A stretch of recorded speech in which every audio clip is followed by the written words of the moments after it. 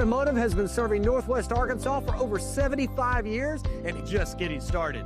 Our knowledgeable sales team is here to find you the perfect vehicle to fit not only your lifestyle, but also your budget. Our factory-trained service technicians keep your vehicle running at optimal level. And if you're looking for genuine parts and accessories, our team has exactly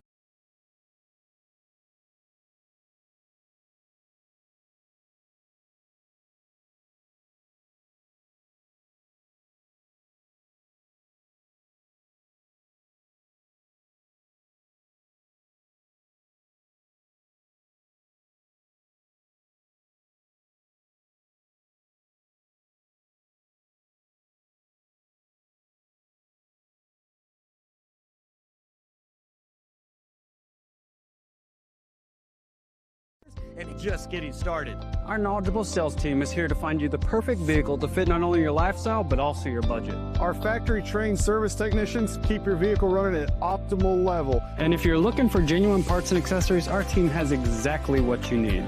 Relax in our comfortable lounge, and when your car's ready, we'll return it to you spotless. Thank you for being a part of our story. Come see us at Lewis Automotive Group, where you're more than a customer, you're family.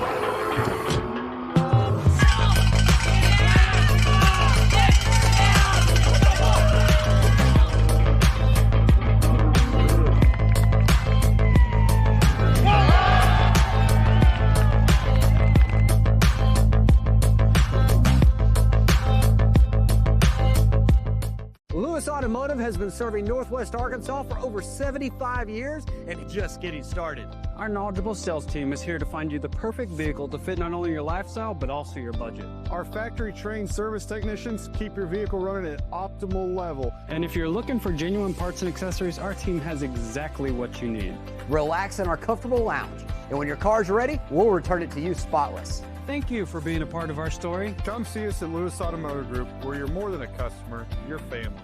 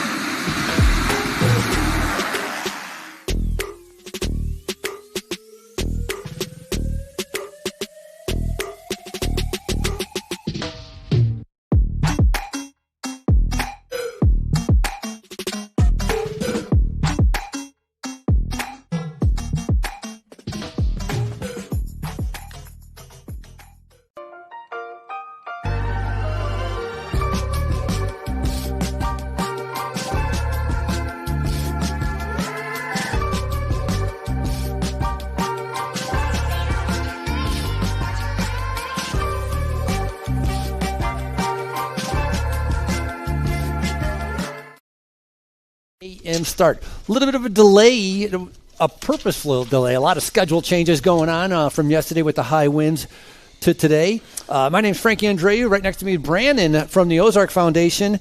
Getting ready. You were out at Vail with in California, which was round number 1 of our U.S. Pro Cup. Yeah, great opportunity to take the team out, get an idea of how the season was going to kick off. There was some exciting racing out there at the Vail Lake Resort, and some of those same athletes, Frankie, going to be with us this weekend. I know Christopher Blevins is here, Jen Jackson all the way making the trip down from Canada. She was in Vail as well. And so, yeah, I think we're going to see some familiar faces that we were able to see in round 1. Yeah, a little bit later on will be our pro men, our elite men and the elite women, as they're going to be trying to tackle and be able to gain some UCI points. Obviously, a big reason many of the riders are here is for those UCI points. That is a big determining factor for a little bit of the World Cups that they'll be doing a little bit later on and setting up for the national championships. Once again, current time 10:19, as we're going to start our call-ups right at about 10:23. So we're about 4 minutes out until our opening ceremonies as we get ready to kick off the U.S. Pro Cup. Welcome, everyone.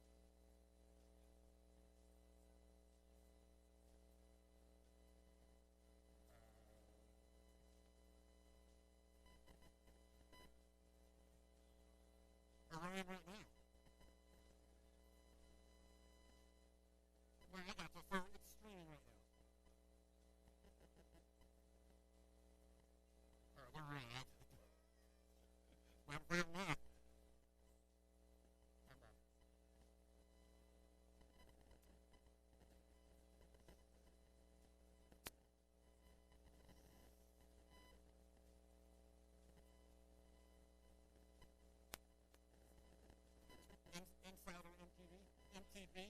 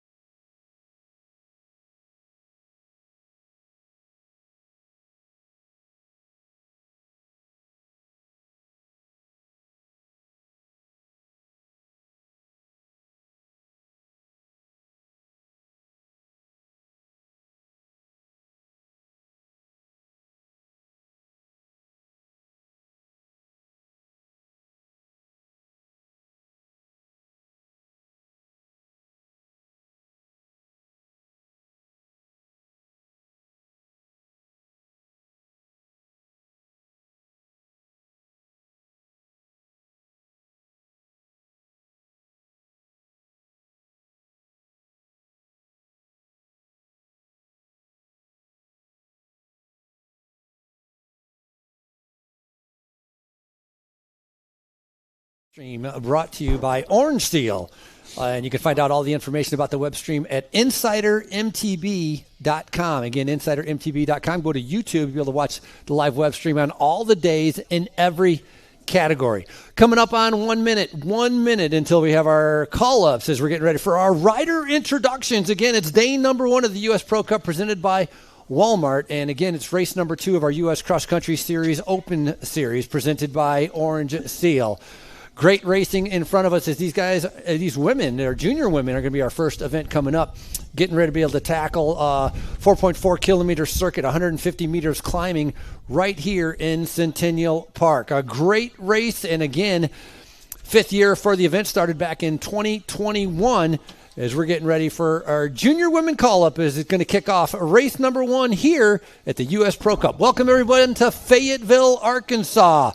And to start off with our rider introductions for our junior women, taking a win here last year in 2024. I'd like to be able to call up Raphael Carrier with Pivot Cycles.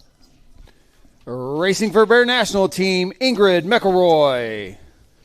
Racing for Pivot Cycles, a teammate, going to be Maud Rulin. For Pivot Cycles, it's Lily Rose Morja. Stimulus Track, Aislinn Hallahan. Racing for Bear National, Landry McLean. Riding for Charge Racing, Eleanor Winchell. For Gravity Collective, it's Estelle Slingsby. Representing Bear National, Sophia Wellmeyer. Racing for Donovan Racing, Isabel Wester Rivera. Second place last year in 2024, riding for Roulaire National Team, Elizabeth Knight. Teammate for Ruler Devo, Ella Kearney. Sports Science Racing, Danya Vega Munez. Acel Cycling Athlete, Addison Lundberg. Sports Science Racing, Daliana Alexandra Colon Quieros. And rounding out the top 16, Donovan Racing athlete Avery Roberts. Looking for Alina Furness. Lacey Dennis. Katja Opfer. Sammy Doberstein. Kira Mullins. Lily Lingard. Malaya Brock. Lacey Moons. Harper Moore. Nicole Klauman. Sierra Jolescure. Corinne Collins. Donovan Racing, Sydney Lally. Claire Picard-Perkic. Elliot Johnson Trim. Ruth Knox. Dirt Camp Racing, Anna Olson. Payette Spangenberg. Haley Nelson. Lydia Hera. L. Warren. Ava Upchurch. Excel Cycling, Olivia Nielsen. Racing for Buffalo Devo, Besh Mertens. Haley Ellison. Jordan Ellison. Molly Yunt. Parker Haas. Hannah McCrory. And rounding out a field of 46, Gravity Academy racer Emma Wilcox. In order to kick off our U.S. Pro Cup presented by Walmart, we'd like to be able to start by honoring our nation with our national anthem. If everybody could please stand and remove your cap as we get ready for our national anthem.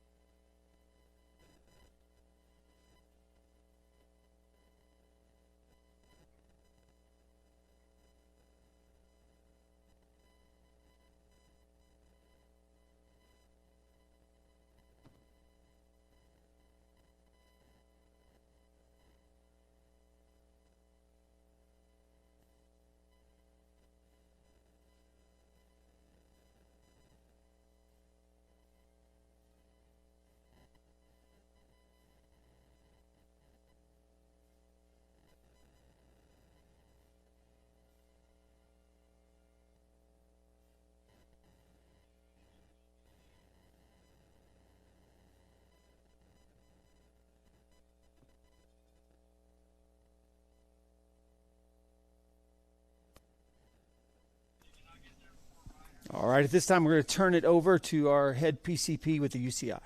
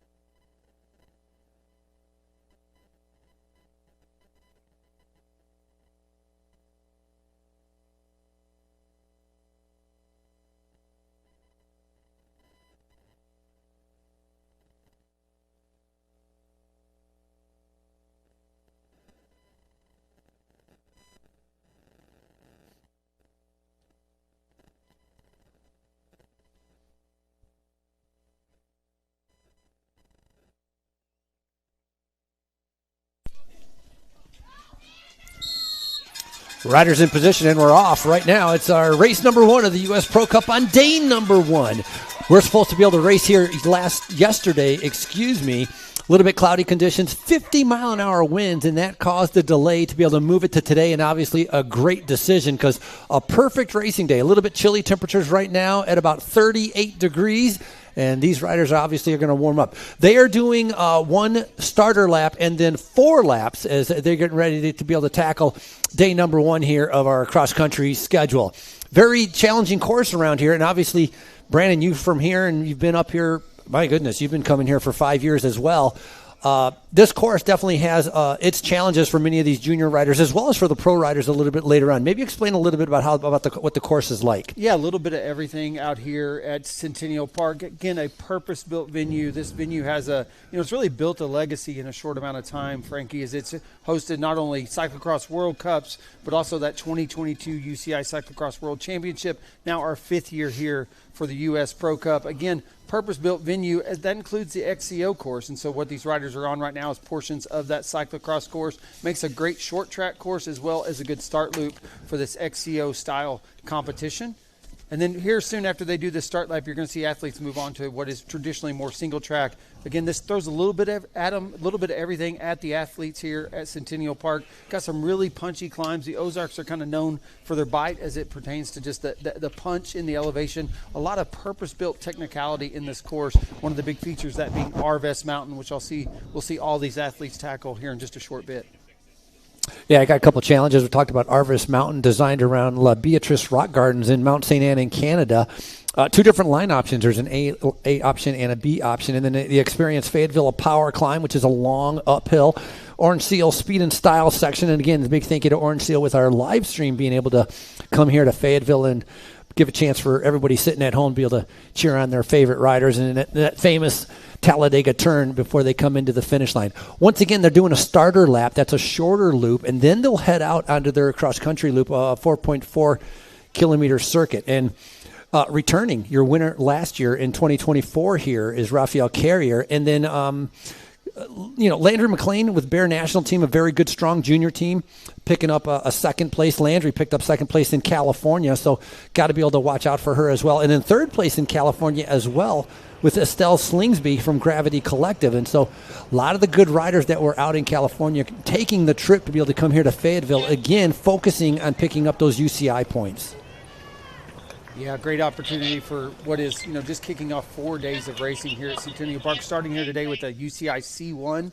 A lot of prize and points up for grabs. Tomorrow, a UCI inscripted short track race, and that all leads into Saturday and that HC category race, the only HC category race here in the U.S. this year, Frankie. Yeah, huge opportunity for these riders. You can see 5 riders starting to separate themselves from the rest of the group that is out there. And, of course, our winner from Vail, California as well, Ingrid McElroy, is in this race as well. So top 1, 2, and 3, they're from California. That took place a little bit earlier, have come back. And again, top 3 from last year in 2024 have returned. Some of the juniors obviously age out and they move up into the rankings, but very talented field here is, again, they're on that starter lap waiting to be able to come by and making their way up around that towards Talladega turn to be able to come in through the finish to complete lap. Well, I'll call it lap number 1, even though it is a starter lap.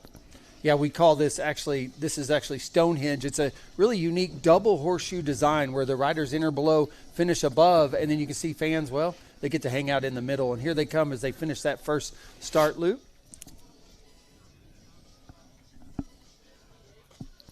So in that front group, I believe Raphael Carrier is going to be coming through, Ingrid McElroy as well.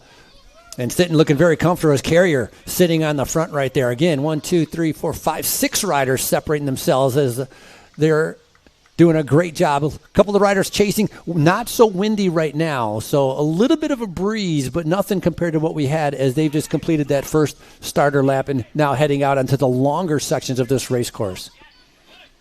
Yeah, shout out to the production team this week real quick before we get really ramped up. But they've really persevered, we'll say, kind of unprecedented. We've really had 10 straight days of wind here in the region. A lot of that was we saw these same winds impact big events like last weekend's Mid-South and others as, the fires and the wind just continue to kind of wreak havoc here in this kind of the southern or Midwest portions of the U.S.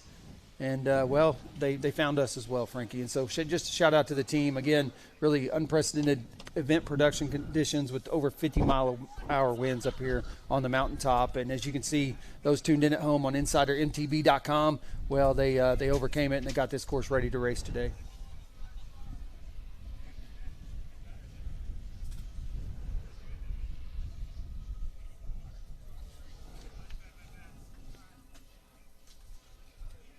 It does look like a lead group of 6 here, Frankie. You're now kind of starting to establish, I'd say establish a bit of a break. I don't know, there's a few more riders seeing if they can't get back on terms and get back up with this lead group of riders.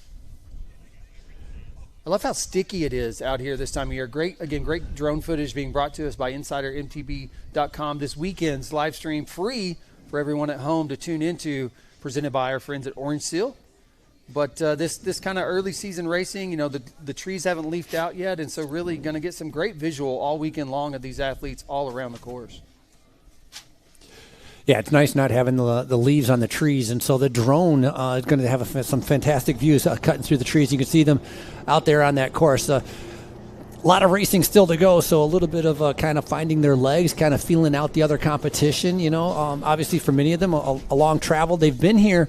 Actually, they've ended up having an extra day of, let's say, training, although yesterday the course was open in the morning, but then they ended up closing down the course during the second half of the day because the winds were so strong that it proved dangerous. I mean, branches could have been falling, trees, a lot of damage definitely happening up on top of the hill, and so they wanted to be able to prevent that, and so they had, the riders have had a couple days of checking out this race course, and there's our leaders right now getting ready to be able to come through, and on the front right there, doing a good job. That's going to be Ingrid McElroy. We talked about her being the winner in California, and she was third here in the cross-country race last year in 2024. And so these 6 riders definitely showing off their strength very early on in the race.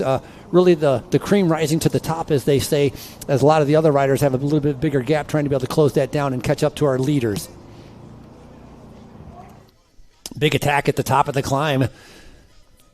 Just sitting behind and just waiting to be able to pounce, and McElroy is able to respond to that challenge, and McElroy sitting in second as she's trying to be able to stay up with those 2. So we had a group of 6. It seems to be separating itself out into like 3 different groups of 2, and they continue to be able to challenge each other on this first lap out on the cross-country course. I think in the lead there, that is going to be, if she's a really good cross rider, it's going to be Aislinn Hallahan from Stimulus Trek. Going to have to confirm that a little bit later on once they come through our finish line. Yeah, great look at some of this purpose-built course here, what we call World Cup. It's actually 4 sections of course that, race directors like Ty Katie here in the U.S. Pro Cup able to stitch together to create what are, Olympic-style courses here in North America that, with the intent to rival that in Europe.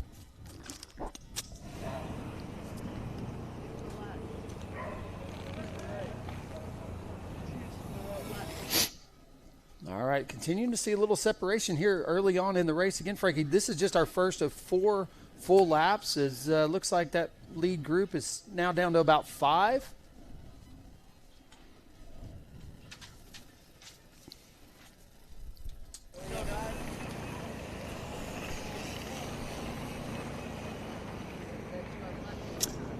Obviously, that start line order, pretty important. We had all our call-ups. We talked about, a great turnout for juniors of coming out here for our junior women. 46 riders on the line. And, getting that whole shot kind of important, but they've had that whole starter lap. And this is the lap where you're going to see some biggest gains with riders being able to move up in position. And we're going to be able to pay attention to that once they come through that start-finish line to see where they're at. Our front riders, though, definitely not waiting around. They're trying to be able to test themselves and pushing it as hard as they can to try to get a gap. Obviously, it's always good to be able to win solo. Don't have to be able to take a chance with a sprint, but look at these 2 riders right now on the front trying to be able to, I think, again, I believe unofficially Aislinn Hallahan is one of those riders up there along with Ingrid McElroy. And so going to try to get confirmation of those numbers as they continue to be able to make their way on the backside of this course.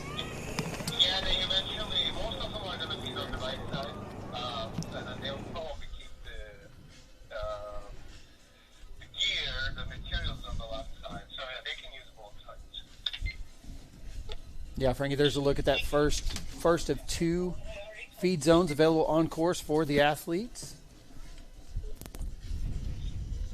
Cindy, is there a line painted on the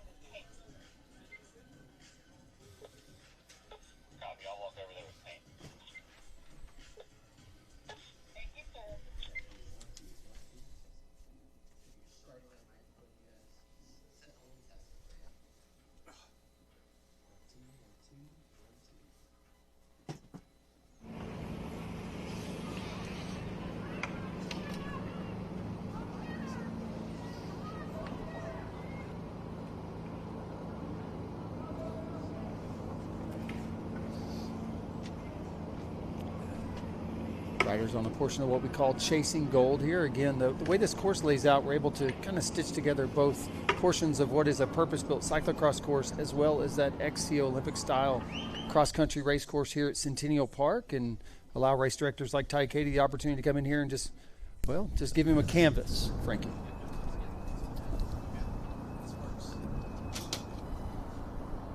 We find our groove here this morning. Once again, thanks for tuning in to InsiderMTB.com, being brought to you free all week long. If you like what you see, maybe consider hitting that donate button. A cool feature. Throw a few bucks at the team behind the broadcast, and hey, we'll give you a shout out live. So we'll give your team a shout out, give you personally a shout out, but happy to give a little nod to those supporting this weekend's broadcast. Yeah, that's a lot louder than what it was.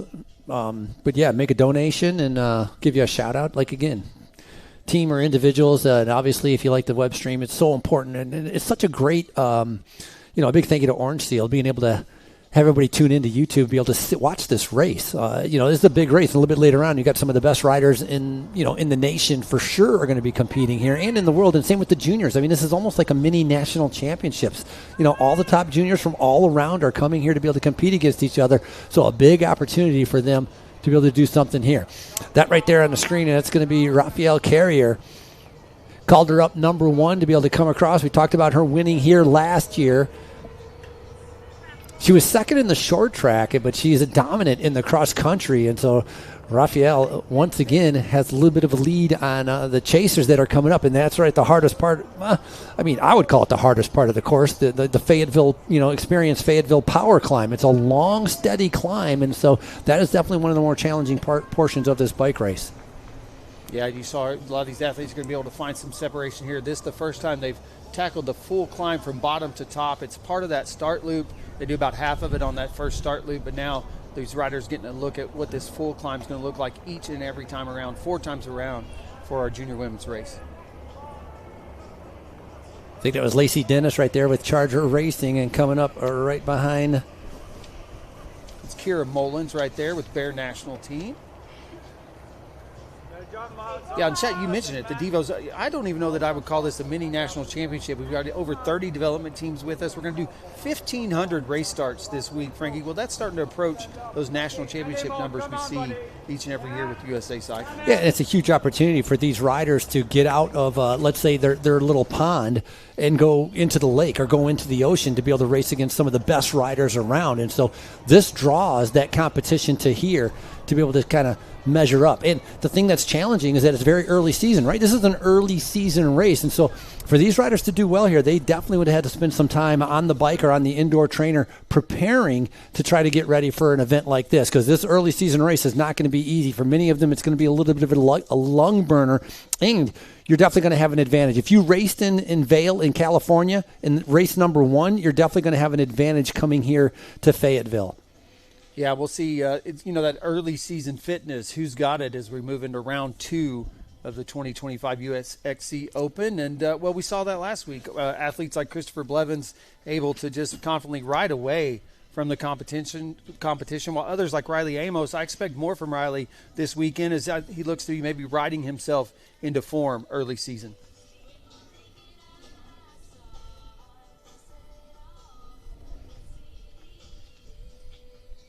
Insider MTB with the drone shot right there, doing a fantastic job of providing coverage. Again, a big thank you to Orange Steel. Big thank you as well to many of our partners that have decided to be able to come out here and support this event. Walmart, Experience Fayetteville, Dell, Arvis Bank, Ozark Foundation, UAMS Health, Lewis Automotive Group, Orange Steel, and Violic Farms.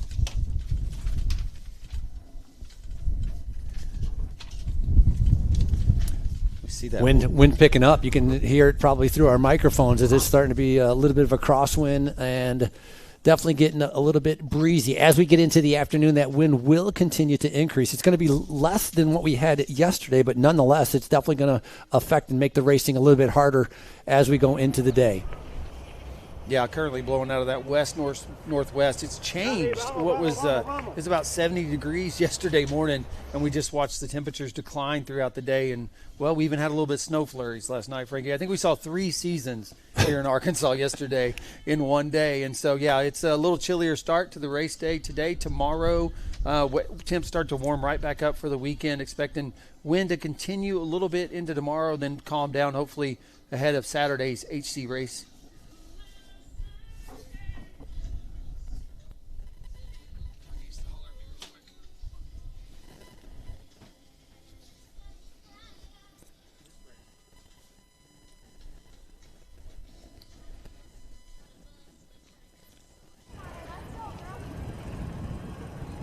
Nice shot of the riders keeping a little bit of momentum, doing that jump as coming back to our cross-country course. I think this is our leader, continues to be able to keep pushing the pace out of the saddle.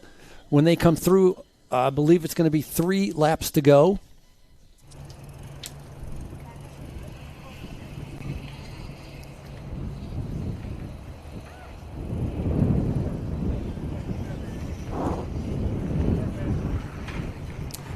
Pretty interesting, too, the different, some riders choosing to be able to go with a long sleeve jersey, other riders deciding to go short sleeve jersey. Almost everybody is definitely in shorts because, once you start racing, you're definitely going to warm up. You can see different riders taking a different line, not wanting to go over that jump, A line and a B line on that particular part of the course as well. And that's, again, a little bit with different skill level for certain riders as they're all making their way around. Looking back at our leaders, Rafael Carrier continues to be able to push the pace, trying to be able to get around here. We're going to try to figure that out, but I'm thinking it's about a 10 to 15 second lead as they're going to be seeing 3 laps to go. A lot of racing still to go. Obviously now it's going to be a matter of gauging your tempo, how much effort you're doing, and picking the right line. The last thing you want to be able to do is have a mechanical, which can definitely derail your front running very quickly. You can see that flag right there blowing. Very, very windy conditions.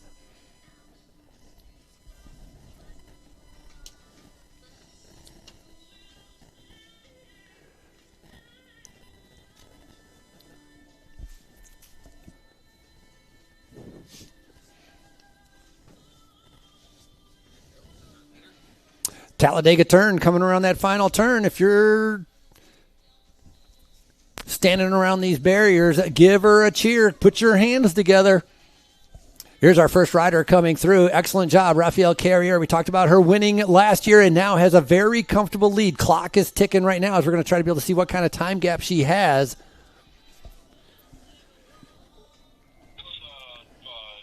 Looks like chasers are entering that Stonehenge feature now.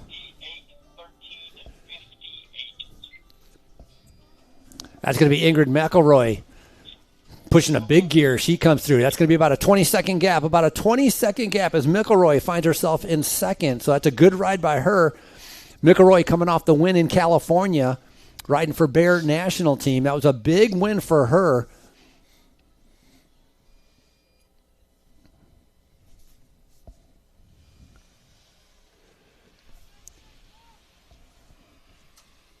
Got 3rd, 4th, and 5th coming through here. Podium's 5 deep, so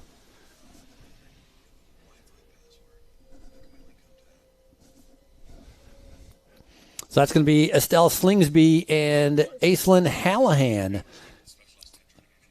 Aislinn with Stimulus Trek and Gravity Collective, Estelle Slingsby. So Carrier comes through, then we have Slingsby, then Hallahan, then McLean Marois as they continue to be able to make their way through. Wellmeyer coming through has moved up 4 spots on that last lap, so that's an incredible improvement for her, along with Estelle Slingsby also moving up 4 spots.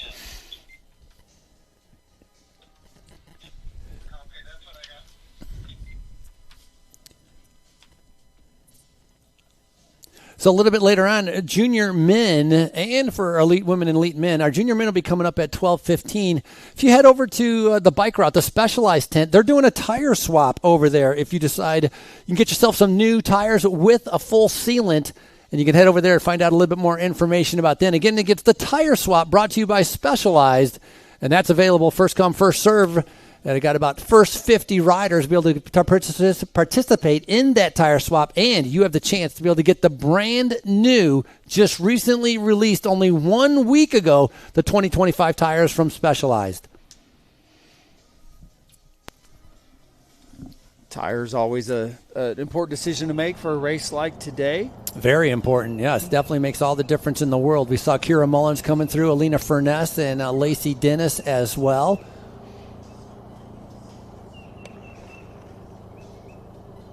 different areas of this region have different characteristics. And, this venue here doesn't have, some of that kind of sharp chert that we see if you go farther north to other systems like Back 40 and others here in Northwest Arkansas. But still, again, plenty of opportunities for folks to pinch a tire, pinch flats. Things are going to happen out here on course. Didn't see a lot of mechanicals in Vail. A lot of clean racing out there. Had a few crashes, but overall, not a lot of mechanicals. That was Anna Olson going through right there with Dirt Camp Racing. The rest of the riders getting a little bit of hydration and nutrition out here as they're trying to be able to make their way around. Yeah, I mean, I was going to say a pretty clean circuit, with the way the route is. With it's been ridden on a lot. It's very a little bit of rain yesterday helped kind of pack down the sand and the loose dirt. Plus, with all the wind, as windy as it's been, has dried everything out, and so.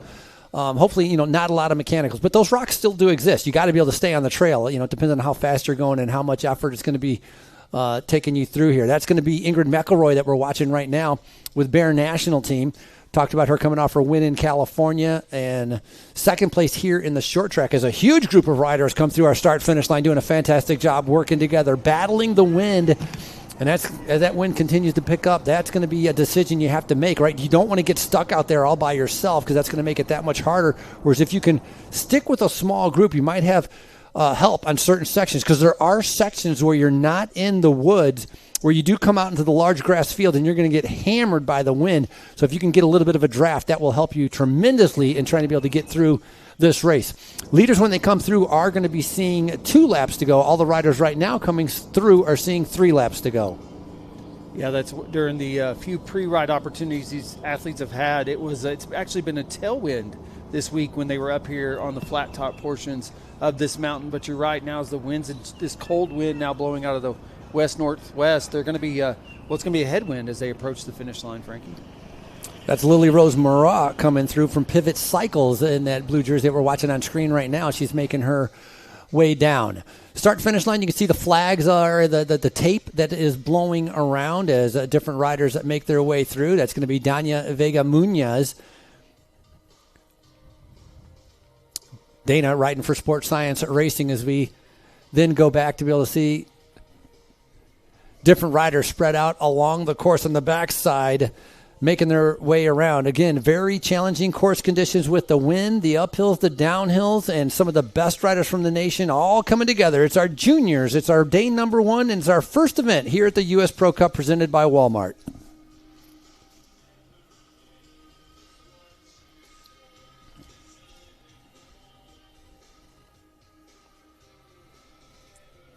And currently it is Raphael Carrier with that Pivot Cycles currently riding herself off the front in that Canadian Maple Leaf. I guess that would make her the current 17, 18-year-old national champion, Canada. We'll look that up. I'm going to say yes right now. Speaking of national champions, we did have current Canadian national champion Jen Jackson and Kelsey Urban, your current U.S. national champion. Round 1, that was the race of the weekend 2 weekends ago in Temecula, California, there in beautiful Southern California, as those two ladies took it down to the line, sprint finish for the win. It was Kelsey Urban in the end, taking the win round 1 of the U.S. XC Open. You'll see some of those same athletes later this afternoon, I think at 2 o'clock. Scheduled race start for elite women today. Yeah, for our elite women, right, it is 2 p.m., and, of course, they're combined with our under-23 women as well, and that'll be at 2 o'clock. 4 p.m., and a little bit different will be our elite men and our under-23 men, and we're starting them pretty much together. Only 1 minute gap in between those two, and that's because of running out of daylight. Once you get into the trees and a little bit of cloud cover, things can get dark relatively quickly, and so because we had to delay the start, instead of starting at 8:30 a.m. this morning, we started at 10:30 a.m. We're having to combine the elite men and the under-23. Should be no problem. I don't think the under-23 should catch too many of the riders that are going to be up there in our elite men, and obviously it depends on, Blevins and Amos and all of these Olympians, how fast they're going to be able to go, but I think they should be able to restrain or refrain from catching the back of our under-23. Either way, it's going to be some fantastic racing coming up a little bit later on, as it is right now with our junior women that are out there. And right now, Raphael Carrier really showing a dominant ride here in the first 2 laps here in Centennial Park.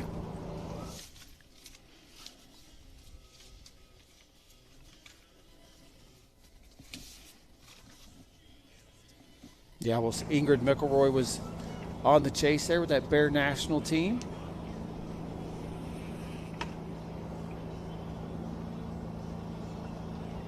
Again, that's a good look of some of that purpose-built cyclocross course that shares portions of this Olympic-style XCO cross-country race course here. As they approach this is portions of your experienced Fayetteville Powerline climb. That's I was about to say, getting ready to do that long uphill that they're having to do. You can see with the different shots how clean this course is and how much, there's a lot of work that goes into setting this up. Not only with, just putting out the tape to be able to mark the course, but the course itself is definitely, it's almost like they swept the entire area to be able to make sure that it's all ready for the races. A lot of routes, and with all that wind, there were a lot of gentlemen that were out here at about 5 a.m. going through and clearing off the branches and all the stuff that was strewn all over this race course because of those high winds. 50-mile-an-hour winds yesterday, really causing a lot of destructive damage to different parts of the course that the staff here had done a fantastic job with U.S. Pro Cup and cleaning up to be able to make sure that not only our junior women, but also leading into the races a little bit later on, all have a safe course and a clean course. And that's what it's about. It was all about safety, because yesterday definitely would not have been safe to be able to run the bike race. No, those were definitely not safe conditions. And a lot of this tape you're seeing right now on course, well, that started in earnest at 5 o'clock this morning. The winds absolutely shredded this course, shredded all of this race tape. And so, once again, shout out to the team. Early call time this morning for them, out here as early as 5 a.m., getting this course ready for racing today. That's our race leader, Raphael Carrier, right now doing a good job going over the rock garden and making that look very, very easy. Got to have power to be able to get through something like that. She's making her way up towards one of the little the jumps that we're going to be able to have. And so Carrier last lap had about a 20-second lead. Going to pay attention to see what's happening with the chaser. And again, that was going to be Ingrid McElroy, your winner from in California, sitting in second position.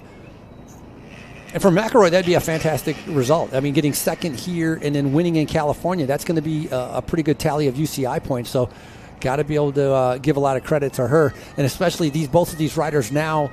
I don't want to say they're out in no man's land because they're in the lead, but they definitely are both by themselves, battling all the course conditions with absolutely no help from anybody else except relying on themselves and their strength. That's a great shot of Ingrid McElroy now going through that rock garden portion. So time gap probably about 30 seconds. I've got a feeling that maybe Raphael picked up about 5 seconds on that last 2/3 of a lap, as now they're getting ready to be able to come up to the open fields and then make their way in to towards that Talladega turn. Yeah, team tactics. We were seeing a lot of team tactics in Vail. And, speaking of Ingrid McElroy, it was actually her teammate Landry McLean. Those two able to work together, like you mentioned, when they were out in California, but finding no help early on, or about halfway through this junior women's 17, 18-year-old race today. That's a good look at Arvest Mountain, as Frankie mentioned, one of the unique purpose-built features here at Centennial Park. It actually the mountain shares both the cyclocross course and this XCO course. One side of it, that kind of daunting drop and that really technical rock garden. The other side is that Belgium-style stairs that you see featured here during cyclocross competition.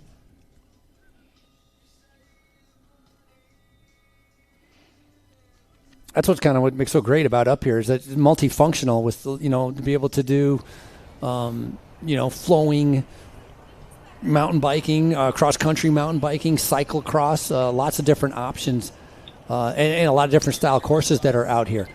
Good shot of our Dell Descent. Again, shout out to Dell Computers, another partner for this weekend's competition. That's the Dell Descent. That's coming after our Orange Steel Speed and Style section. They drop right into that technical section you saw right there. And one of the more technical gardens they're going to be hitting at speed this weekend, Frankie.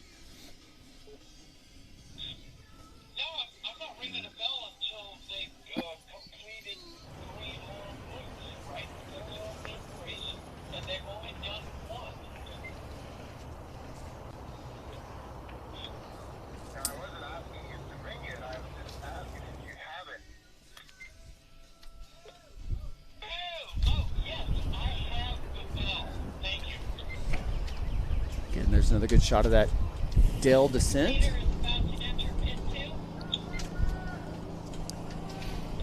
Our race leader right now making their way towards pit number 2. Obviously, there's some neutral service pit areas right there. You see that white tent? That's pit number 2 where they can come in if they have a problem, and that's our great shot of our leader. Pivot Cycles, Raphael Carrier doing a great job turning it over. When she comes through, it's going to be 2 laps to go.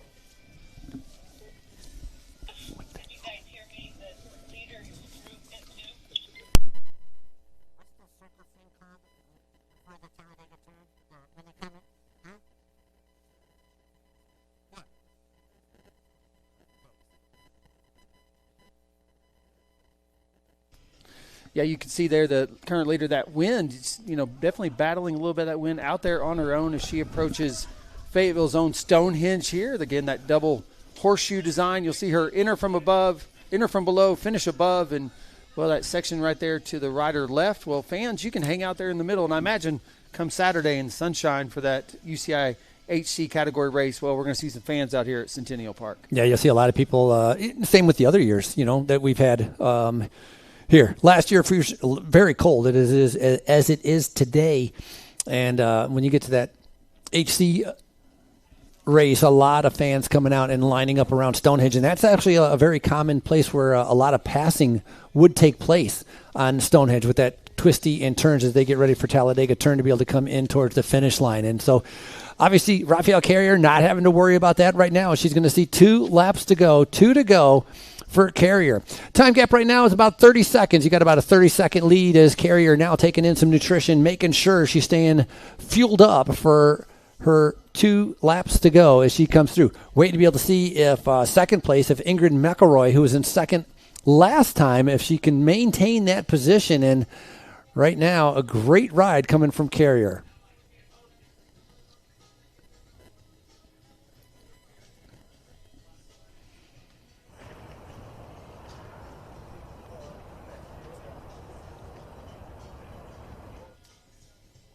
Last lap, Raphael Carrier doing 14 minutes and 15 seconds. I'm going to write that down to be able to keep track of what she's going to be able to do on her last lap as well. Normally, you would think these riders would slow down, but many times they tend to end up getting a little bit quicker. It didn't come up on our thing, but McElroy just came through. Yeah, what you're seeing now is a shot of Landry McLean and Estelle Slingsby. Both those athletes rode themselves onto the podium there at Vail Lake Resort. Having another strong ride here today for round 2 of the USXC Open. So McLean and Slingsby getting ready to be able to come in. You had talked about them a little bit earlier. Yeah, Landry, an Arkansas-based athlete. Been calling her for years, actually. Got to have the opportunity to announce the Arkansas NICA League here across the state. And, Landry pretty familiar with finding podiums here in her home state. But now moving on out of that NICA programming, exciting to see her take that next step with that Bear National team. Shout out to Julia Vielich and that team over at Bear National. So Hallahan coming through, and Hallahan was in 4th place that lap before, so she's dropped back 1 spot. And obviously with her dropping back a spot, that means Slingsby and Landry McLean. Landry McLean is the one that moved up and is able to catch up to some of the leaders that were just in front of her. Through the finish line, we have Sophia Wellmeyer along with Lily Rose Morois as they're coming through.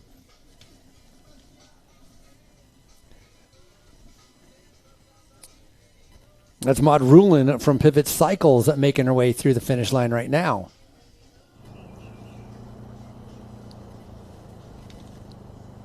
Maud just only 15 seconds off the 3 or 4 riders that are just in front of her, so she's trying to be able to make it up to there.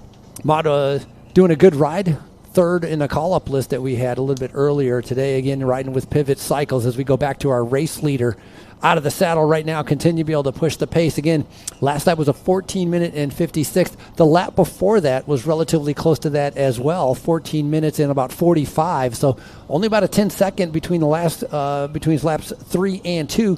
And we're going to wait to be able to see what kind of time she can do in the final time. But really the only fight right now that she has is against herself. She's battling herself and keeping that good pace and great training, great racing. And obviously at the end, she would love to have a great result.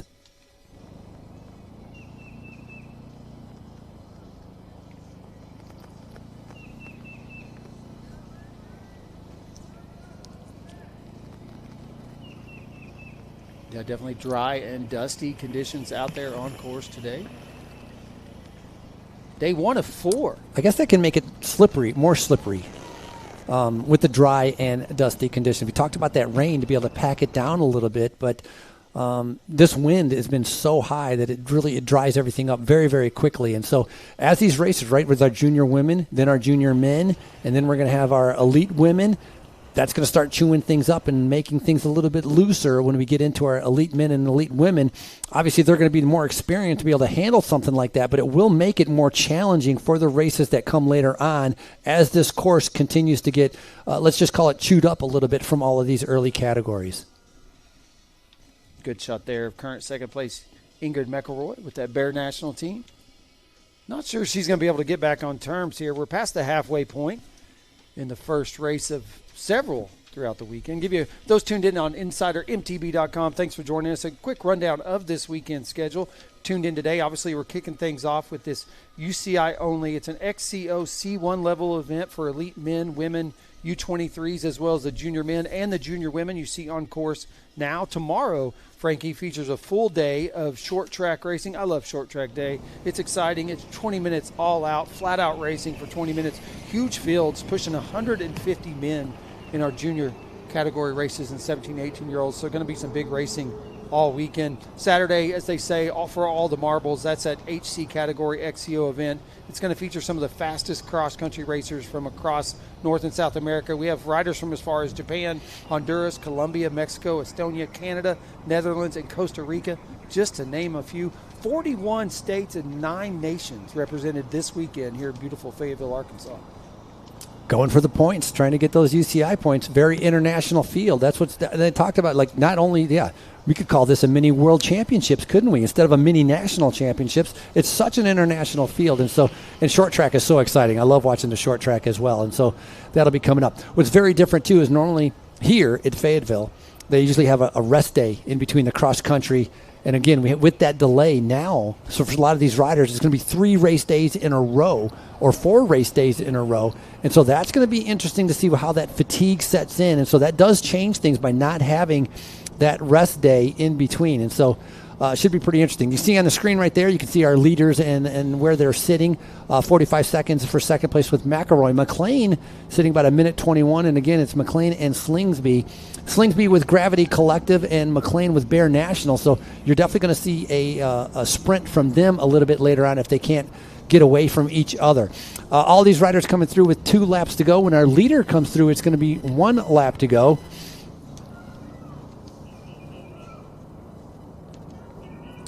It's coming through our finish line. That's Lily Lingard doing a fantastic job with Donovan Racing Development Team.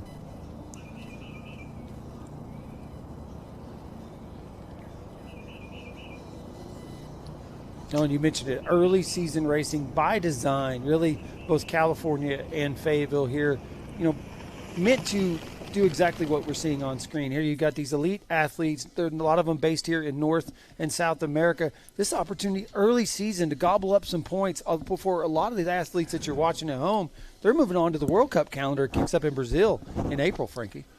Yeah, they'll be going to those World Cups in April and May and, spending some time racing in Europe. And so that's why you see a lot of the riders coming here to be able to get some UCI points. And the reason we talk about these UCI points because that determines your starting grid or your starting order when you go to some of these bigger events. And every event you have in mountain biking, if you can start in the first row, second row, that's a big advantage instead of starting on the 10th row. And so that's what a lot of these guys are thinking about as our riders continue to be able to make their way in. Excellent job out there. Keep it going. 2 to go. That's going to be Elliott Johnson Trim, a Roulaire development team, is making her way through the start-finish line.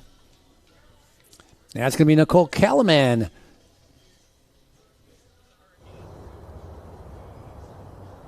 On screen right now is our leader, Raphael Carrier, doing a fantastic job. Big gear out of the saddle, just kind of trying to be able to get up again. It's that Experience Fayetteville, the power climb, setting into a little bit of a tempo, a little bit of a rhythm. We talked about, the selection of tires is so important. Tire pressure as well, picking out what kind of PSI, what kind of tire pressure you want to be able to tackle a course like this. And that can be a little bit challenging because this course really does throw everything at you with the rock garden, the downhills, the uphills, the roots, sandy conditions, very fast conditions, grass fields, a little bit of everything to be able to challenge these riders. And definitely it's going to come down to fitness, and can't fake it on a course like this. The strong riders are going to make their way to the front and going to be able to stay in the front. And that's exactly what Raphael Carrier is showing us, that she is one to contend with.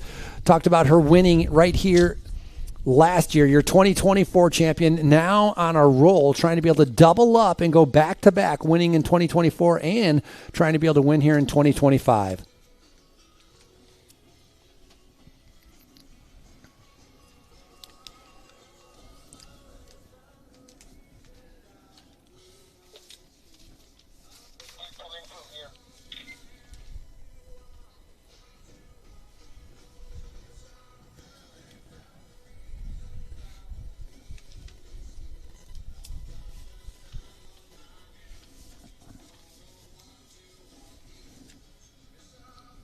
Yeah, the story has been the wind all week long, and, well, it's still hanging out here a little bit. Again, not the conditions that we saw earlier in the week that forced us to pause and then push forward competition into today. And like you mentioned, Frankie, it's not just they're kicking the racing off today. Tomorrow, short track. Saturday is going to be that HC level race. We've got a mountain bike stage race on our hands. Yeah. And talked about, having to be able to fuel up and stay hydrated. That recovery really does become important. As this is going to be it's individual days, but it is going to be like a mountain bike stage race. And a lot on the line as well as waiting for our leader Carrier to be able to come around. Again, this is race number 1 of our U.S. Pro Cup, as we got lots of racing still to go. We're going to be out here all day long waiting for that temperature. Sun is blue skies and the sun is out, but temperature still hovering right at about 40 degrees. So it's cooler conditions and a little bit of a breeze making that wind chill definitely stick with the riders. Going to get confirmation. Steve, are we going to have one to go, Steve? He's not listening. He's got his earplugs in. Leaders should be seeing one to go next time through. I was just trying to get confirmation. I think everybody's going to be seeing one lap to go, waiting for them to come around. Steve, is it going to be one to go? Would that be correct? Okay, then we are waiting for our leaders to come around where they're going to be seeing one lap to go. I already talked about you having your earplugs in, and that became very evident. And I think this is Landry McLean right here. There's a good little battle going on back here on this section of the course. Landry McCain, last lap, moved up one spot, and it bumped Aislinn Hallahan back, and was with Estelle Slingsby. Slingsby coming off a third place at California, and you talked about Landry McLean coming off a second place in California. Yeah, those two seem to be battling. There was a battle there back in California 2 weeks ago. Both those athletes were in the mix, and, well, here they are today back in the top 3 in Fayetteville. What a beautiful shot with the drone, right? Going through the trees. I love that the trees are all bare and there's no leaves on it. You can kind of see the rider kind of making their way on that trail coming through. It's a fantastic shot. Yeah, we're just a few days away from the official start of spring, and so a month from now, going to be a total different look out here as these trees start to leaf out on the season. But this weekend, we do get some of those great kind of, we call it sticky, I think is what they call it in the business. These shots look pretty sticky because you can see through the trees, and well, we welcome that today, especially with those drones in the sky.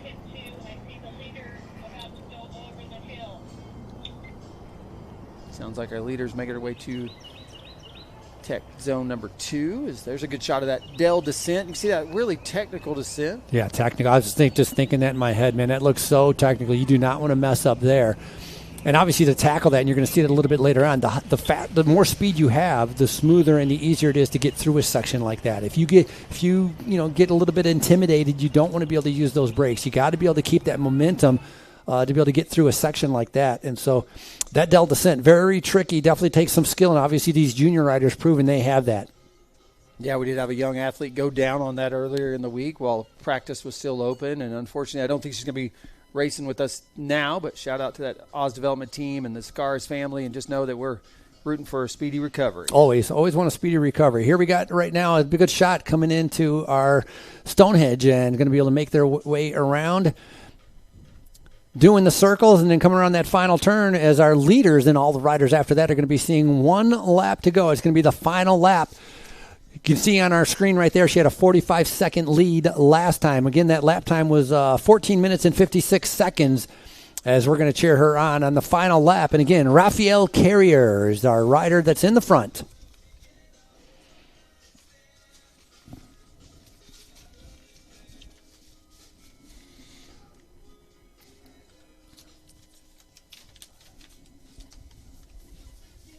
Riding for Pivot Cycles.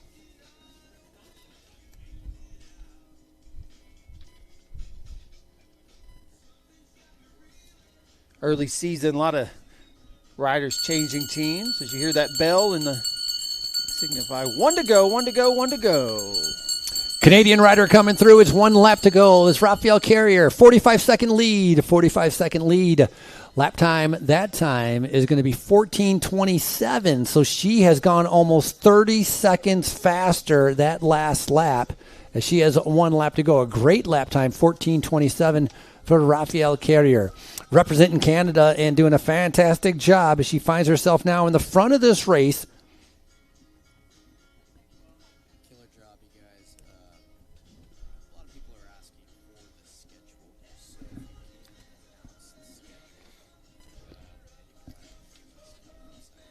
So in the front with current Canadian national champion, current junior Canadian national champion, Carrier finds herself on the front of this race.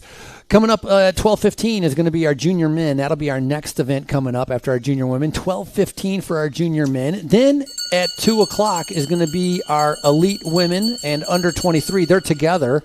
Again, that's at 2 o'clock. And then at 4 p.m. will be our elite men. And at 4:01, pretty much together, we just call them together, it will be our elite men and under 23 coming up at 4 o'clock. This is all the cross-country schedule. Then tomorrow we go into our short track schedule, and that's going to be a full day starting at about 9 a.m. There you saw Ingrid McElroy make her way through that Bear national team. Now 59 seconds back, Frankie. So barring a technical issue out there on course to body her bike, I'm going to say Raphael Carrier is in a pretty good position here for race 1 of a full weekend of racing at the U.S. Pro Cup presented by Walmart. Look at Slingsby coming through, securing that 3rd place. That's a fantastic ride by her because they were together for a while. So Slingsby moving up 1 spot, and this is going to be Landry McClan coming through. So Landry right now currently sitting in 4th place. 2nd place in California is Landry McClan, now sitting in 4th. But Estelle Slingsby, she was 3rd in California. And you can see some of the riders having trouble once they get a little slip, not being able to keep that momentum on certain sections of this race course as Aislinn Hallahan comes through. Very good cyclocross rider as Aislinn Hallahan can tackle the cyclocross and tackling the mountain bike. Sophia Wellmeyer now coming through. Right behind Sophia is going to be Lily Rose Marois and then Maud Rowland. All riders 1 to go. All riders 1 lap to go. 1 to go.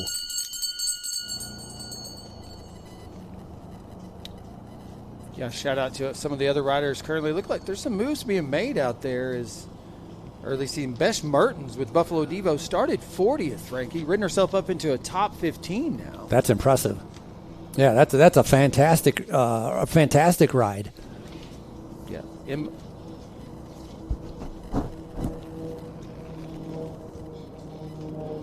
Yeah, I mean, you look at lap times. I mean, Ingrid McElroy had a really good lap time.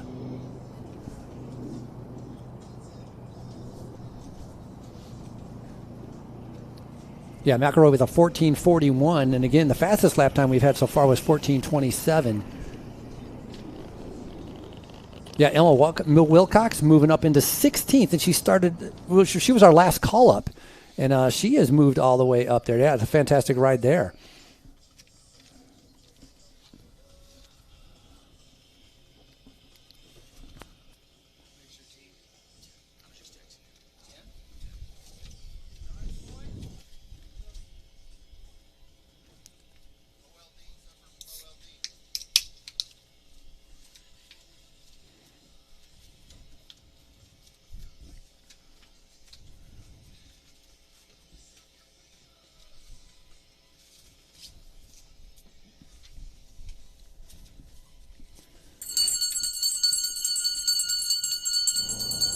Good job, Katja. Keep her going.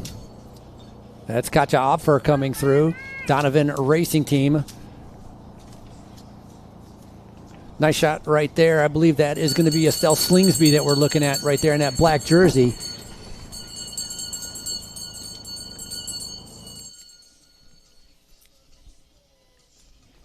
That's a nice shot. Addison Lundberg coming through, riding for Excel Cycling. So Lundberg finds herself just outside of the top 10. She's got to catch that rider in front of her to be able to get into the top 10. That's obviously got to be a big goal for her. Lundberg last lap doing a time of about 15:42.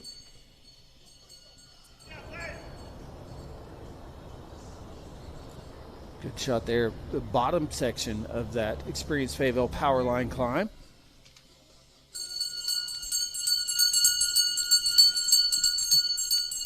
Kira Mullins, 1 lap to go. 1 to go for Kira.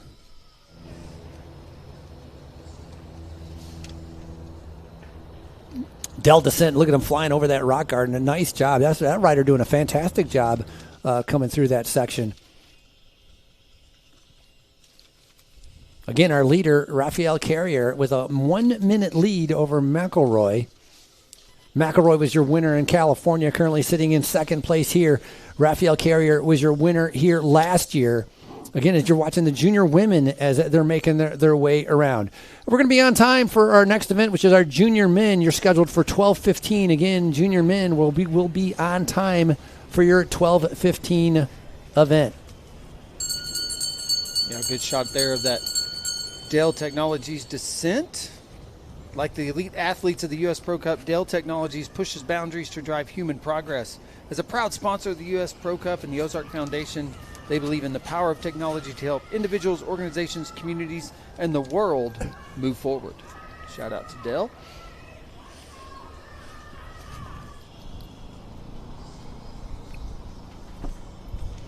Yeah, if you happen to be watching this, make sure to text your friends. Let them know about InsiderMTB.com. Again, InsiderMTB.com, bringing you the live web stream brought to you by Orange Seal. And you can go to YouTube. You can be able to watch all the races every single day, every single category. And, of course, in order to be able to make this take place or to be able to help it take place year after year, feel free. Go to that donate button, hit donate, be able to add into the funds to be able to help bring live web stream and cycling coverage to you. And, of course, if you do that, we'll be able to give you straight up a shout-out on the web stream to be able to give you a big thank you to helping out, being able to bring live coverage of our U.S. Pro Cup. U.S. Pro Cup expanding this year, and right here in Fayetteville, this U.S. Pro Cup presented by Walmart, but the U.S. Cross Country Open Series presented by Orange Seal, actually expanding up to 6 rounds in 5 different regions. And they're going to be crowning 10 different champions at the end of the year. So great to be able to see the series coming together with some different event organizers, all putting together a year-round competition for many of these mountain bikers. Yeah, that's amazing for you. We've got elite men, women, U23, junior 17, 18-year-old, junior 15, 16-year-old, and junior 13 to 14-year-old. Like you said, Frankie, 6 rounds, 5 regions, 10 champions. I'm going to say it's the country's premier professional and amateur cross-country mountain bike series. They've got a combined purse of over $75,000 up for grabs on the season.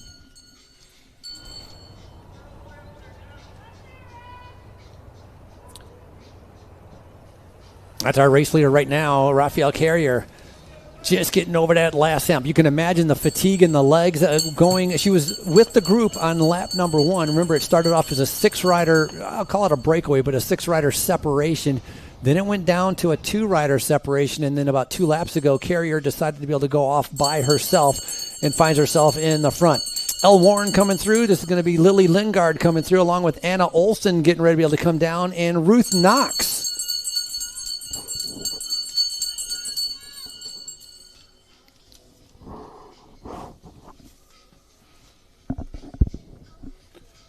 Great shot of current race leader through the trees there at mountainside of Centennial Park.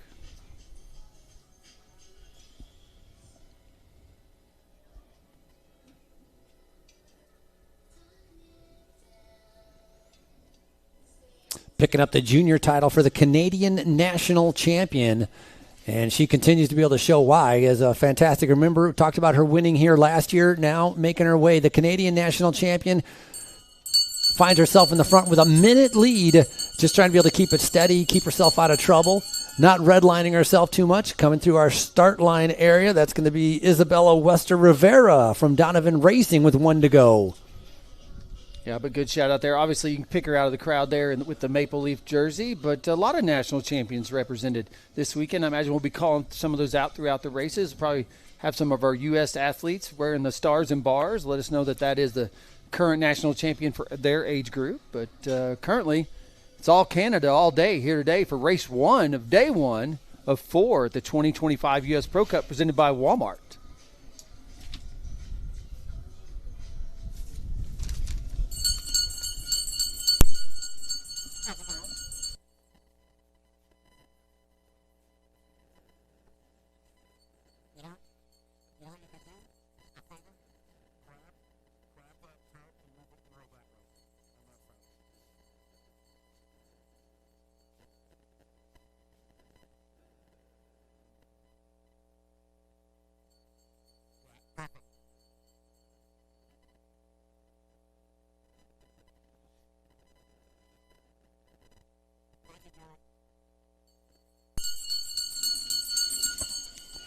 Ringing the bell as riders continue to be able to make their way through. Malaya Brock coming through.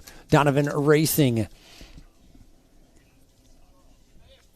Waiting for our leader to be able to come around, kind of tackling some of these final climbs, going over Arvest Mountain. Has already gone through the Experience Fayetteville Power Climb, the Orange Seal Speed and Style section, and now waiting to be able to see if she can get to Stonehenge and make her way in towards the finish.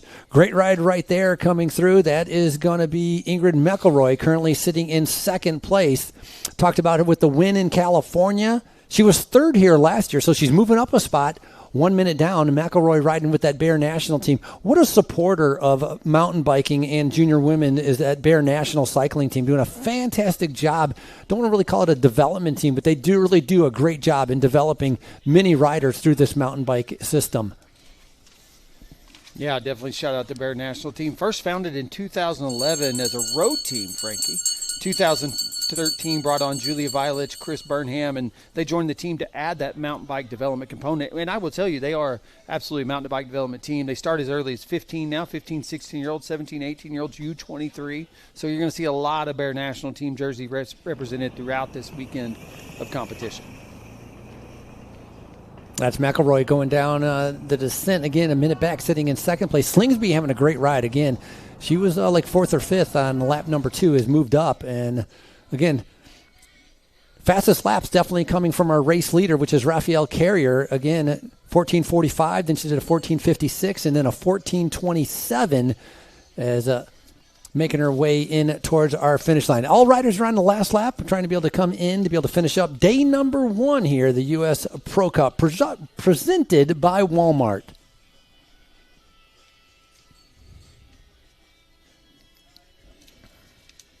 Rider up and over that saddle, going over that flyover feature. That's the far back side of the course here. You make this corner and it's straight into this westerly headwind here at the venue, the way the venue lays out. So this, it's kind of a west-northwest wind, which is still kind of how this last stretch is positioned. And so you come over that last flyover out there on course, and you are just in it at this point. As you can see, the wind's just whipping around. Just coming through the start finish, that was Lacey Munns and Elliott Johnson Trim as they go off on their last lap.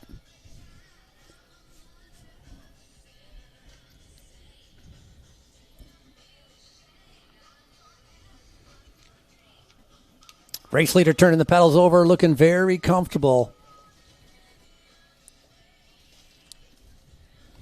Worked hard early on to be able to establish that lead. That way she can soak in the celebration as she gets ready to come into the finish line. Making her way again. That's the open section on that grass field. Very, very windy now going up Stonehenge.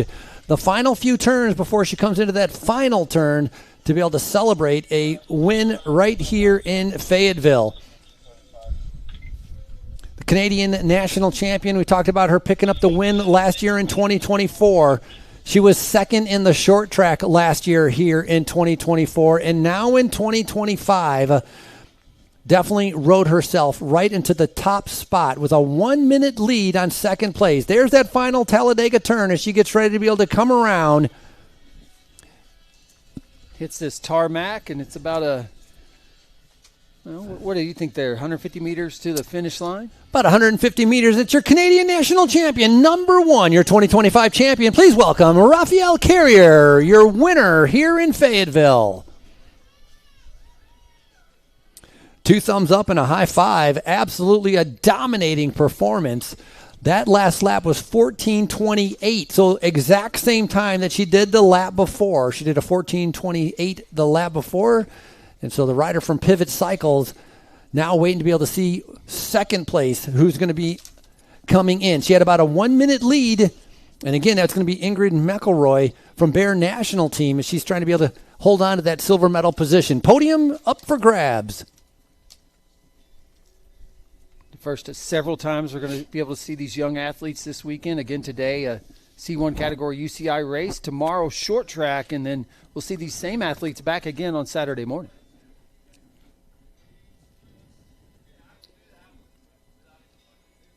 Really unique design. You saw there where they come in from below, finish above this final Talladega-like turn. I've seen riders get 2, 3, 4, 5 wide on this final turn before they hit this tarmac.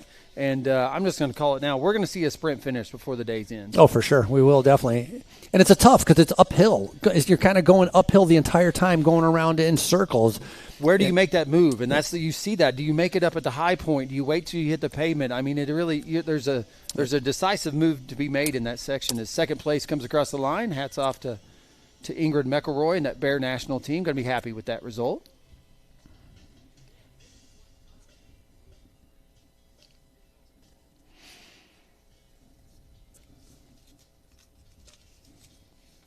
And I think this is going to be Slingsby. Yeah, this should be Slingsby. I mean, she had moved up a couple spots on the last lap. And again, in that black jersey, it says going to be Stella Slingsby, excuse me. A great ride by Estelle Slingsby.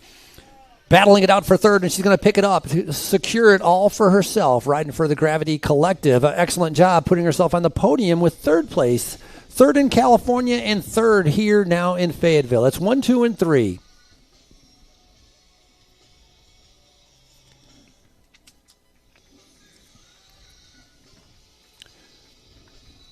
Unofficially in fourth, it's going to be Landry McLean.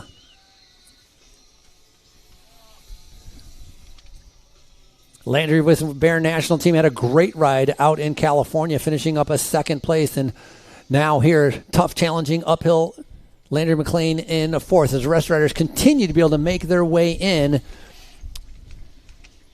That's going to be Scout Wellmeyer with the Bear National Team as well, rounding out your top 5. Wellmeyer moving up a spot, and then Maud Rowland moving up 2 spots just in the final lap to be able to put themselves in that top 10 area, 6th and 7th unofficially. So a great ride by the rest of these riders coming in.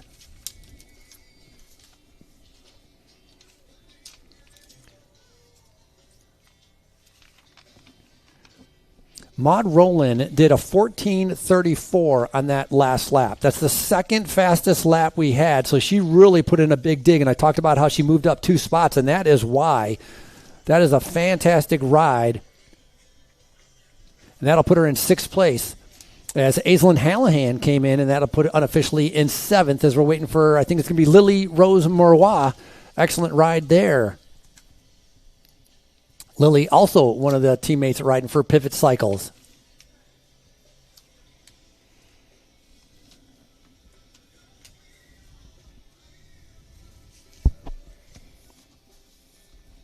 Those tuning in from home on InsiderMTB.com. Free coverage all weekend long of round 2 of the US XC Open presented by our friends at Orange Seal. Don't go far. We got race action coming right back up, Frankie. Right next race start, our junior men's 17 to 18-year-old big field of racers, almost, I think, close to 140 athletes taken to this purpose-built course here at Centennial Park. What time's that call up? Call up for our junior men. That will be coming up at about 12:04. 12:04 will be first call for our call-ups.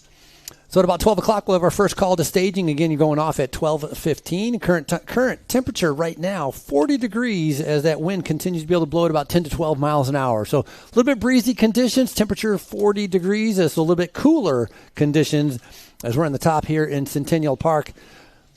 Part of Oz Trails. Centennial Park built from the ground up with a cross-country Olympic format in mind. The 4.4-kilometer circuit, 150 meters of climbing each lap. Course designed and built by our U.S. Pro Cup director, Ty Cady, along with Rock Solid Construction and our Northwest Arkansas Trail Builders, really doing a fantastic job to be able to put a world-class facility right here in Fayetteville. Yeah, and shout out to the maintenance team here taking care of the trails year-round. Ozark Off-Road Cyclists, AMBA chapter based here in Arkansas, calls Fayetteville home. Big partner heading into this event as they hosted multiple volunteer opportunities for the community to come out and help us get these trails and this trail conditions dialed in. As you see, they are, as you called out earlier in this broadcast, the trails look fantastic for a weekend of racing. And so just hats off to the volunteer crew and the volunteer community here in Northwest Arkansas help us maintain this world-class infrastructure here at Centennial Park. More riders coming in as Katja Opfer comes in, and then Alina Furness. Excellent job out there. I'm going to go check in with my crew for a minute. Be back in a minute. That one worked? Yeah? Good?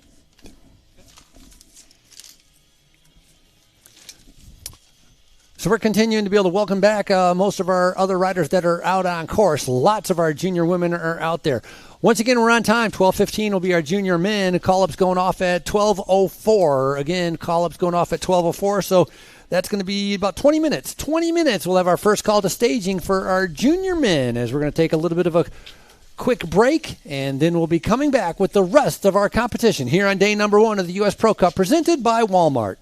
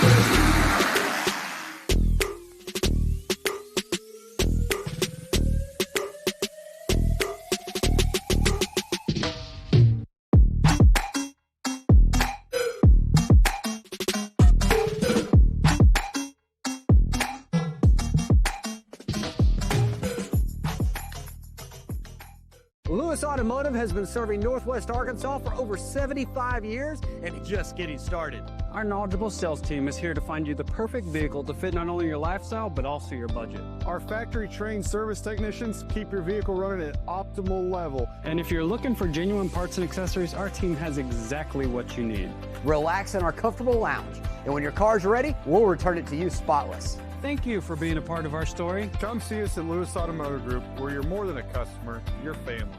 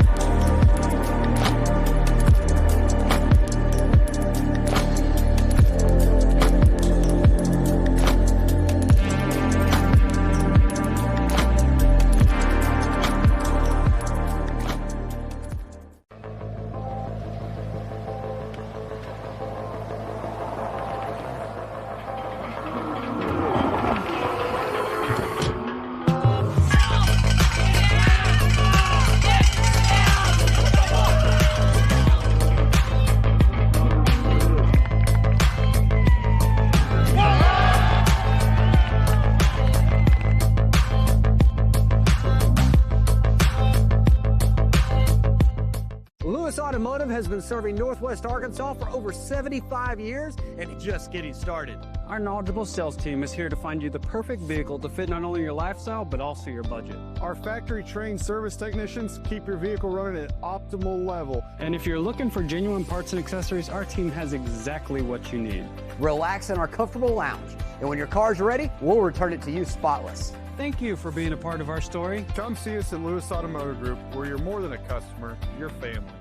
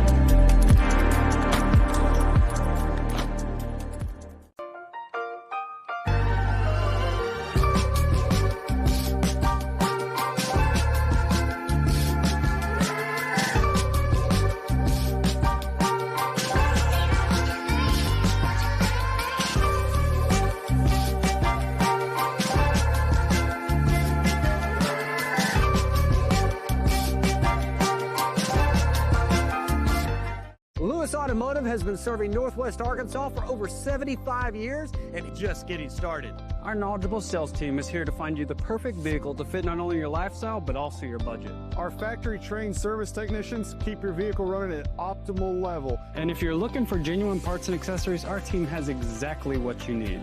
Relax in our comfortable lounge. And when your car's ready, we'll return it to you spotless. Thank you for being a part of our story. Come see us in Lewis Automotive Group, where you're more than a customer, you're family.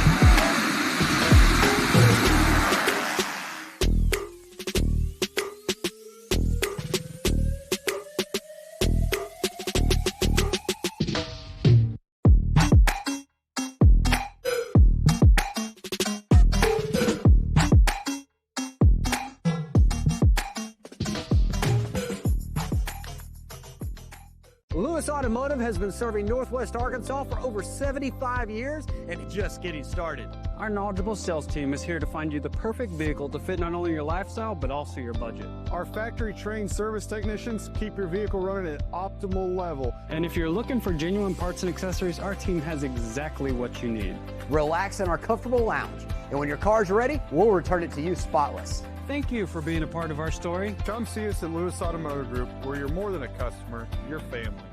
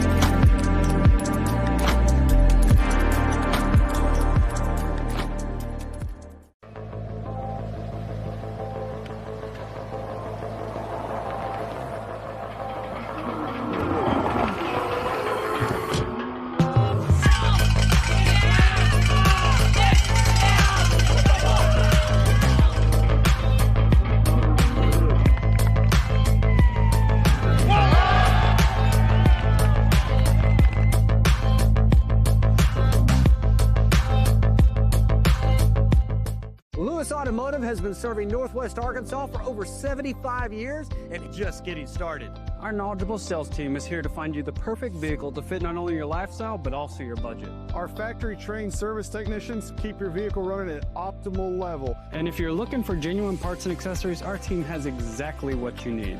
Relax in our comfortable lounge. And when your car's ready, we'll return it to you spotless. Thank you for being a part of our story. Come see us at Lewis Automotive Group, where you're more than a customer, you're family.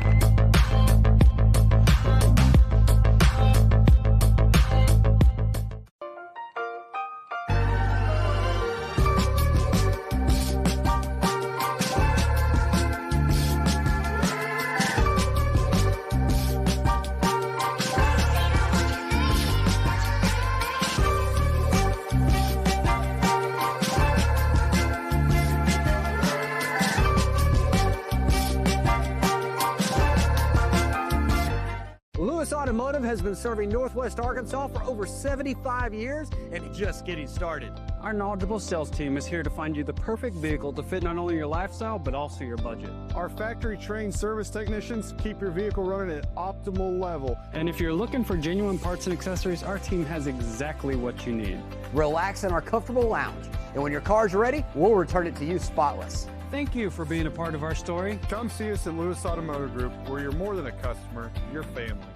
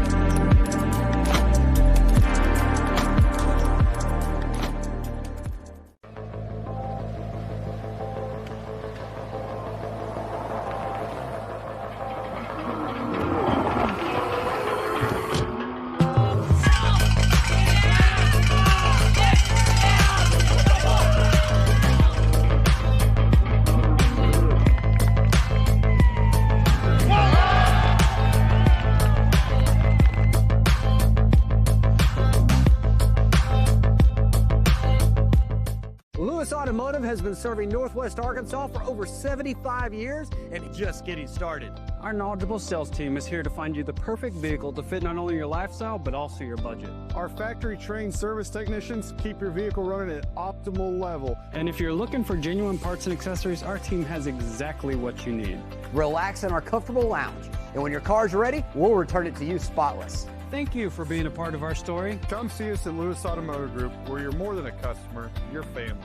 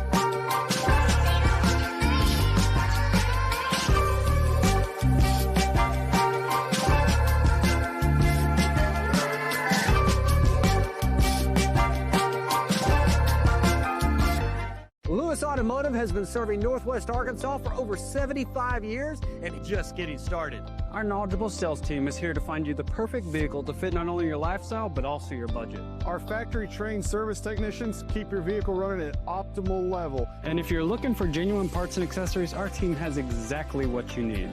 Relax in our comfortable lounge. And when your car's ready, we'll return it to you spotless. Thank you for being a part of our story. Come see us at Lewis Automotive Group, where you're more than a customer, you're family.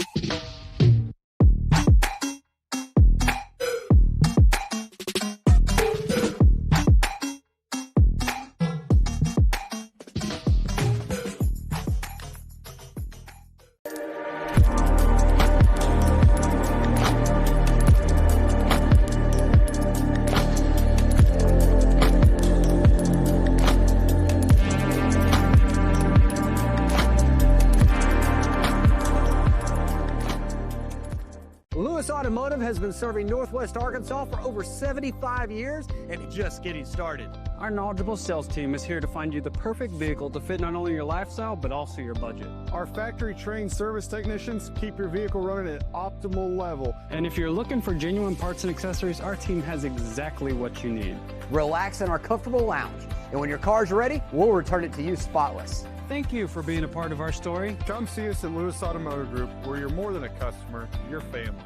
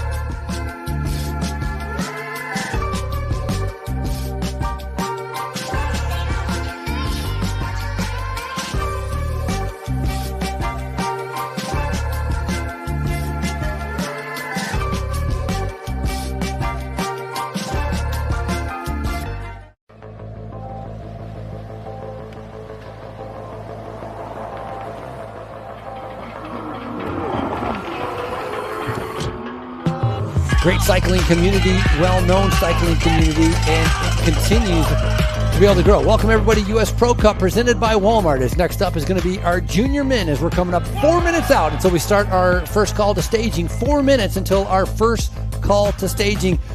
And Brandon, you've lived here now for a while. You've seen this community grow and how it has expanded, pretty much encompassing and welcoming all different types of cycling. Yeah, super excited to be here in Fayetteville, my home. This is my community. These are my neighbors, and excited to see a destination like Fayetteville grow into this hub for cycling competition. Everything from the U.S. Pro Cup we're having this weekend right now, and we're going to end the season as this same venue, host venue to the 2025 USA Cycling Cyclocross National Championship. So it's a full calendar of competitive cycling events here in Fayetteville, Arkansas. There's an enduro competition, an Arkansas Enduro Series has a round here in Fayetteville. We've got kids racing, the Oz Kids Crits, a Fat Tire Criterium racing for ages 2 to 10. Going to have a race series there in downtown Fayetteville this year. So very welcoming community, very bike friendly. As you mentioned, the first UCI bike city in the United States, the first community to carry that label, designated by the UCI for communities that are really, putting cycling first. And also home to several bicycle-friendly businesses. So if you're not on the broadcast, if you're with us here in town, I encourage you to get out, explore our community by bike, and you're going to see close to 50 nationally recognized bicycle-friendly businesses ready to welcome you in their doors.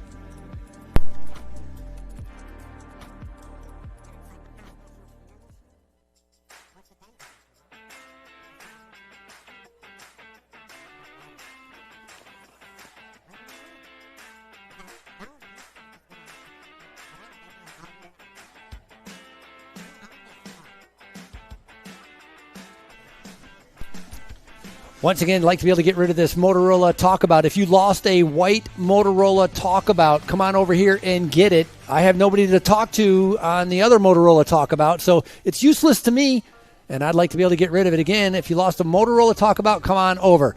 Riders, 2 minutes out to call-ups. 2 minutes out to call-ups. Time to be able to get into that staging area as we're getting ready for our junior men. Again, you're doing one starter lap followed by 5 laps of racing.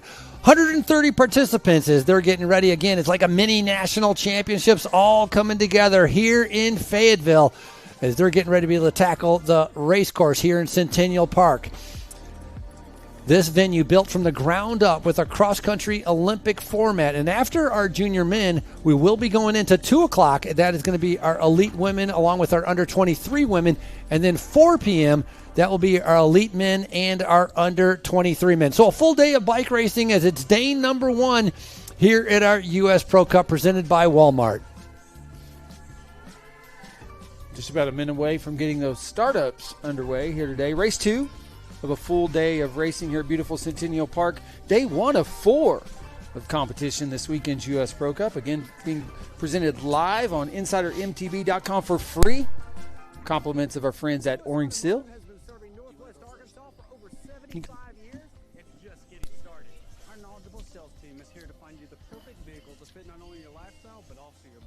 Our factory-trained service technicians keep your vehicle running at Wind continues to blow here. Yesterday, 50-mile-an-hour winds, having to delay what was supposed to be a race yesterday and bringing it in today. And it's the best decision we've had as it's clear skies, blue skies, and sunny skies right here in Fayetteville as we're getting ready for our junior men. Like to be able to get ready for our rider introductions. This is your call-ups. Like to be able to start off with our first call-up on the day. We're wearing number 29, riding for Sabori Coral Trek, Tristan Talfer. Bear National Orange Seal, looking for River Valdez. Bear National Team, Benjamin Bravman. Sabori Coral, Nicholas Gauthier. Bear National Team, Rowan Nistal. Representing Texas Devo Team, it's Maddox Teal. Sports Science Racing, Yandel Jesus Claudio. Gravity Collective, Dylan Lee. Bear National Team, Oliver Welker. Donovan Racing, Inglewood Farm. This is going to be George Frazier. Representing Charge Racing, Keelan Wells. For Roller Devo, Mason Salazar. Up next, Bear National rider Tyler Lambert. For Roller Devo, athlete Ethan Sheary. Racing for Team Booger, Johan Paradine. Roller Devo presented by Specialized Athlete Miles Perry. Team Cadence cycling athlete Nicholas Milanovic. Donovan Racing athlete Luke Osment. Bear National Team rider Kian Reed. Teammate for Bear National, Caden Jag. Bear National Team as well, Michael Zymek. Per MTB, looking for Edric Anaya Hernandez. Representing the Gravity Academy, Simon Hewitt. Henry Schum. Benjamin Foree. Donovan Racing, Austin Frere. Shredders Race Team, Leo Ciccone. Matthew Courier. Richard Strahan with Dirt Camp Racing. Louis Carl Menard, FDDF. Racing for Buddy Cycling, it's Louis Colin Santos. Contour Racing athlete Zachary Beber. We Development rider Chad Brown.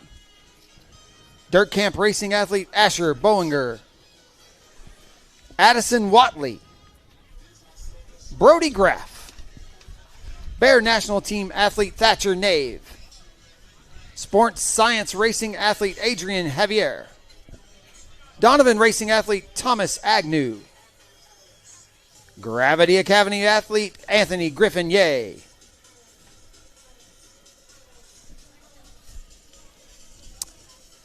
Aiden Volmuth, Donovan Racing. Pierre Samuel Vichuk. Tanner Batigue.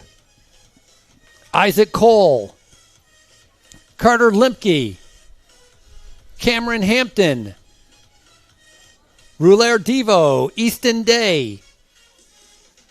Isaac Might. Eric Aslin.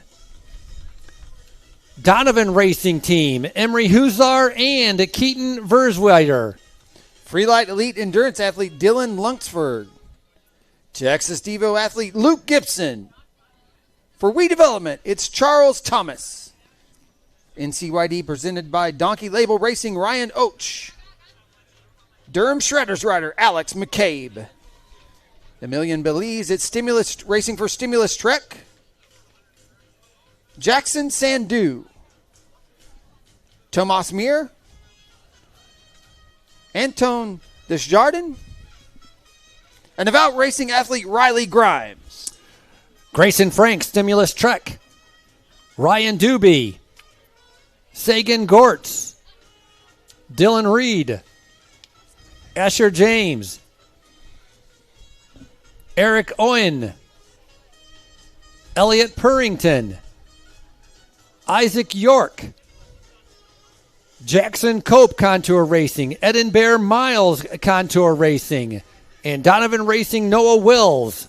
For Estelle Cycling, it's Tacoma Smith. SSS Devo athlete Adric Gingler. Team Booger athlete Dylan Hall.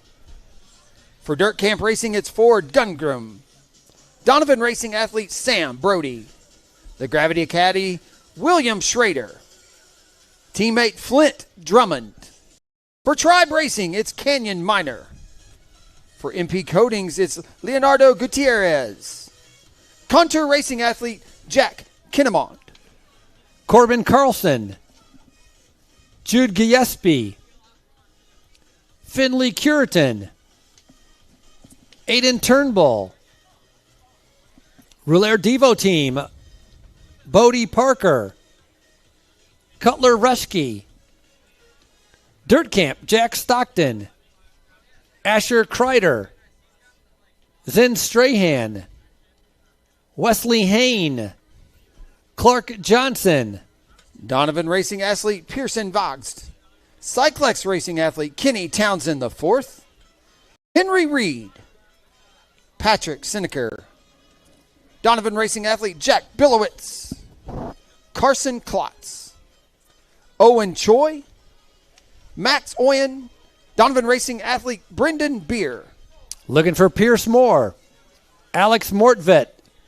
Tyler Majors. Matthias Lynn. Andrew Cerise. Ezra Allen. Larry Strother III. Owen Allen. Estelle Cycling athlete Adam Stewart. Alexandra Malowitz. Sid Caraway. Rouleur Devo athlete Riker Olson. Kevin Herring, Isaiah Colbreth, Jackson Carlson, Hub Youth Cycling athlete Thomas Worley. Dirt Camp Racing, a pair of them, Nathan Douglas and Rylan Daya. Texas Devo, Carson Tenney, Perry Stringfellow, Adam Ingling, Williams, Jake Barney, Herschel Brown, Walker Snyder, Malachi Arenholtz, Asher Frankel, Cole Cashin. Riders, we are 3 minutes out. 3 minutes out.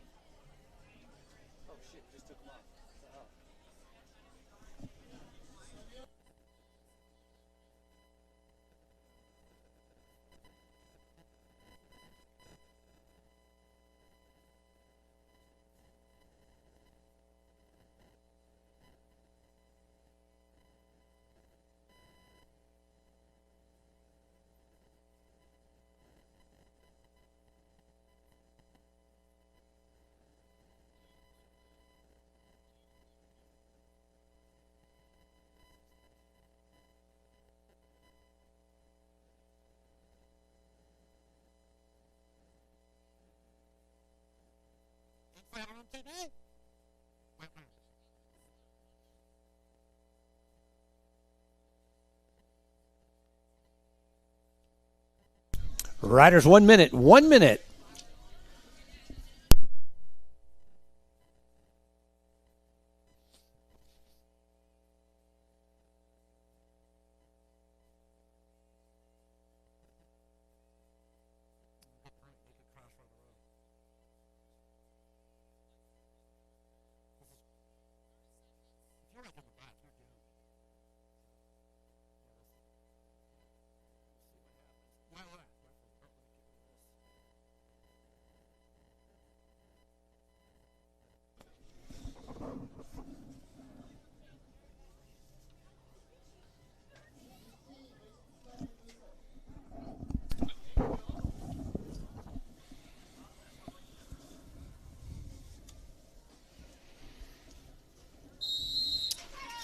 All right, Frankie, race number 2 is off. We're going to see if they can get a clean start. 130 junior men. And there we go. From the start, we got a little mix up there, a little bobble, missing a pedal stroke, and we've got bikes turned in different directions now early on in what is a big race here today. U.S. Pro Cup presented by Walmart. Yeah, riders having a little bit of difficulty right at our start. You can imagine 130 riders. One person hit the brakes, and now they all back into each other, and a couple riders overlapping the wheels and tangling up and going back down. Hopefully they'll be able to get back up and start their race again, but huge advantage if you can stay into the front and got to be able to watch out. There's 2 riders that were the first 2 to be called up, Tristan Talifer and Nicholas Gauthier, both of them riding for the same team. They're in the black and yellow, so keep an eye out on them to be able to see what kind of separation we can have. Remember, they do a starter lap, and then they're going to have 5 laps to go, so a lot of racing still to come. Yeah, big field, and you can see there's now you got one leader currently setting the pace off the front, but a couple dozen riders able to come clean on that start. Again, the whole shot's so critical out here when you're dealing with a field size of over, 130 athletes. Speed's going to be extremely high. It'd be interesting to see what kind of lap times they do as well.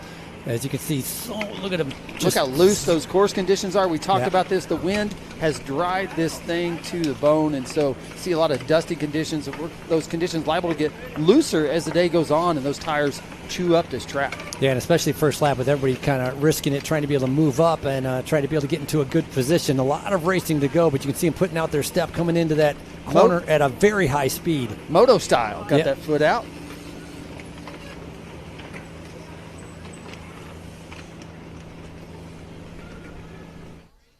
Once again, beautiful coverage being brought to us today by our friends at InsiderMTB.com, presented by our Orange Seal.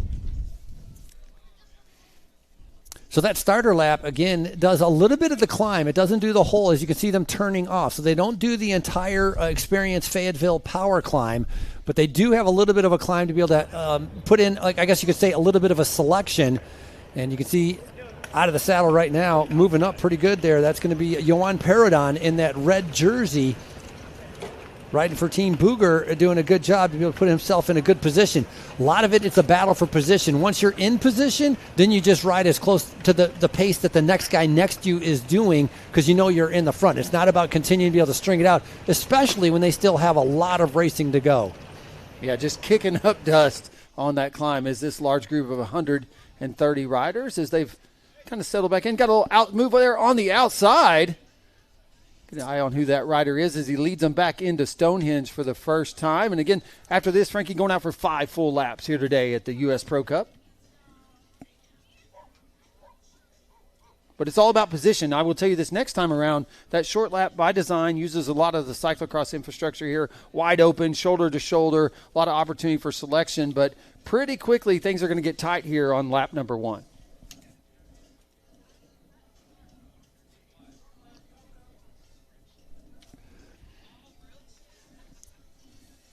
Right now, it's a matter of just not making a mistake. If you're in that top 10, top 15, you want to be able to maintain that position. Once they come through the start-finish line, they know they're going to be going out into the larger, longer lap, so that will be a little bit of a hole shot as they're 4 abreast coming in towards our finish line.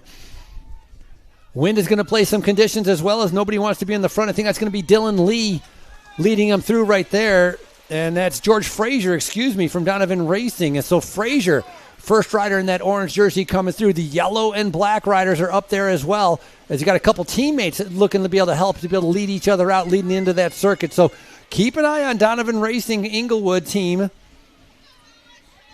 Yeah, a lot of positioning happening right now. Again, this second lap, or this first full lap, going to look nothing like you just saw on the first, as now they start to dive off onto this World Cup portion of the race course. Again, purpose-built with Olympic-style cross-country mountain bike racing in mind. Malachi Arnholtz moving up 12 positions in that last lap, so that's a pretty good one. Again, it's the starter lap. All riders seeing 5 laps to go. 5 to go for everybody coming through.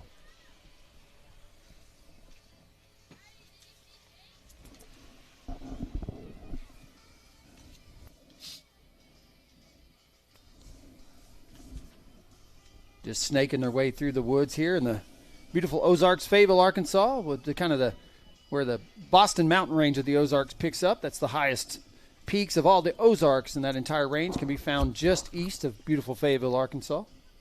Got direct access to about 1.2 million acres of public land from downtown Fayetteville.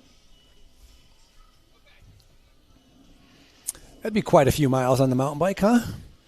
Well, the gravel roads out there, or some of them are closer to mountain bike trails, but yeah, that's become a popular destination for cycling. A lot of events happening out there in the Ozarks, and tons of Arkansas home to almost 70,000 miles of gravel roads, Frankie. And so I know we're sitting here catching mountain bike competition today, but there's bikes of all types being ridden across the state.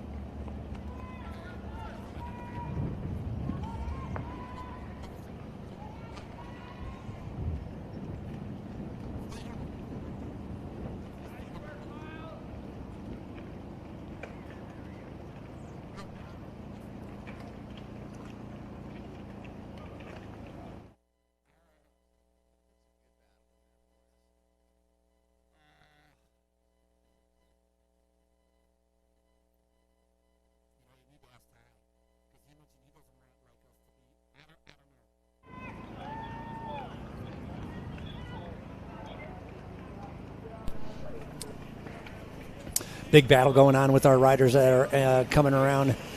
Starting to be able to get some gaps opening up as well. A couple teammates right there, so that you saw them helping each other. Donovan Racing, Inglewood Farm, those two were leading them through, trying to be able to get the whole shot. A couple riders coming past them. You see Bear National Team riders coming through as well. Junior women, top 5. Again, check your results. Junior women, we're going to be 10 minutes. We're going to have our podium. Junior women podium coming up in 10 minutes. Again, junior women, top 5. I know you're spread out, some of them way down in their parking area, but head on back as we're waiting to do our podium for the junior women coming up.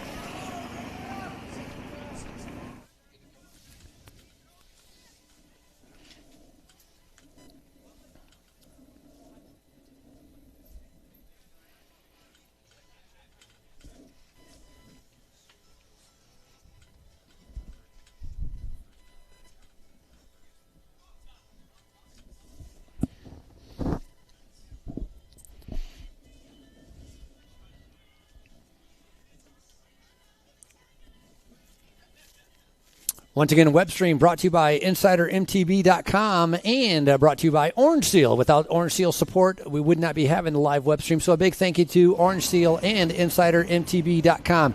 Text your friends all 4 days, every single category. That's right.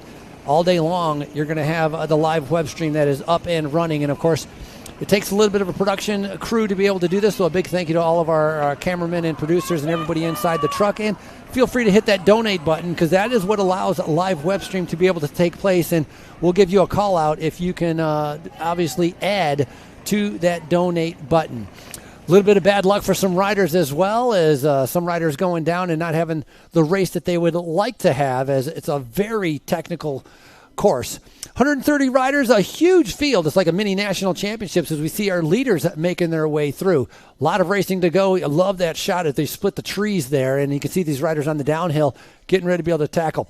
The first time up, the Experience Fayetteville Power Climb, that is going to be a selection process. Absolutely, that is going to split things up, and you're not going to have as big a group altogether, as riders are going to try to be able to test their legs, but also, more importantly, test the competitors' legs to see who has it, what it takes. They came through with 5 big laps to go. When they come through next time, it'll be 4 to go.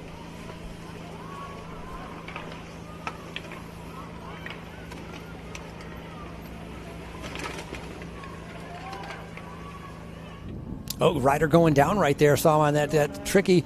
Talked about the sand and things splitting up. This rider having a little bit of a problem. It's not because that course is too bumpy and he doesn't want to ride it. Obviously a mechanical, and so he's got to be able to ride around. There are 2 pits that are available on the course. One just on opposite of our start-finish line, and one a little bit further down after they do that power climb out on the grass field. And so depending on where you're flat, it could be a pretty long run in order to be able to get to that neutral or that service pit area. Again, it's a 4.4 kilometer circuit, about 150 meters of climbing each lap. That's over 300 feet of climbing, as we have our leaders right now making their way through.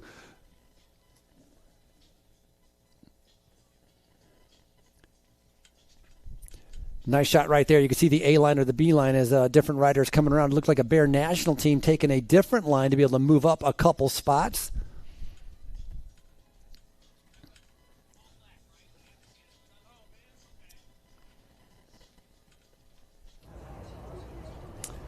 I think it's going to be one of our riders that we called up earlier on. That's going to be Tristan Taliafer, I believe, on the front right now.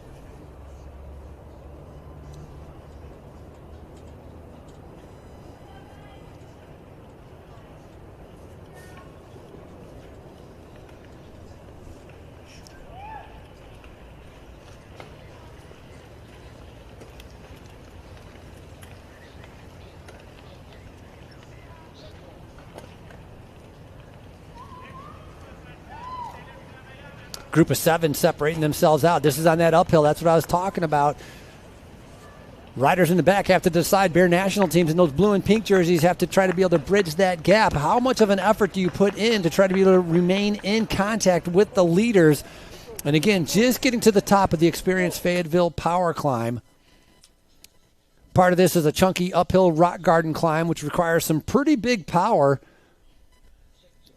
And then just after Arvest Mountain, They're going to be hitting the Orange Seal Speed and Style section. Also included in this is 2 big gap jumps inspired by the wine barrel from Stellenbosch, which is in South Africa.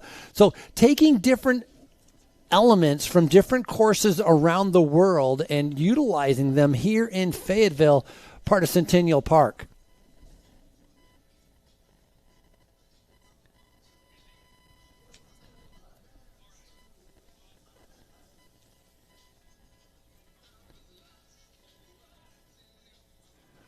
That group of 7 at the top of the climb, 3 riders have bridged back up to them, so it's about a group of 11 now.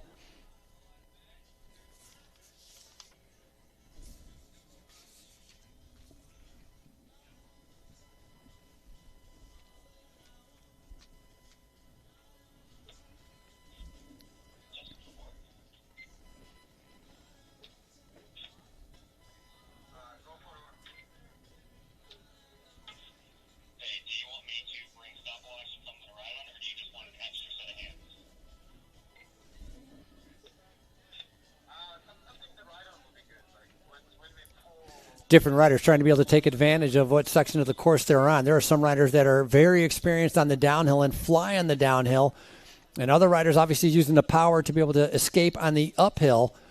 And so technical skills, they have to use that. Their strengths and their weaknesses all coming into play on lap number 1 here. God, it's got to be hard and discouraging when you're still on that uphill and you see the riders on that downhill. Again, 130 riders. This is our junior men, day number 1 here at the U.S. Pro Cup, presented by Walmart.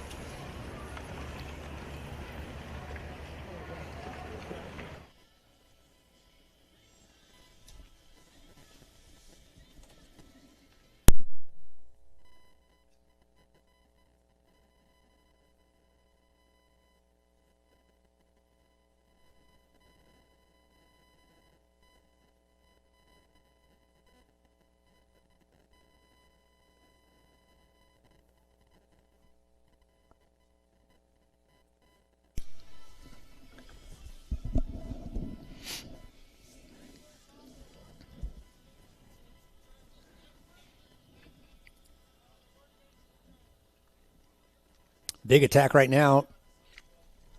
On the front was a rider trying to be able to get away.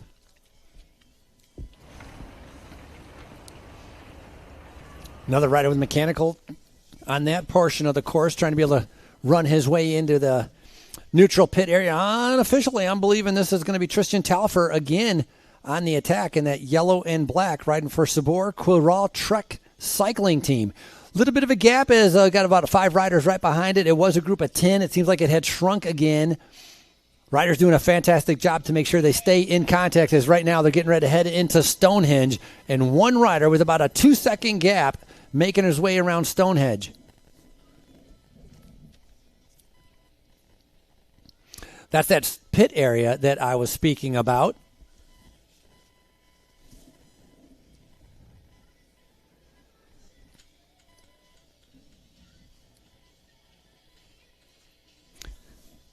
Windy conditions, that portion that he's on right now, that's a headwind going through right there, and that's why he's been able to reel back in. And again, that's Tristan Talfer.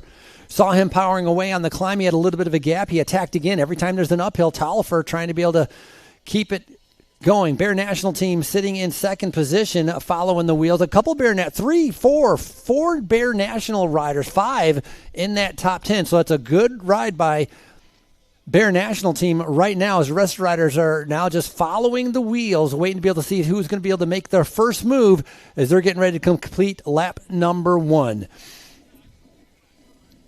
Riders are going to be seeing 4 laps to go when they come through our start-finish line.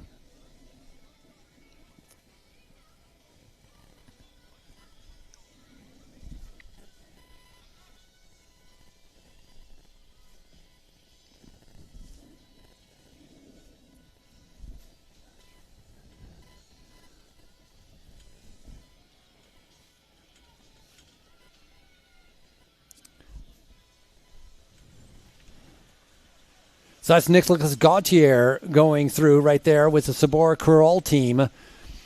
So Gautier leads them through. Bravman is coming through in second position. Again, these guys are doing a time of 12:32 on that lap.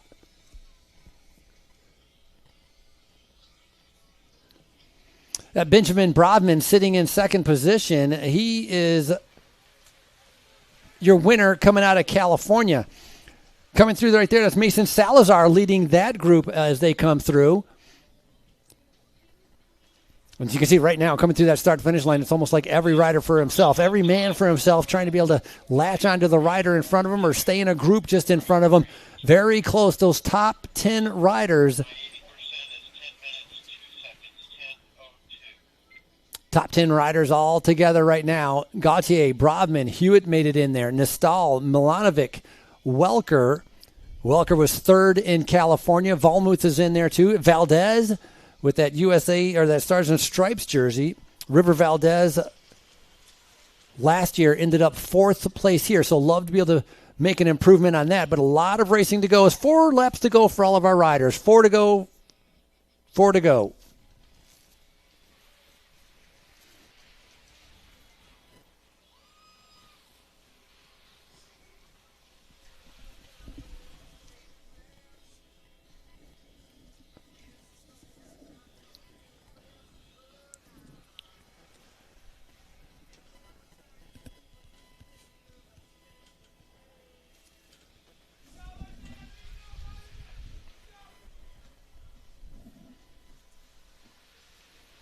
Excellent job, riders. Excellent job. It's 4 to go. 4 laps to go for you.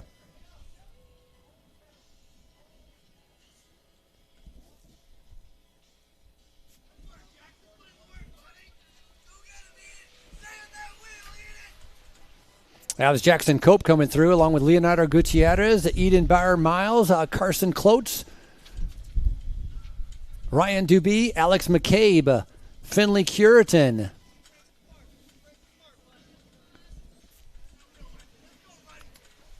Another big group with Asher Kreider along with Thomas Worley and Larry Strother. Vasquez is in there. Hain and Smith coming across our line.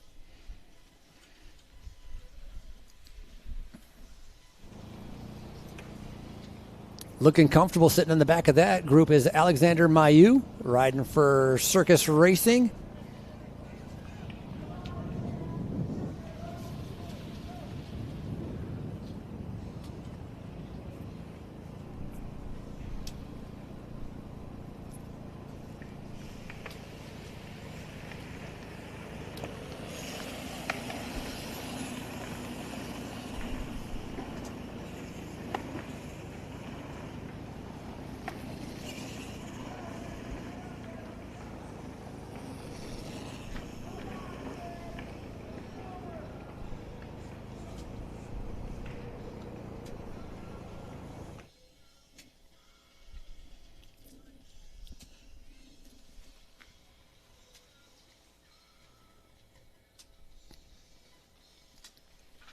Lead riders, 8 riders, 1 rider just dangling off the back, trying to be able to make sure he remains in contact. Only about 2 seconds that rider's got to definitely stay. If he has the legs when they hit the uphill, he should be able to make contact with the rear of that group. Otherwise, our leaders, 8 riders, find themselves in the front. Again, that last lap was a time of 12 minutes and 32 seconds. Going to keep track of that as they come through.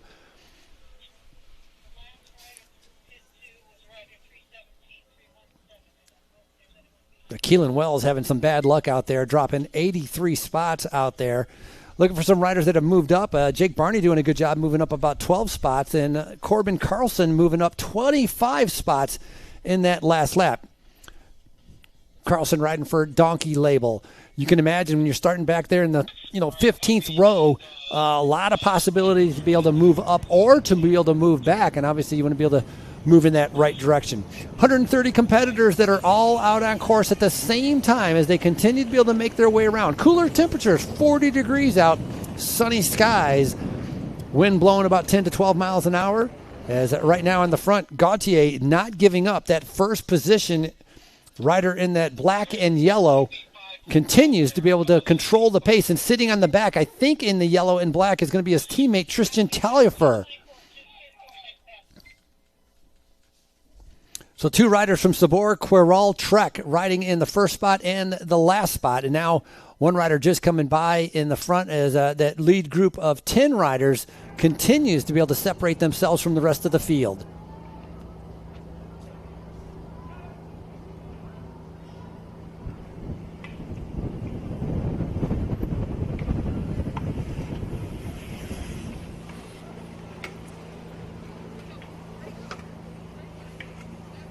We got Bear National Team has 3 riders sitting all side by side right in that group. I think that's River Valdez going to be one of those guys. Roman Nestal as well, and then Benjamin Brovman. River Valdez coming off a second place in the California race. Brovman picking up the win in the California race. And when I say the California race, I'm talking about Vail. That was part of the U.S. Pro Cup. That was actually round number 1, or race number 1. This is race number 2 of our U.S. Cross Country Open Series presented by Orange Steel. As after this, they're going to continue to be able to travel around the country. 5 different regions. There's 6 rounds for our U.S. Cross Country Open Series.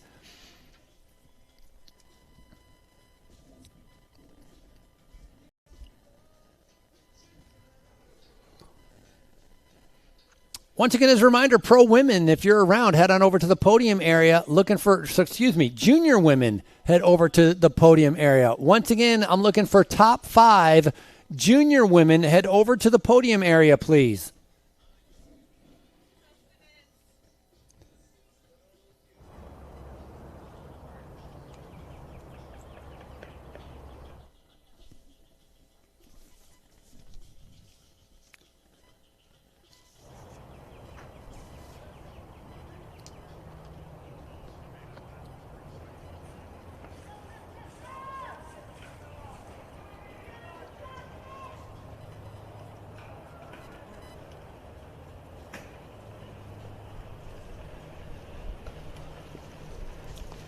Simon Hewitt, Gravity Academy on the front right there, keeping that pace going.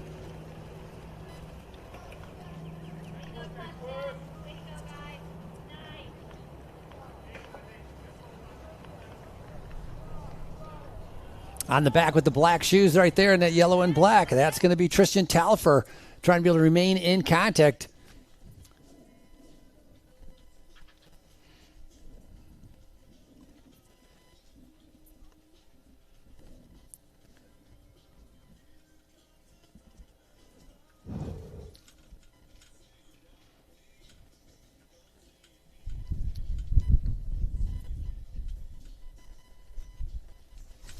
Thinking that black helmet with that's going to be Benjamin Brovman, who now finds himself on the front. And so Brovman leading them through right now as they get ready on that downhill.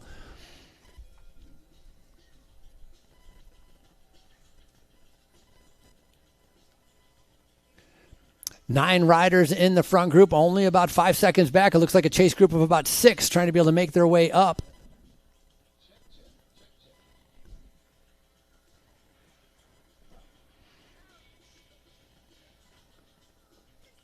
So Brovman on the front, Simon Hewitt sitting in second place, and you can see him getting blacked up. That little hesitation is going to cause some problems with the riders in the back. A couple guys having to dab or put their foot down and then trying to be able to get through this rock garden here on that downhill. 2 teammates right next to each other from Sabor Quirol Trek. That's going to be Tristan Talfer and Nicholas Gautier. Again, they're in that black and yellow kit.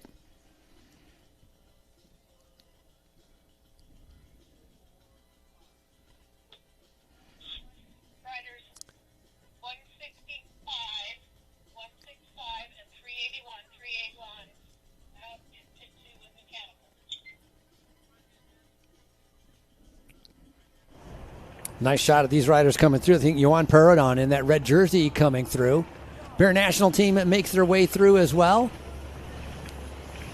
I think that was going to be Oliver Welker going over that jump, making it look easy.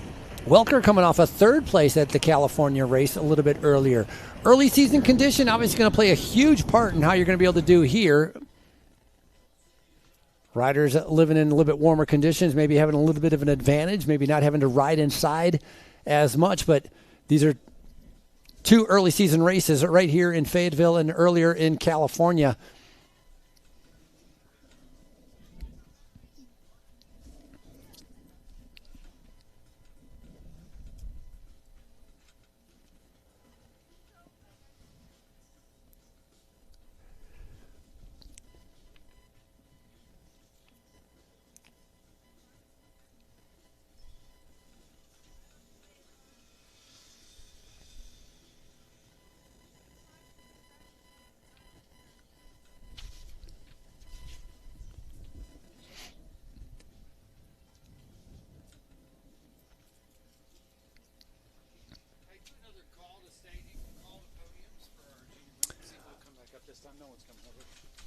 once again, junior women, top 5 to the podium area. Once again, looking for junior women, top 5 to the podium, please. Thank you, Frankie. Junior women, we will be doing podiums in 5 minutes. We will be taking the top 5. So junior women, top 5, please report to the podium. Looks like 9 riders in the front group right now as they're making their way through. 9 riders all together right now. They got to be careful. You can see how they're side by side. It's not in one single line. And I was about to say that's going to allow riders that are in the back to be able to catch back up. And that's exactly what happens as 2 riders now have regained contact with the leaders. So more riders are going to continue as they play the games in the front. Obviously, this is the section where it's very windy. And obviously, on the front, you're having to put out a little bit more effort. Sitting on that wheel, you can save some energy. And so that's what many of these riders are thinking about, because when they come through, they're getting ready to see 3 laps to go. Steve.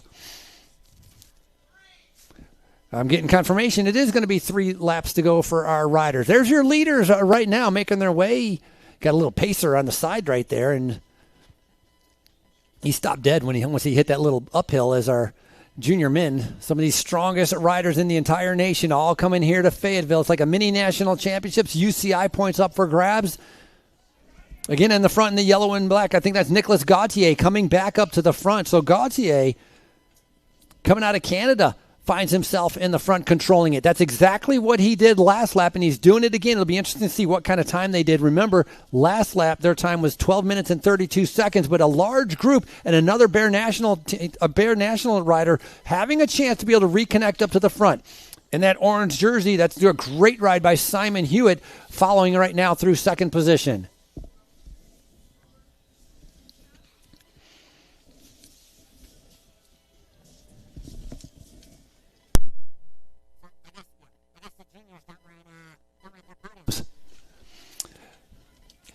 So Gauthier is the rider on the front. Once again, 12 minutes and 32 seconds. Again, exact same time. I'm going to wait for him to get confirmation on that. Little conversation happening amongst riders out there as they're chattering back and forth.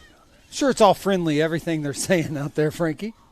So 13:08, Gauthier comes through with a 13:08. Hewitt is right there. Brovman is there. Valdez is there. Rowan Nestal. Tristan Talfer finds himself there. Aiden Valmuth.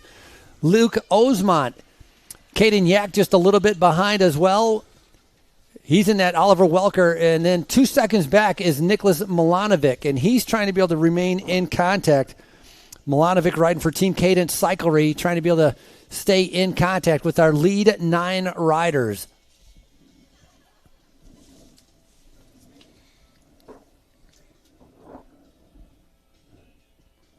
Yeah, another strong showing from Benjamin Brovman, taking the win out there in California just 2 weeks ago, setting third wheel. Riders 3 laps to go, 3 to go. Another group coming through our start-finish line right now. 3 to go, 3 to go. Leaders, again, a group of 9 sticking together. I actually could call it, I don't want to call it a group of 12. I'll call it a group of 11. Milanovic just hanging off the back, trying to be able to stay in there. All the 1 seconds and the zeros are the ones that are on there in that front group on your screen.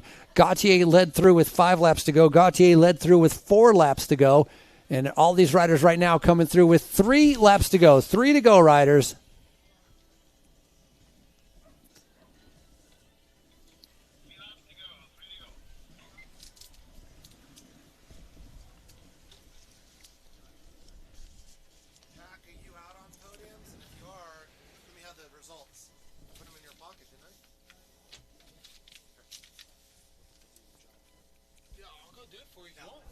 There's nobody there. Final call and last call for our junior women, top 5 to the podium. Again, final call and last call. Junior women to the podium.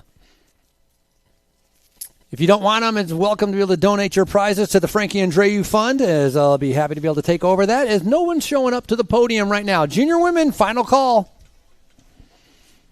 Speaking of donations, for those two, great segue, those tuned in at home on InsiderMTB.com all weekend long, catching this action for free Frankie. If they're so inclined, they can consider hitting that donate button. You know what's cool about that? Hit the donate button. You get a chance to say who's donating. It can be your team. It can be you. It can be a family friend. Hey, we'll give them a shout out on this weekend's live broadcast. Glad to give him a shout out. And to be clear, that donate button goes to Insider MTB to be able to bring you the live web stream. That's where that donate button goes. And obviously, this is fantastic to be able to have a live web stream. Look at the great camera angles they have all around the course. The drone doing a fantastic job showing the action that's happening through the trees. And luckily, we can get away with that now because there's no leaves on the trees, so you can actually see them as they're cutting through on the different portions of this race course.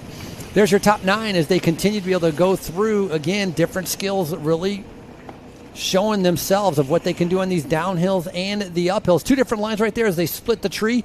And Bear National Team hanging on the back right there, doing a fantastic job. Talked about Bravman winning in California. Can he double up with the Bear National Team? Bear National Team right now with almost 4 riders in the top 10.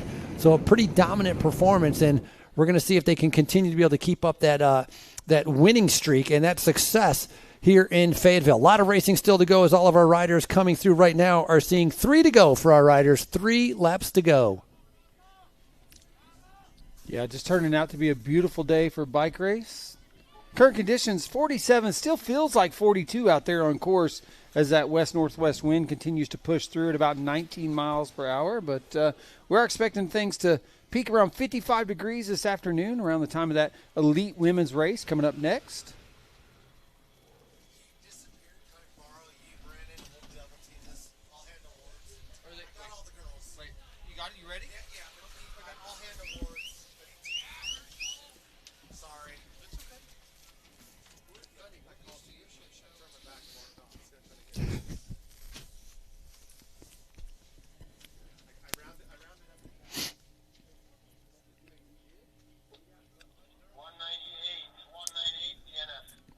At this point, tactics, definitely strategy, big part of trying to be able to figure out how to be able to win this race. This group of 9, they're kind of testing each other out, but they're following. They don't want to extend themselves too much, and they don't want to show their hands, right? You don't want to show you're the strongest rider very early on.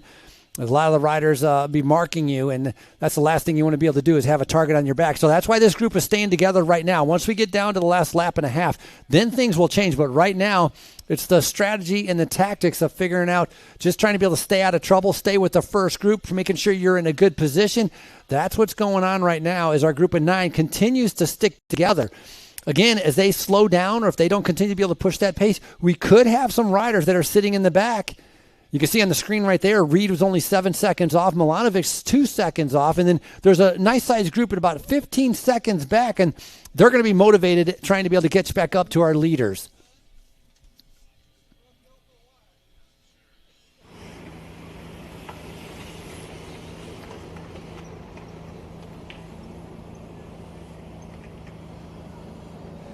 That's that front group. 13 riders now are in that front group.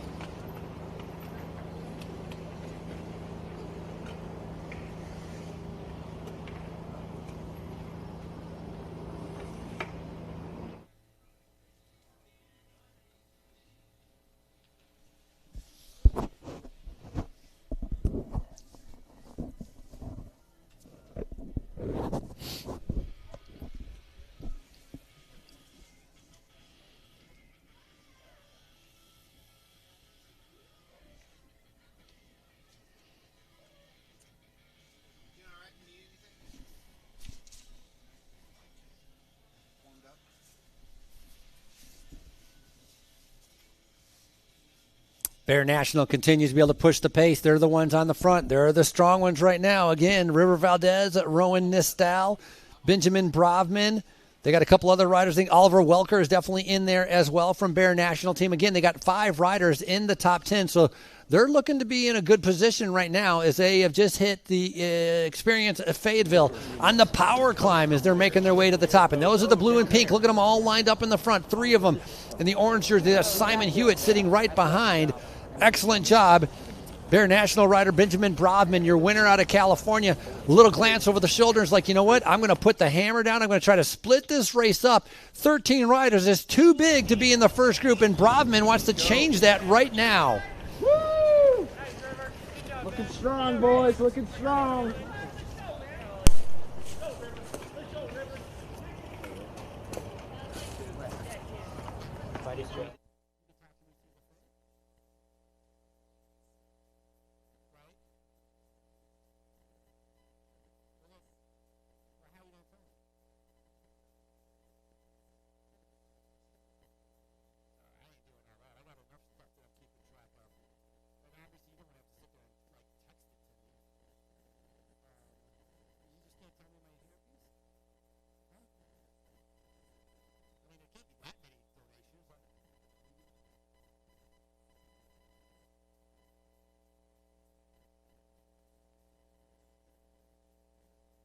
How many are there right now? Like 3?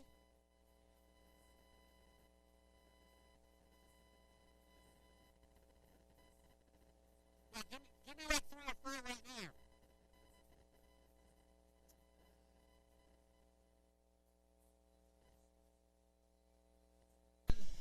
They won a 4. They won a 3 for athletes representing women's soccer. Put your hands together. Raphael Carrier.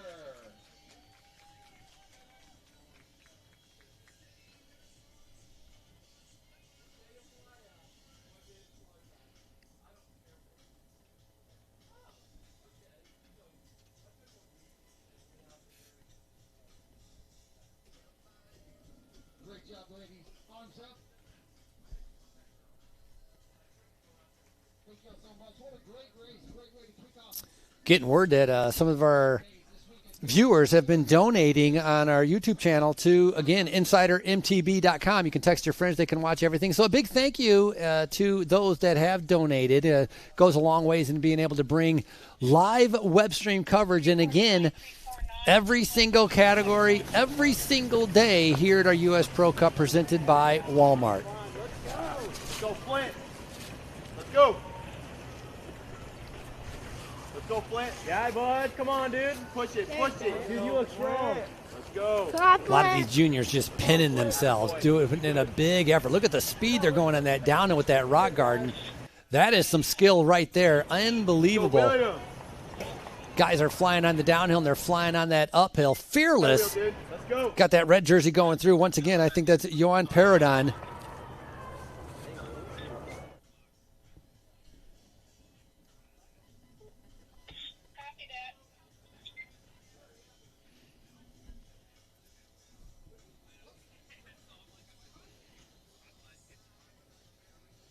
Four riders separating themselves. A couple riders on the back. That four-rider group going to turn into 6. Remember, it started off as 13. So that last lap, they have shed. There's those chasers that are coming up. Those were all part of that first group that are no longer there. So that pace that Bear National Team is setting right now, starting to be able to split things up. And they've been taking turns because it was, for a while, it was Benjamin Brovman, your winner out of California, was the one that was pushing the pace. But now they have different riders coming up to the front, and that is going to be including with Rowan Nistal and River Valdez. So the 3 Bear National Team riders find themselves in the front, kind of looking at each other. Again, that's going to give an opportunity when they slow down for some riders in the back to be able to catch back up. Sitting on the back right there, not really sure, but on the inside, I think that's that yellow and black. That's going to be Nicolas Gauthier. He likes leading through the start-finish line. He likes leading through this area as Gauthier comes back up to the front, and that is him once again. He's led every single lap. You almost think there's a prize for leading the lap.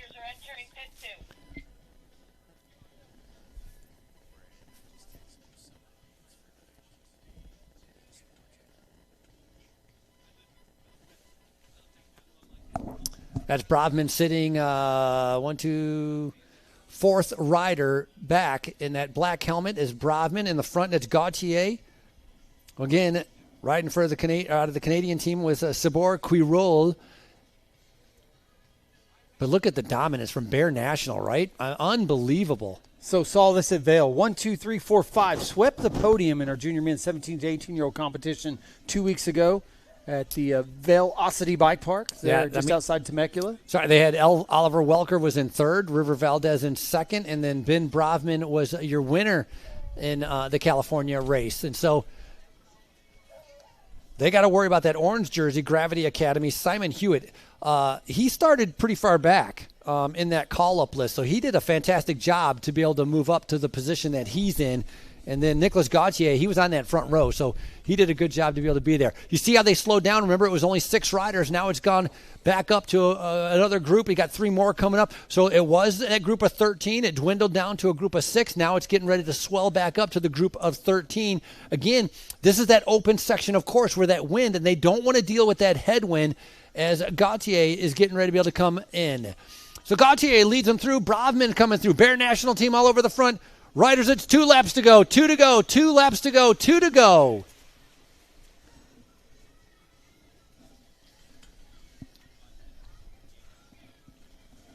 Sorry, Frankie stepped away to do the podium awards and recognize the efforts from our junior women's competition just an hour or so ago. Again, congratulations to Raphael Carrier for taking the top step in the win today in that race. So that last lap, 12 minutes and 58 seconds. Lap number 1 was 12 minutes and 32.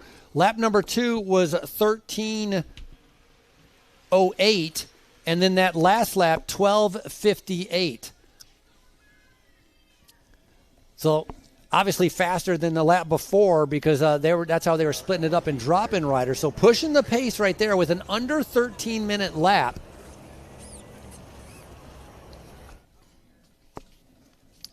Coming in right there, that is kind of struggling. Sam Brody from Donovan Racing in that orange jersey. Rider still coming through our start-finish line with 2 laps to go, 2 to go. We got George Frazier coming in and Asher Bogner making their way through. That's Frazier going through right there in the orange, and then Bogner making his way in as well. Speaking of coming in, you know what's coming in? Lots of donations. People are excited about this broadcast being provided free, compliments of Orange Seal on InsiderMTB.com. Quick shout out for a few folks that have helped us out this weekend. Jesse Reintz, Parsgov 1, Robert Umberhant, Jen Harrelson, Jesse Reintz, donated twice. Jesse, what's up? Thanks. Elizabeth Bravman, Dr. James D. McGee, Frederick Valdez, Catherine Moravich, and Megan Kroll. Shout out to those supporting. They, Frankie, I think they like what they see.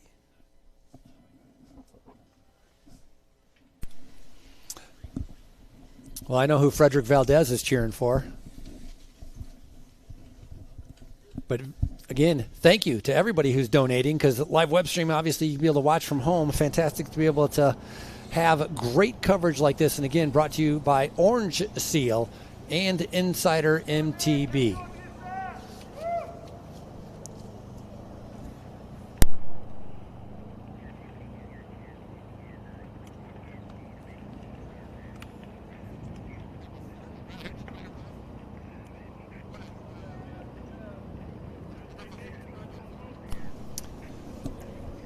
Yeah, we're talking about Valdez making that donation because I'm assuming it's going to be a connection as River Valdez is in that front group, Bear National Team, as they continue to be able to dominate in the front. Again, they got riders they have to worry about. Again, that orange jersey, a great ride. Oh, did you were looking at it. Simon Hewitt, number 122. Where was he in that call-up list?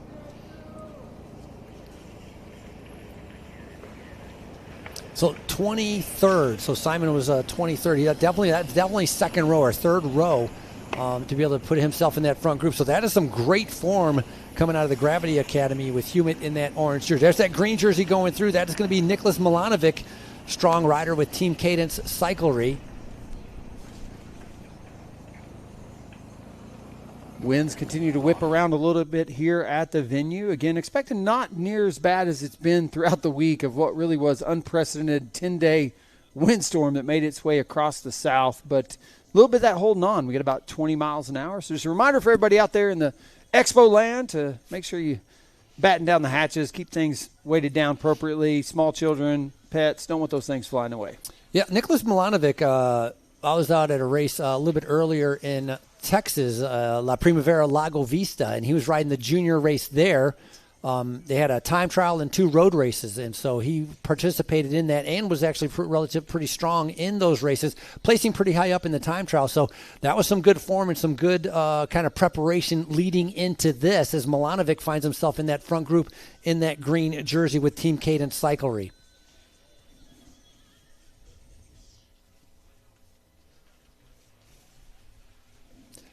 You talked about in California how Bear National Team, how they'd broken away, and it was kind of a race between themselves. And Now they got a few thorns in their side, right? They have to worry about Gauthier, the Canadian rider, and the black and yellow who's on the front right now. They're going to have to worry about a couple other riders like Simon Hewitt in the orange jersey. And obviously, you know, the Bear national team riders, they want to take turns at winning, or they want to have an opportunity to be able to win too. So in a way, they do have to worry about each other. And again, we talked about 4 riders in that top 10, and there they are right there, 2nd, 3rd, 4th, and 5th. That's all the blue and pink. And look at Milanovic trying to be able to hang on as much as he can in the back in the green jersey. Looks like the other yellow and black, the Tristan Talifer, has been able to get up in there. He's hanging on for dear life in the back as well. And so the 2 Canadians doing a fantastic ride to keep themselves in contention. But right now, Milanovic turning himself inside and out to be able to stay with that front group. Waiting for them to be able to come around, because in a second, they are going to be seeing bell lap. It should be 1 lap to go coming up. Riders, 2 to go. 2 to go for our riders coming through. Excellent job out there. Keep working together. 2 laps to go, 2 to go. Yeah, and as we approach the end of this race, something tells you you're going to see this, you know, the tactics with Bear start to change. As you can already see, all 5 now moved up to the front of this race, Frankie, and really starting to turn the screws on the competition. Steve, Mr. Steve, official Steve. When our leaders come through, it will be 1 to go when our leaders come through, getting confirmation. I don't like to guess and get it wrong, and so the officials are the ones in charge, and we just sit here talking about what's happening out there. And so right now, all our 2 to go riders, 2 to go. Excellent job out there. 2 laps to go. Yeah, I like to say everything we say is officially unofficial, Frankie. Exactly.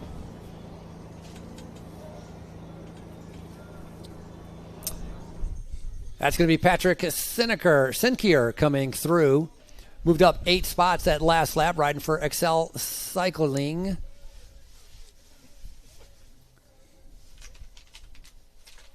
Pretty quick times, though. A lot of these riders right about 14, 15, 14, 16. That's about 1 minute slower than what our leaders were doing. As our leaders now coming back on the big climb on their way up. Bear National Team coming back up to the front, continuing to control the pace.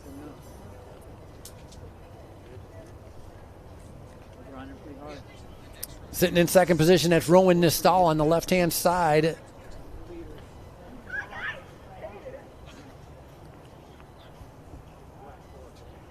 That's Oliver Welker on the front right now. Again, Oliver Welker was 3rd in California. Big attack from Bear National Team now. That's got River Valdez trying to be able to catch everybody by surprise. Talked about them trying to be able to accelerate an attack. They were doing a lot of tactics and strategy, waiting for the last lap and a half. And it's kind of interesting on how the Bear National Team riders, they just attack and they chase down each other. And that's exactly what it is. The 1, 2, and 3 from California fighting themselves in the front. Once again, it's 1, 2, and 3. The rider, I think, missing out on this is going to be Brovman, though. Benjamin Brovman. Not sure he made that split. Not sure he's in there because Brovman has a black helmet on, and I'm just seeing 3 other riders from Bear National Team. Yeah, Brovman taking the win there in California. Currently finds himself about P6. Still one full full lap of action left on this junior XCO men 17 to 18-year-old age group race. Yeah, Nicholas Gauthier in the yellow and black has to get onto this group because these guys are not going to slow down. They're all teammates, so they're going to go as hard as they can. And so the Canadian, there he is right off the back right there, about 3 seconds. He has to hope for a slip-up so he can get onto these guys because very critical part of the bike race right now. Little glance over the shoulder. He looks straight into Gauthier's eye and accelerates once again.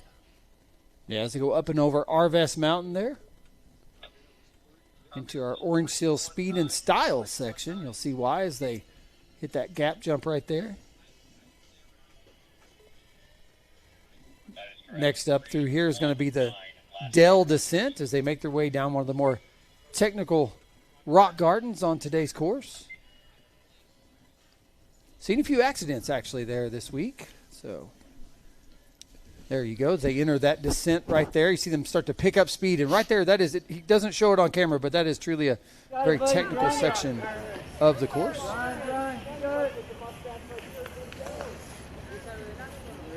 Those guys make a quick workout. Putting the full use of those short travel bikes to work. That's a great shot. You see the experienced Fayetteville power line climb on your left, the Dell descent on your right. Just action-packed, action happening all over the course here today. Waiting to get confirmation of who our top three, what those numbers are. I think River Valdez is in there.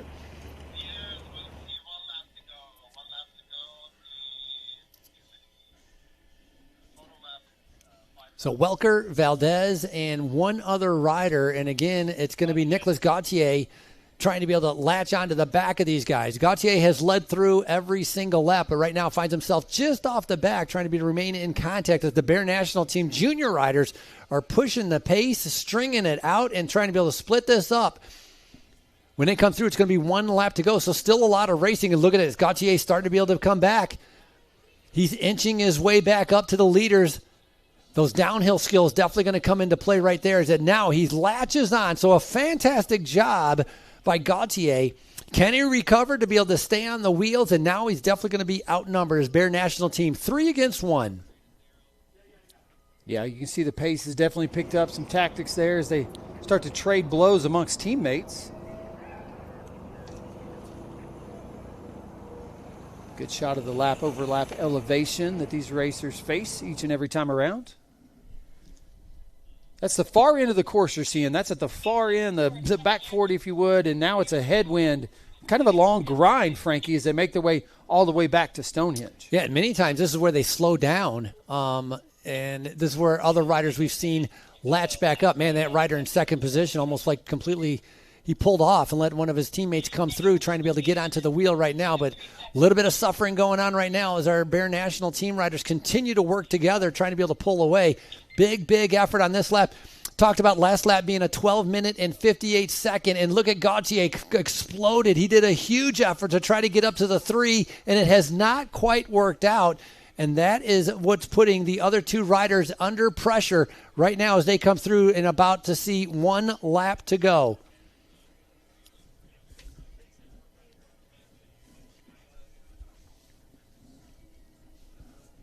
So on the back, that's River Valdez.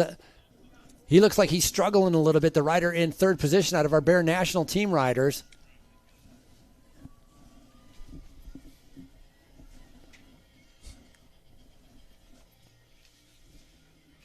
It's so hard.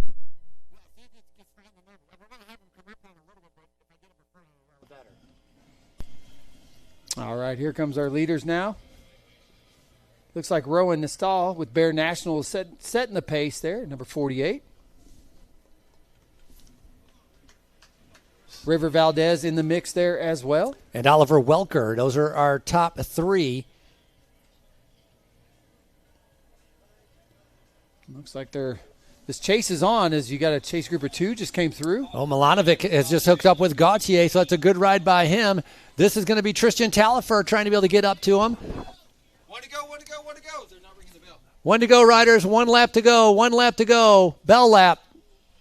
Bell lap. 1 to go. Last lap, final lap for all of our riders. There's a couple teammates working together as well, doing a great job. That's going to be Luke Osment coming through with Aiden Volmuth. One to go, one to go, one to go. Aiden started way down and has done a good job. All riders with 1 lap to go with their final lap. And as our 3 riders from Bear National Team continue to be able to make their way up.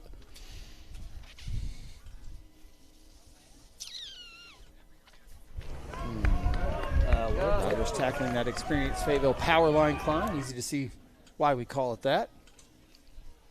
Electric Avenue sometimes. It's got all kinds of names. So it's our final lap for our junior men. And again, coming up, we're on time. It's going to be our elite women and under 23 women at 2 p.m. Again, 2 o'clock, our next event, elite women and under 23 women. And if you're watching the web stream, 4 p.m. will be our elite men and under 23 men. Those both will be taking place at the same time at 4 p.m. So again, our next 2 races, 2 o'clock and 4 o'clock.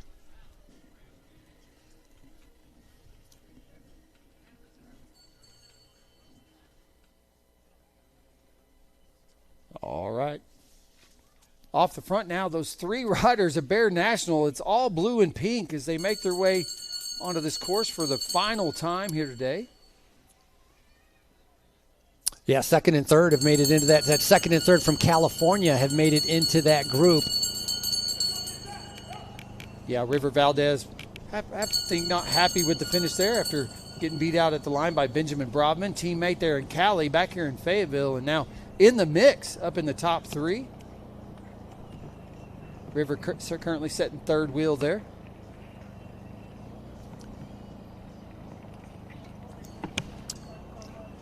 So that's Rowan Nestal leading them up that climb and keeping that pressure on. Again, Nestal was not in that top three in California. It was second place in California. It was going to go to River Valdez, and third place was Oliver Welker. Oliver currently setting second wheel there.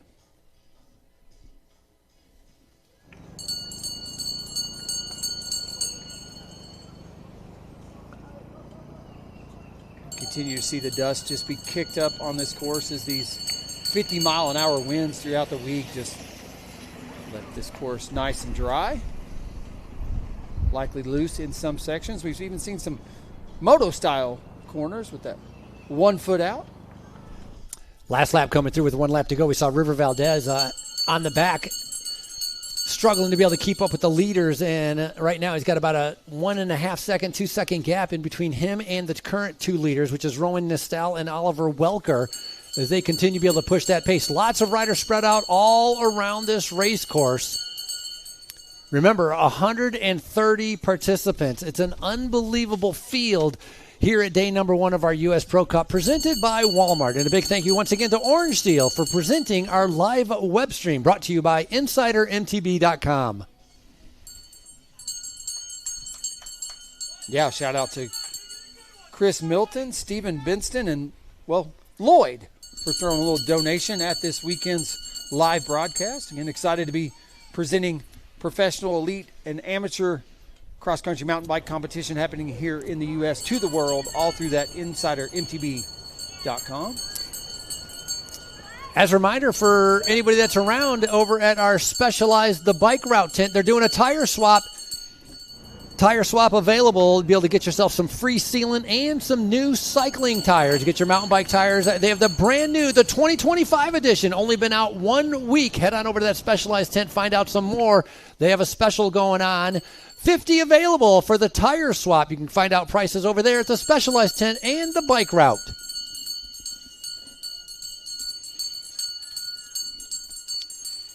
A 1,000 deaths River Valdez dealing with right now.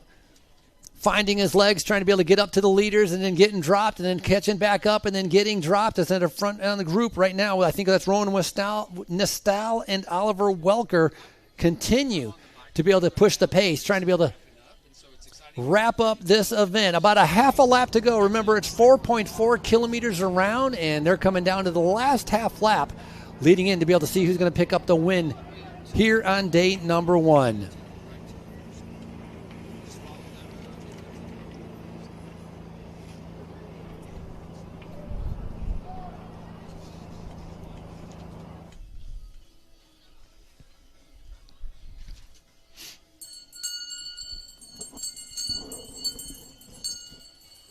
All right, starting to see some effort for a little bit of separation here late in the race. Is on your screen now, only seeing 2 of those 3 Bear national team athletes. Leonardo Gutierrez coming through. Easton Day, Tomas Meyer, an excellent job. Rylan Oakes as well. Here comes Eden Bear Miles, Luke Gibson, and Keelan Wells. Keep working together. One to go for all those riders coming through our start-finish line. Little glance over the shoulder. Well, buddy, there's nobody behind you.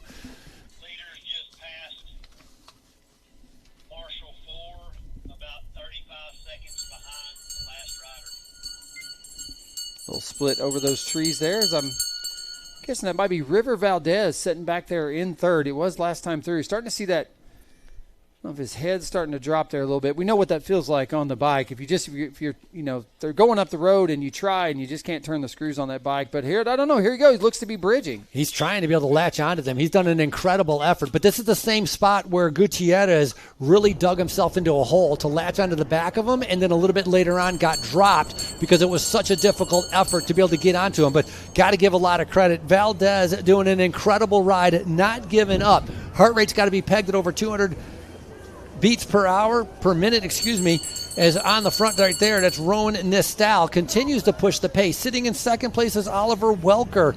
Those are the two riders. Welker was third in California. Rowan Nistal, though, coming into Fayetteville. A little bit of fresh legs and putting in a great ride, as right now they're heading to the top of the Experience Fayetteville Power Climb.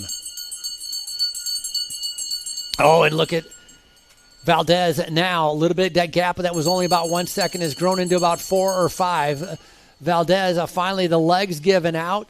The mind is still there. He's still mentally trying to be able to get up to the leaders, but the lactic acid just building up where he can't latch on to these two riders. And, of course, his teammates are just not waiting around for him. Now we're going to be running out of race course here really quick.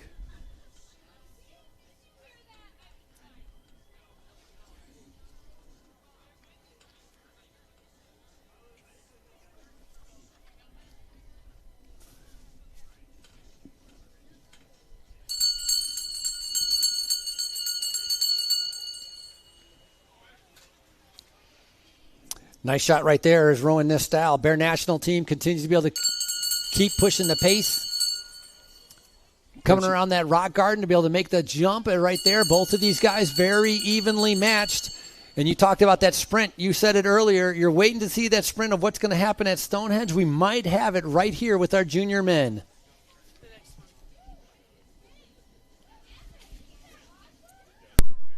We should have 2 of these. Yeah, it's currently in the woods. It is Rowan Nistal setting the pace still. Oliver Weckler on his wheel. And they might have ridden away from River Valdez. We'll see if River's got what it takes to get back on terms again. So they make their way through this Orange Shield Speed and Style section and down to the Dale descent for the final time of the race. Make it through that technical section for the final time. Well, we've been talking a lot about these top 3 with our Bear National team, but, man, you got to be able to watch out what Nicholas Gauthier, where he's going to end up in an incredible ride by Simon Hewitt from Gravity Academy in the orange.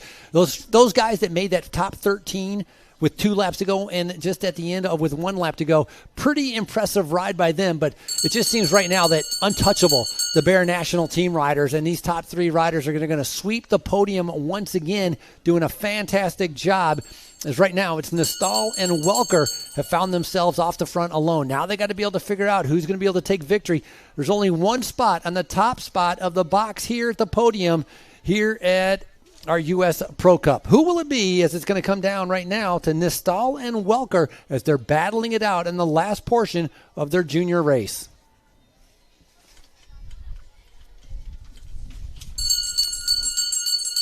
And so far, I'm not really seeing any indication of who might be stronger than the other one. I mean, Nistal has stayed on the front, and Welker may be sitting in second position on purpose, right? And I mean, if someone's willing to ride in the front and stay in the front, you're going to let them do that. I mean, Brandon, no reason for you to do the work if you don't have to. No little road tactics at play, because they're going to be at the far end of this race course shortly, and when they go over this flyover for the final time, they're going to turn right into this westerly wind and going to have to burn some extra watts for final time down this straightaway.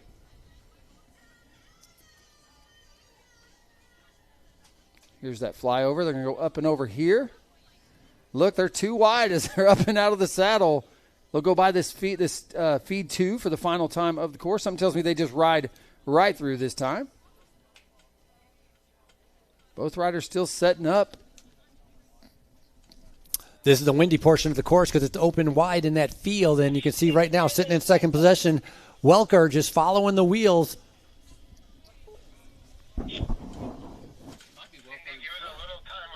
No. I'm almost positive Welker has the black shoes. Almost positive.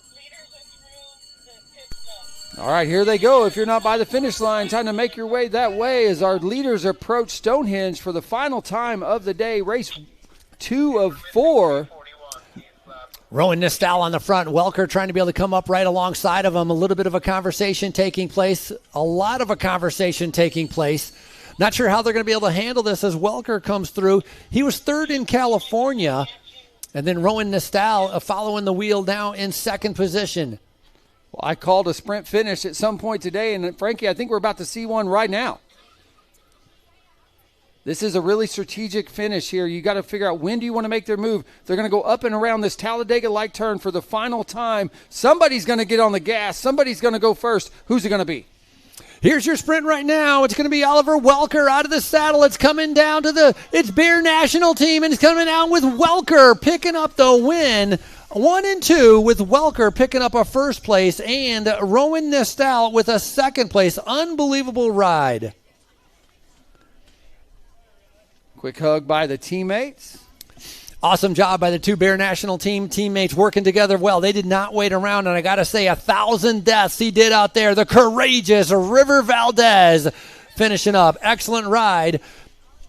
Last year, he was 4th at this event, moving up a spot to 3rd. Congratulations, River Valdez. Excellent ride out there. Remember we talked about that group of 13? Well, the rest of these guys coming in. Milanovic in the green jersey with an excellent ride. Bear National Team rider finishing in 4th right there. That's going to be Benjamin Brovman, your winner out of California, picking up a 5th place. That'll be the final podium spot for Brovman as he comes through. Nicolas Gauthier, the Canadian, doing a fantastic ride out there. He was part of that first group of 13. Teammate Telfer comes through as well. Both of them riding for the same team. Look at that sprint right there with Luke Osmond and Caden Yacht. Congratulations, as we're going to have another sprint. Chad Brown with a little glance over his shoulder. He's all by himself. Chad Brown with the We Development Cycling Team. 5 incredible laps. A lot of racing, battling the wind, battling the hills and the downhills. The junior men are finishing up right now. 130 competitors all out on course, all spread out on the course as we're going to wait to invite them back. And then our podium will be coming up in about 35 minutes. 35 minutes for our junior men podium. That should be at about... We're going to wait to start our next riders, and so that'll be about 2:15. 2:15 we will plan for our podium for the junior men. Once again, 2:15 podium for our junior men. Riders out there racing all over the course. Sprint finish is still throwing down. Battle for position here. Lots of points on the line early in the season.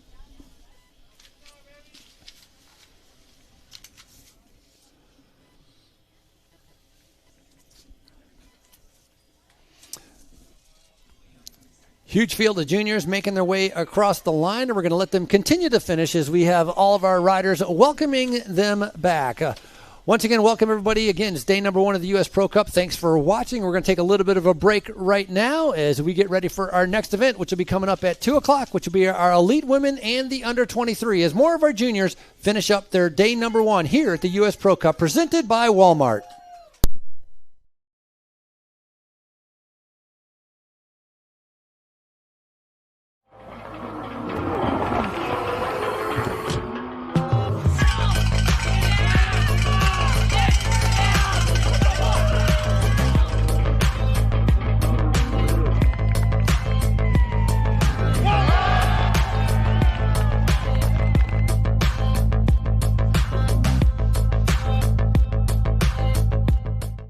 Automotive has been serving Northwest Arkansas for over 75 years and just getting started. Our knowledgeable sales team is here to find you the perfect vehicle to fit not only your lifestyle, but also your budget. Our factory-trained service technicians keep your vehicle running at optimal level. And if you're looking for genuine parts and accessories, our team has exactly what you need. Relax in our comfortable lounge, and when your car's ready, we'll return it to you spotless. Thank you for being a part of our story. Come see us at Lewis Automotive Group, where you're more than a customer, you're family.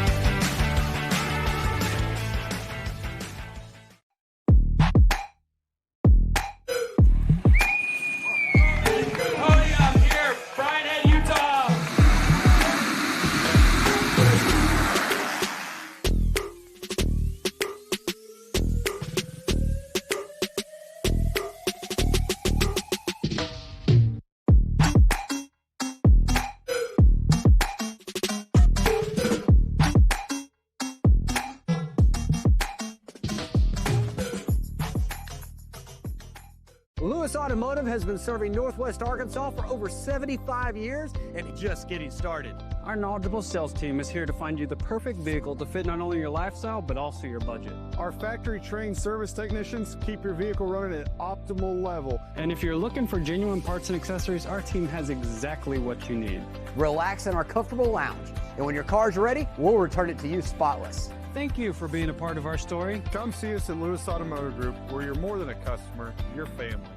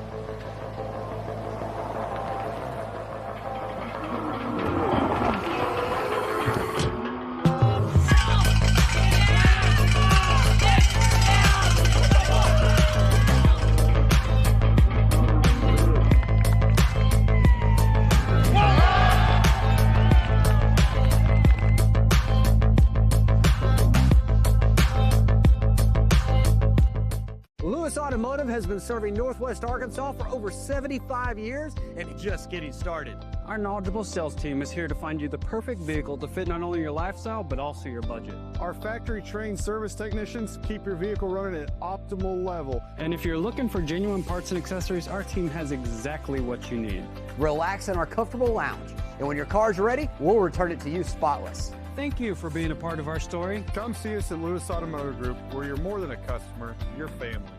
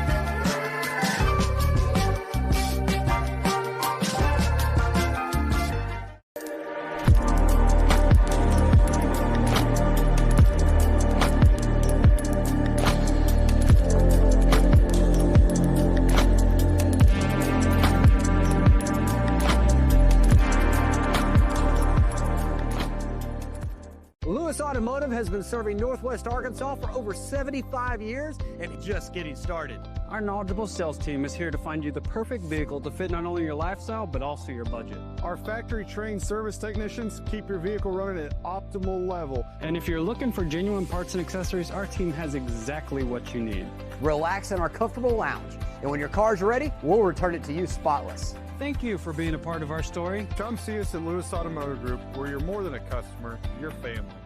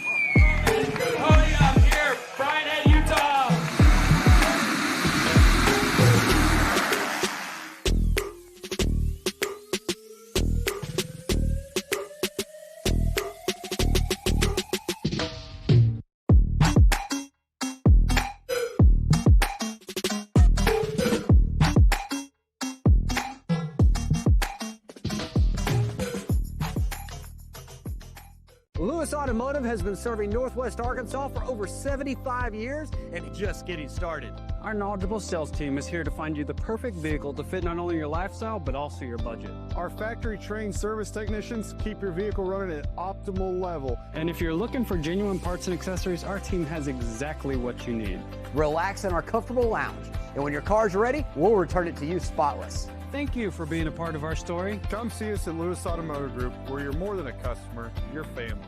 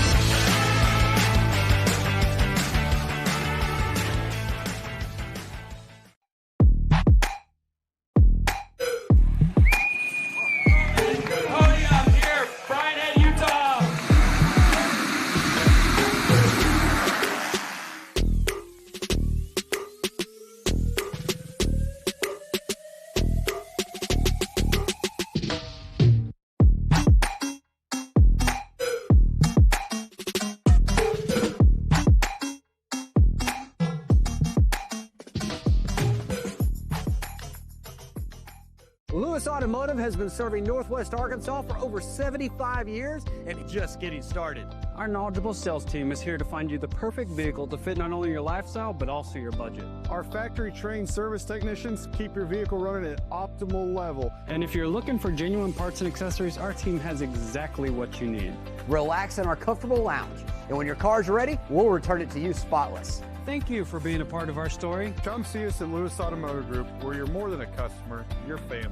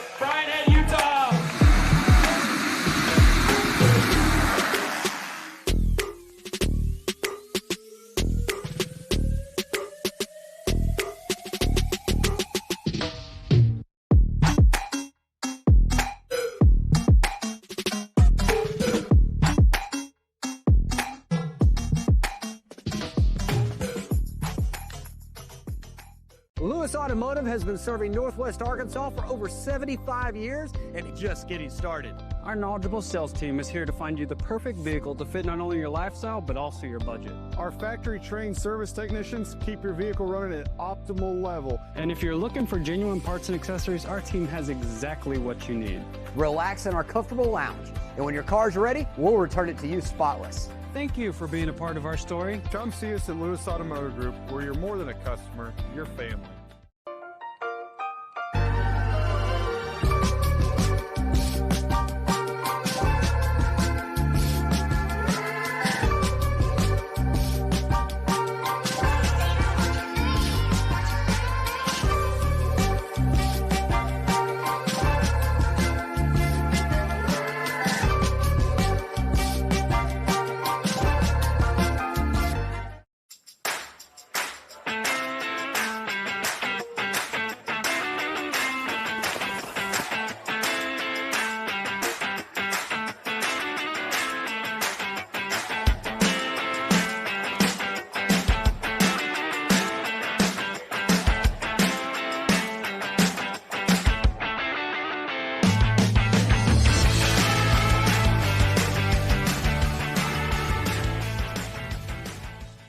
Lewis Automotive has been serving Northwest Arkansas for over 75 years and it's just getting started. Our knowledgeable sales team is here to find you the perfect vehicle to fit not only your lifestyle, but also your budget. Our factory-trained service technicians keep your vehicle running at optimal level. And if you're looking for genuine parts and accessories, our team has exactly what you need. Relax in our comfortable lounge. And when your car's ready, we'll return it to you spotless. Thank you for being a part of our story. Come see us at Lewis Automotive Group, where you're more than a customer, you're family.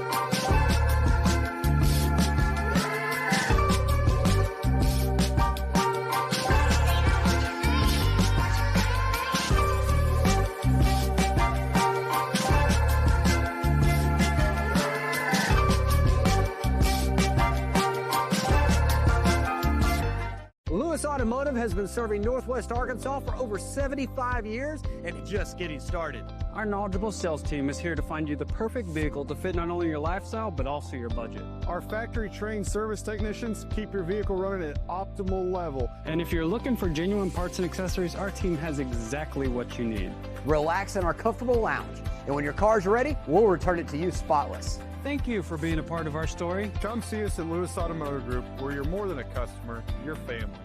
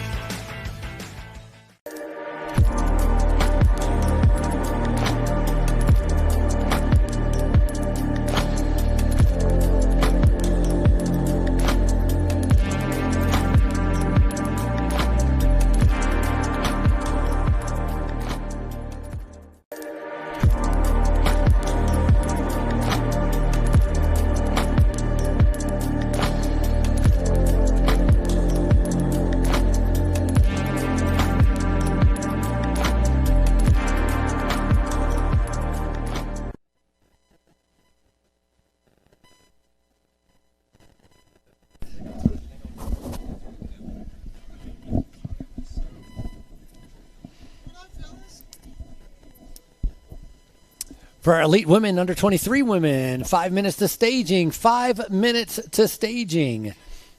Actually, 5 minutes until our call-ups. So I'd like to call you to staging now. I'd like to call elite women to staging as we're 5 minutes out to our call-ups as we're getting ready for our 2 o'clock start.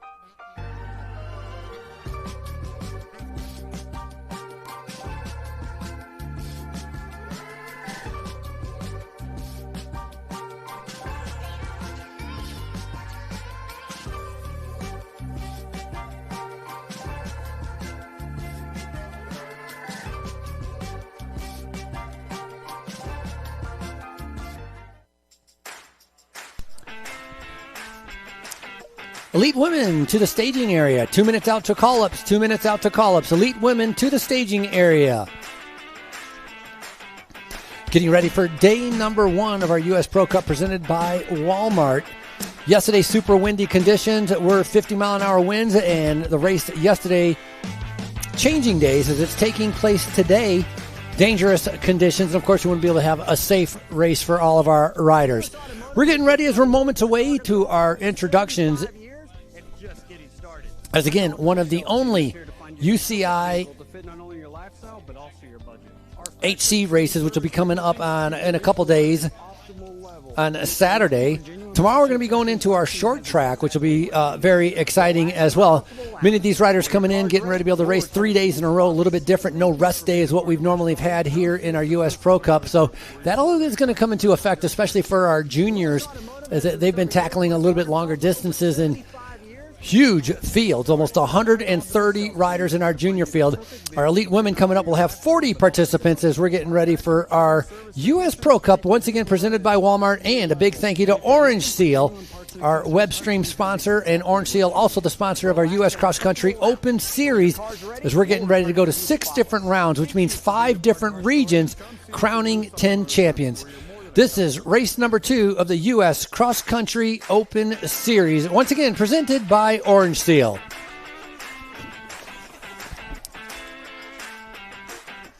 Ladies and gentlemen, it is now time for our rider introductions. Let us begin with our call-ups for our elite women and under 23. Racing for She Sends Racing. Put your hands together, Kate Courtney. Racing for Orbea Fax Factory Team, it's Jennifer Jackson. Trek Factory Racing athlete Gwendolyn Gibson. Also racing for Trek Factory, teammate Madigan Monroe. Racing for Wheeler Victoria Factory Team, it's Ella McPhee.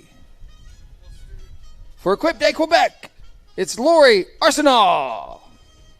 Racing for the Bear National Team, Bailey Siopa. For Live Factory Racing, Marin Lowe. For BH Coloma Team, it's Sophia Waite. And racing for Delta Marriott Mate Saint Anne, it's Roxanne Vermeet. Representing Bear National Team, looking for Makina Kellerman. Annabelle Droit. Equipe de Quebec, Julia Tetreault. Again with Equipe de Quebec, Leah Bouchard. Nicole Bradbury. Lauren Aguilar. Bailey McSpadden. Marie Faye Saint-Onge. Holly Kruchowski. Heart Pro Cycling, Isabella Robles. Katarina Marcotte. Dirt Camp Racing athlete, Natasha Visnak. Donovan Racing athlete, Maddie Fisher. Ophelia Grandmont. Sydney Nielsen. Ayana Ganj. Madeline Pollock. Maya Blanchard. Gwendolyn Urban.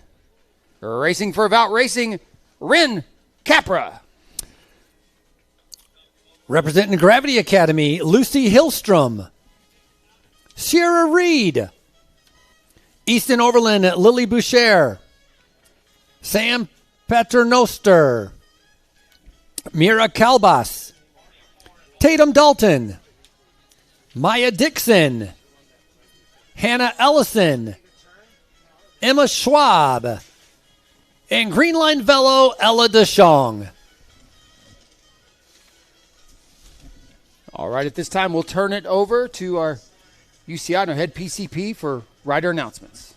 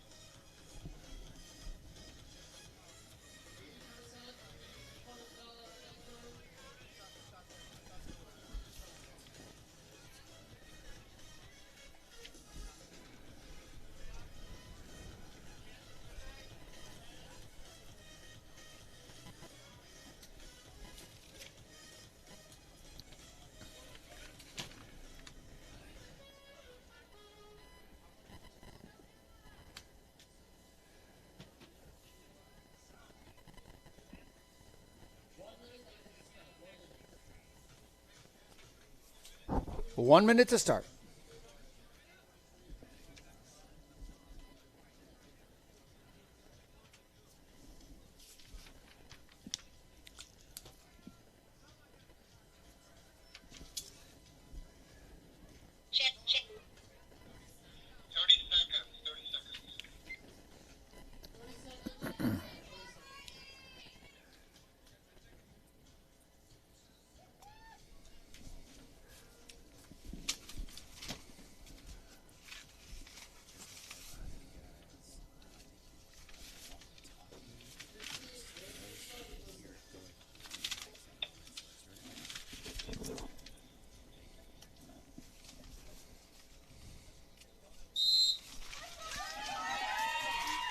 Oh, there you go, Frankie. And we are off to the races. Combined field start for both your UCI Elite Women and U23 women athletes taking to this purpose-built race course here at beautiful Centennial Park, Fayetteville, Arkansas. For those tuning in at home on InsiderMTB.com, thanks for joining us. My name is Brandon Pack. With me in the booth, Frankie Andreu. Frankie, always good to have you here in Fayetteville, Arkansas. Glad to be here. It's my, my fourth year coming back here, and it's always challenging. A little bit windy, a little bit cold, but always excellent bike racing. Yeah, current race temperature about 49 degrees. We haven't seen 50 degrees yet. Feels about 44, but you see the sun is shining on the race course here today. Again, we've been wrecked with weather this week as winds up to 50 miles per hour really put a damper down on the event production, put a pause in competition this week. But here we are today. We persevered, and we're back to racing at beautiful Centennial Park. Clean start, always good to see. Once again, you're seeing combined fields of both our elite women and our U23 women athletes on the course. A race within a race, if you will. It is. Excuse me, two different categories out there. Bailey McSpadden winning in California in our under-23 division. And so she's going to be looking to be able to try to double up or to repeat from winning in California and coming back here to be able to try to win here in Fayetteville. Large group right now as they're just going off again. For our women, they are doing one starter lap, which all of them are doing. And then with the two different categories, the elite women are doing 7 laps and our under 23 are doing 6 laps. So we're going to have to keep track of which riders are in which category and how many laps they have to do. Once again, elite women, everybody doing the starter lap, and then when they come through, 7 to go for the elite women, 6 to go for our under 23. Yeah, currently setting a pace early is Gwendolyn Gibson, track factory racer. We saw her finish 4th 2 weeks ago at round number 1 of the USXC Open presented by Orange Seal. Other athletes out there in the mix, Jen Jackson, she's back with us. She finished 2nd 2 weeks ago. Really, that was the race of the weekend out in Temecula, California, as her and Kelsey Urban took it down to the wire. National champion versus national champion, Canadian versus American, and in the end, it was Kelsey Urban taking the win there for round number 1. Also with us, love to see Kate Courtney back out there rejoining us. She's on that Allied bike made right here in Arkansas. She's riding the BC40. It's a rowdy cross-country race machine. It's inspired by the Back 40 trail system located right up the road in Bella Vista, Arkansas.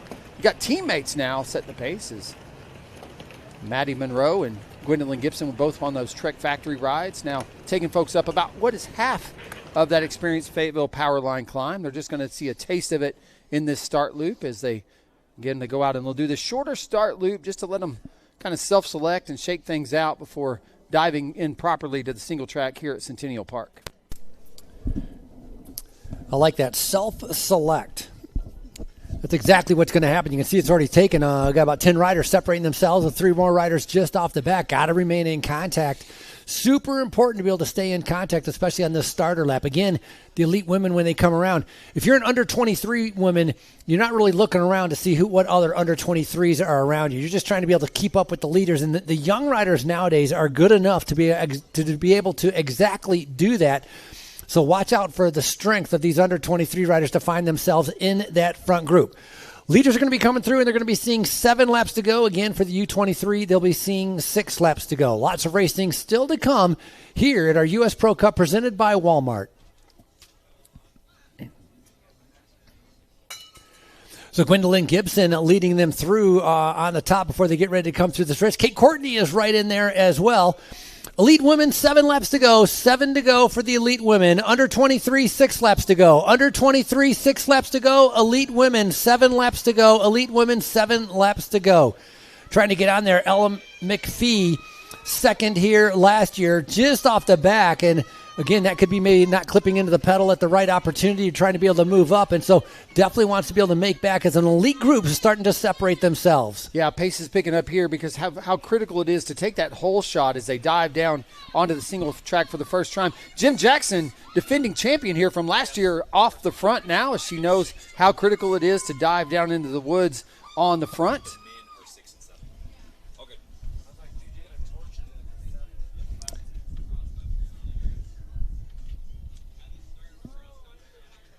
Good shot of our.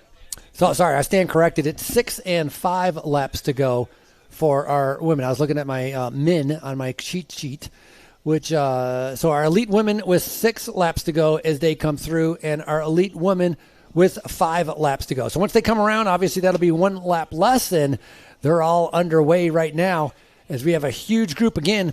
40 riders total, a combination of 2 different categories, and immediately we have different riders coming to the front trying to be able to string things out. Well, and off the front is Jen Jackson, Canadian national champion. She knows how to win here on her wheel. Looks to be Trek Factory racer Gwendolyn Gibson. There is the Red Bull helmet of Kate Courtney out in the mix in the woods early. I saw this 2 weeks ago in California. It was Jen Jackson from the start. She was leading the pace, setting the pace early, really, turning the screws on the entire competition like she's starting to do here now. Race on lap number 1. That lasted till about halfway through the race, and then other athletes were able to get back on terms, and eventually she lost in a 2-up sprint to Kelsey Urban. But I wonder, did she learn some lessons? Has her fitness come into a little bit more form here in Fayetteville? Again, defending champion at this event. She knows how to get it done, Frankie. Yeah, winning both of the cross-country events last year here in Fayetteville. And we talked about her being a Canadian national champion, also she's a Pan American gold medalist as well. And so coming off that 3rd place in California, maybe a little bit of a wake-up call for her. And it doesn't look like she's waiting around. I mean, kind of, I don't want to say rare, but, to be able to attack it like immediately from the front and trying to be able to see who can stay with it. There's Kate Courtney sitting in 3rd place, and then the rest of the riders, a great job. Gwendolyn Gibson sitting right in there as well. Now, Gwendolyn, you go back to 2023, 2 years ago, she was 2nd in the HC race that was taking place here, and Gibson's coming off a great ride in California, as you had just mentioned. She was 4th in Cali, and so a big competition going on, a big battle as these riders continue to go against each other week in and week out.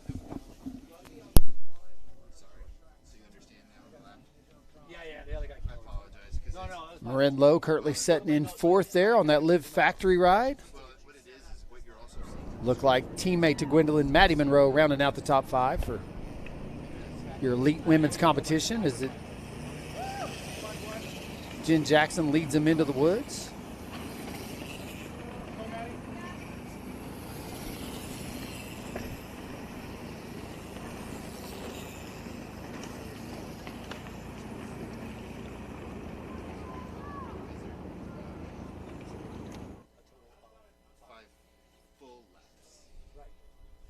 All they did right now is just finish their. Right. So when they come through, it'll be 4 together. Yes. You're right. We're all talking the same thing. We are. All right. Thanks. Once again, coverage being brought to you live. Compliments of InsiderMTB.com, streamed on YouTube. Compliments of our friends, presenting partner for this weekend's live broadcast, Orange Seal. And for those just tuning in, hey, you like what you see, you like the product. This obviously doesn't happen for free, and if you want to consider throwing a few bucks at the broadcast, welcome to make a little donation, and heck, we'll call you out on the stream like we're going to do right now. I want to thank Alan Morrison, Jessica Offer, and Kelly Kurzewski. Let me see. Help me out here, Frankie. Kurzewski. There you go. Kurzewski. Oh, there go your papers. Oh, I got it. Oh, I don't. Wind picking up here is never ending. Temperatures gradually warming up. That sun is out, so it feels good as these riders are able to experience that out on this course. You can remember there's a lot of categories that have raced earlier, so they have torn up the course a little bit. As you can see, that Canadian national champion continues to be able to be on the front as Jennifer Jackson is leading them through. Gwendolyn Gibson sitting in 2nd. Kate Courtney was in 3rd. Oh, and the rider right there, I believe, who started to be able to make a move is Kate Courtney.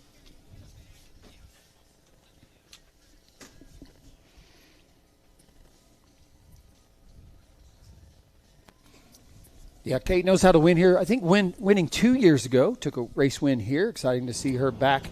She was a winner here in 2023, exactly 2 years ago, picking up the win, and did not come to this event last year, so deciding to be able to come back and see what she can do against some of these riders.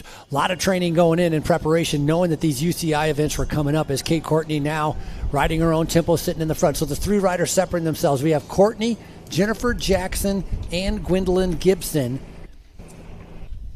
And then a little bit of a gap. Remember, we're going to have to keep an eye on, and maybe we'll try to point that out when we see him, will be our best under 23. Two different categories out here racing at the same time. Three riders right now in our elite women, all starting to separate themselves. And, of course, Kate Courtney, a previous world champion, being able to wear those rainbow stripes for an entire year. A huge accomplishment, and that was fun to be able to see and to be able to watch.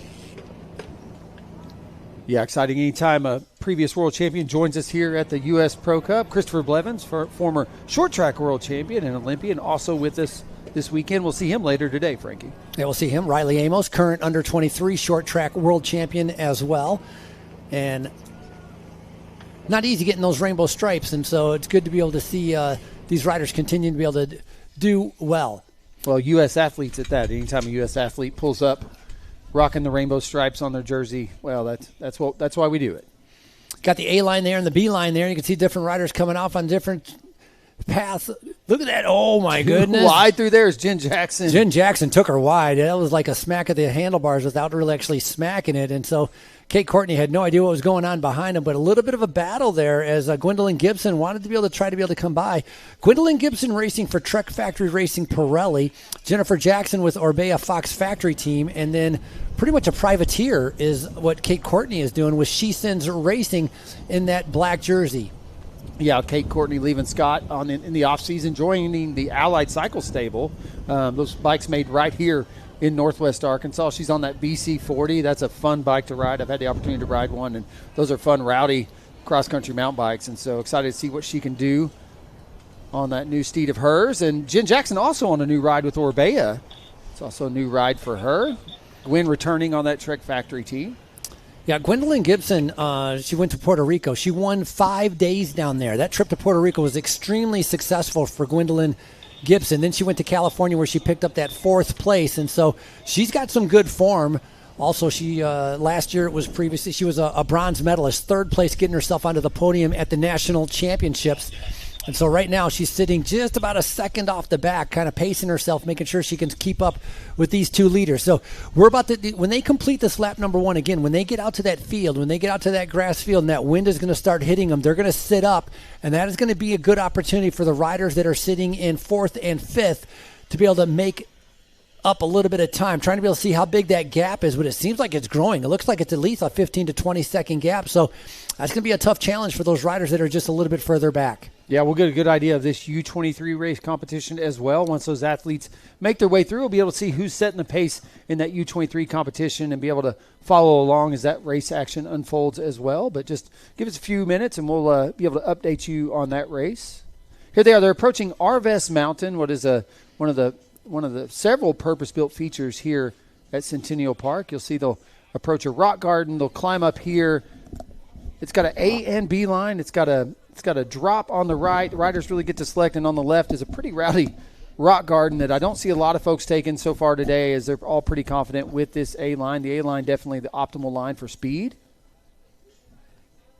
And from there, they hit that Orange Seal speed and style section. You'll see why we call that. They hit that catch berm right there, but then they're shooting straight into these series of cinders. And so these going to catch air right there as you see them gapping over that first. And then a second one, that's going to lead our athletes down to what we call the Dell Descent this weekend, which is, in my opinion, the most technical descent on course this weekend, the way Ty Cady, the race director, has constructed it.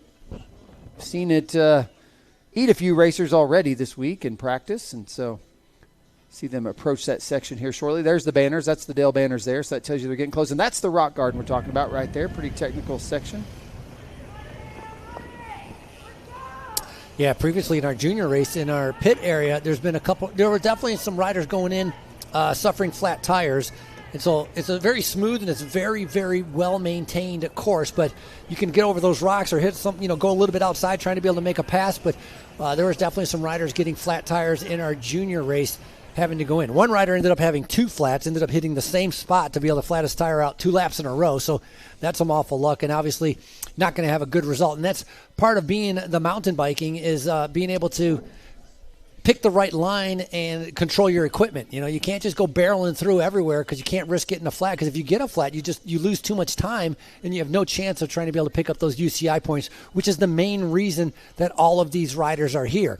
Talked about those World Cups that are going to be coming up in April and May right after that, and so if they can pick up some UCI points before they head over to Europe, that'll be a big advantage for them. And of course, they're thinking a little bit further down the road once we get to our U.S. National Championships. Once again, like to call our junior men top 5. Junior men top 5 to the podium area. Junior men top 5 to the podium area, please.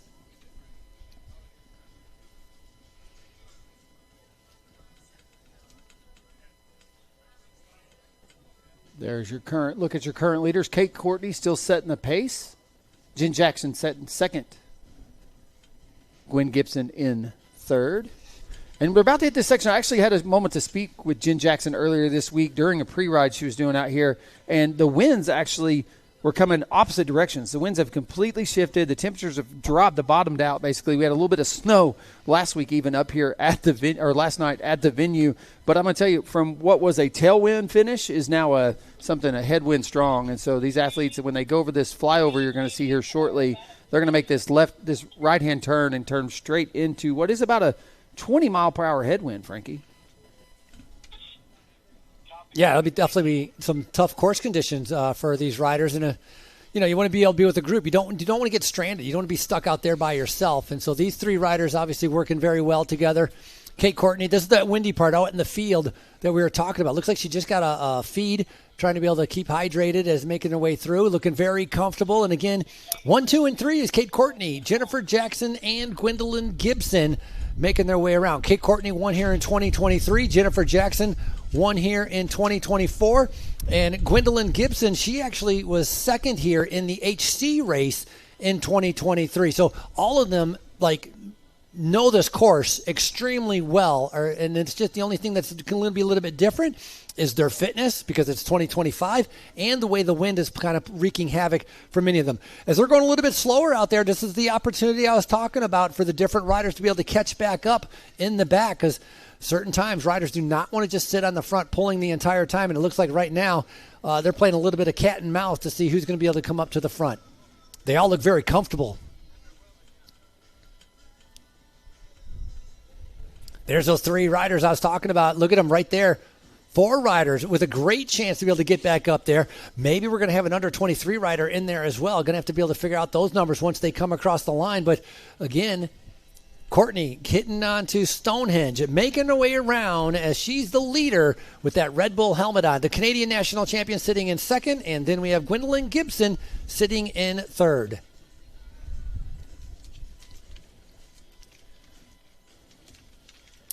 Attachment's been made. An excellent job by those 4 riders in the back. They saw them in the front right there. So riders, 5 laps to go.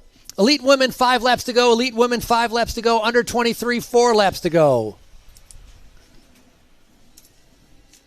It does look like Maddie Monroe with Trek Factory Racing was able to bridge up and rejoin this lead group, as was Live Factory rider Marin Lowe. I think there was another rider there in the mix as well.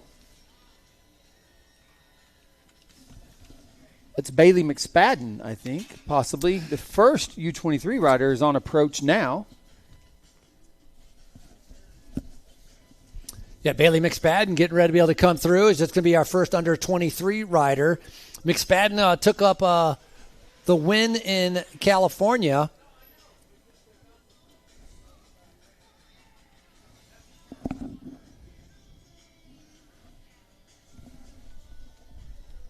Yep, Bailey racing for Bear National. Currently setting the pace in that U23 competition. U23 athletes have 4 to go this time through. sitting in that second group, or it was the second group. They managed to get back up into that front group. Madigan Monroe, Truck Factory Racing, Ella McPhee, and Ella was second here last year with the Willier Vittoria Factory Racing team. Marin Lowe had made it in there with Liv Factory Racing, and then we talked about Makina Kellerman, who was third last year with the Bear National team. First under 23 is Bailey McSpadden, and keeping a track of that to see what other under 23s have come through as right behind is Marie Faye St. Onge. And looking at Marie Faye St. Onge,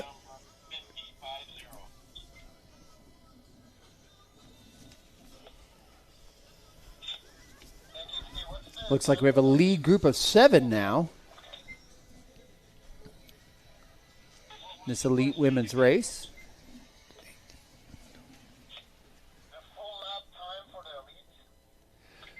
second place in the under 23 is what I was trying to look up here. Is 30 seconds back. 30 seconds back between Bailey McSpadden and Marie Faye St. Onge.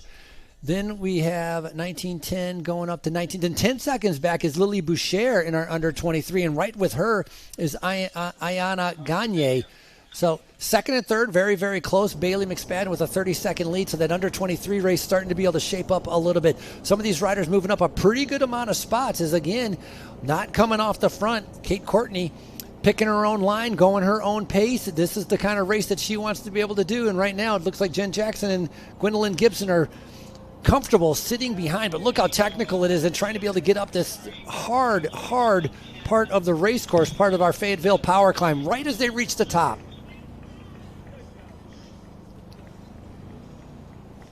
See some of that chase footage happening there on the screen.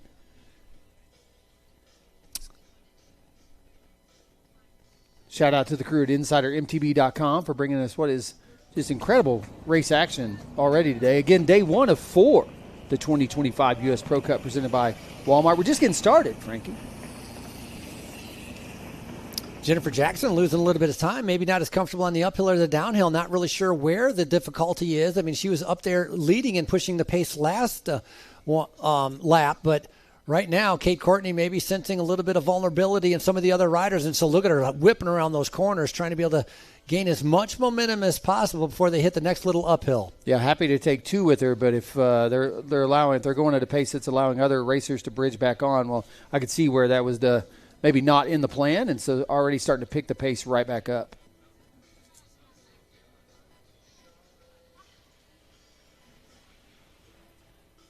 Looks like we have a group of 5 now. The 6th rider trying to get back on terms here. I think that other rider might be Madigan Monroe from Truck Factory Racing. Pirelli might have been in there, or maybe Ella McPhee from the Willier Vittoria Factory team as well. But that group definitely expanding a little bit better. Fast start, first lap time, 13 minutes and 42 seconds for the riders that came by. That was for our leaders, a 13 minute and 42 seconds. Going to keep track of that to be able to see what kind of lap times they're doing leading in. They came through with our elite women with 5 laps to go and our under 23 with 4 laps to go. So a lot of racing still to come.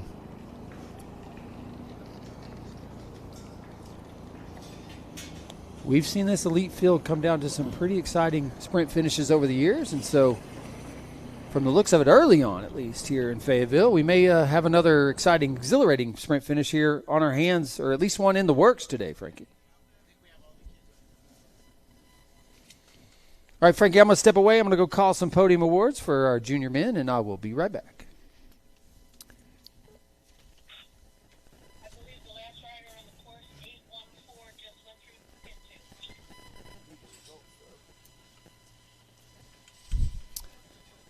Rider in third position, that Canadian national champion, just kind of riding steady, keeping within herself, not redlining herself, trying to not let these 2 leaders get too much in front of her.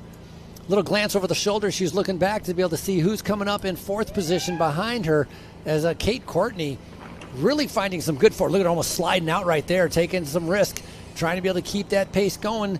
Gwendolyn Gibson looking very comfortable sitting in second as these are our top 3. Then there's about a 3 or 4 second gap, and then we're going to have our 4th place rider coming through as well.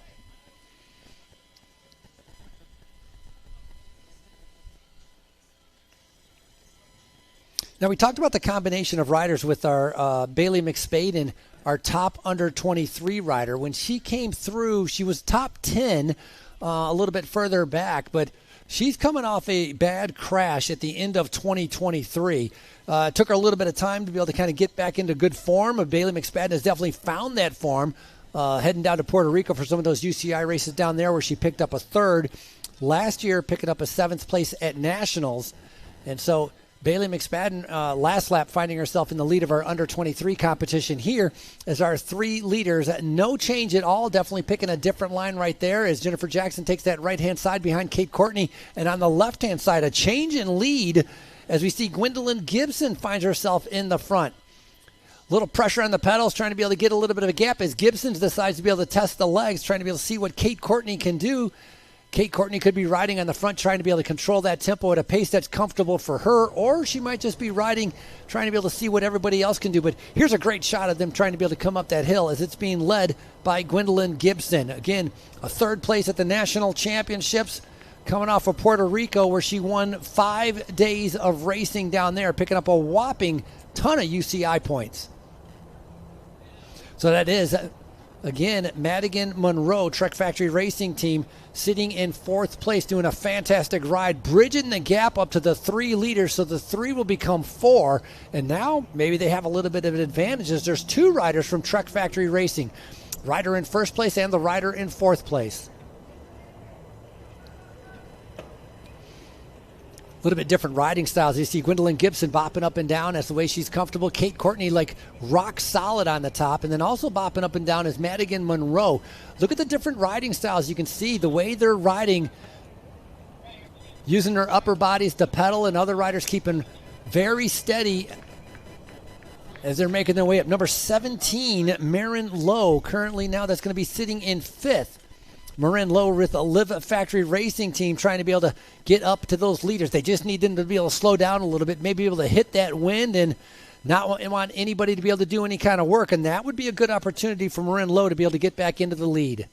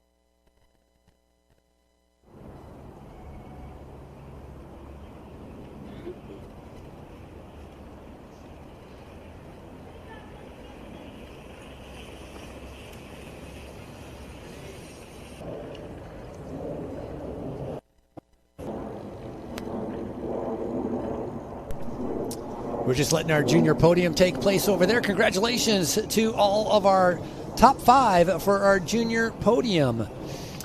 Joining me in the booth is Ty Cady, your event director and organizer. He was just out on one of the buggies that were traveling right alongside of the riders. Ty, let's start off with course conditions. What is the conditions of the course like after all of a little bit of the snow, the cold temperatures, all the wind? What's it like out there?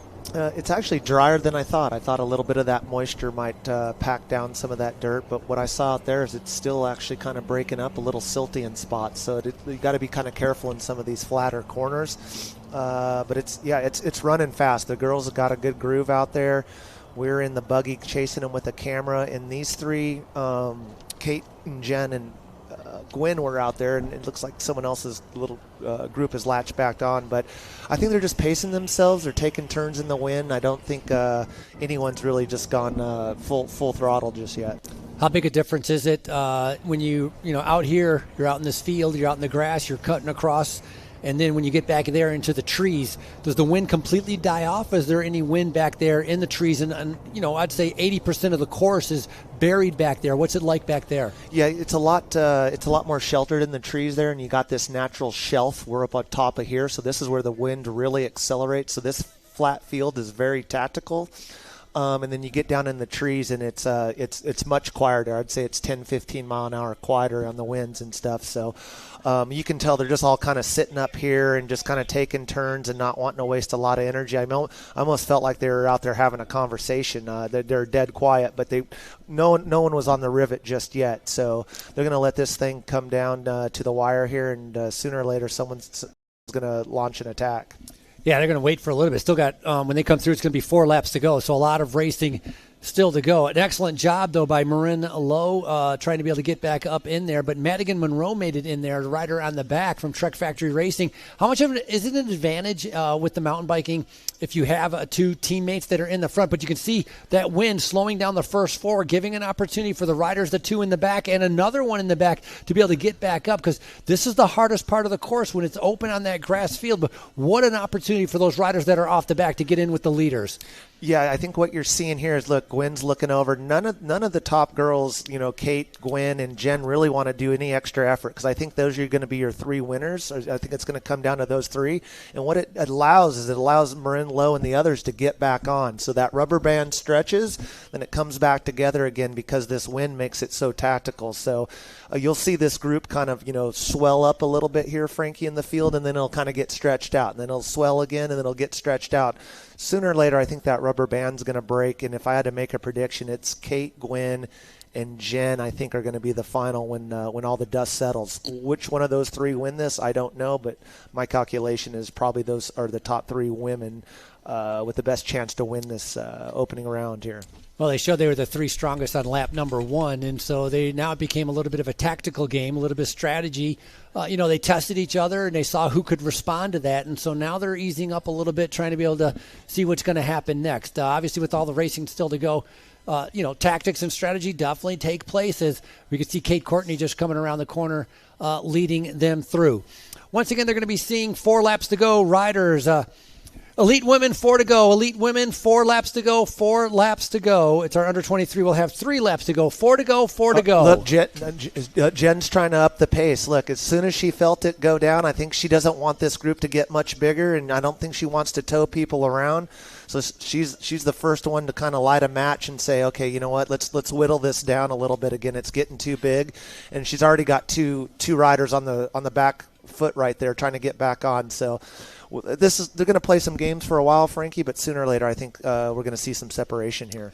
Last lap, 14:10. That's almost 30 seconds slower than what they did the lap before. So just what you were talking about, being a little bit patient and playing a little bit of games. That first lap was 13:42. This was a 14:10. That allowed those other riders to be able to get on there. But got to give a lot of credit. If you're McKenna Kellerman and you're Marin Lowe and you're Ella McPhee and Madigan Monroe, you're off the back. Not giving up, right? Staying headstrong to be able to get back into that group. But this course is not forgiving. You hit that power climb. I don't care how much your head wants to be able to stay in that front group. It really does come down to that early season fitness, doesn't it? Absolutely. And then, Gwen and Jen were really solid at Vail last week. We didn't have Marin Lowe. McKenna was there. McKenna rode great.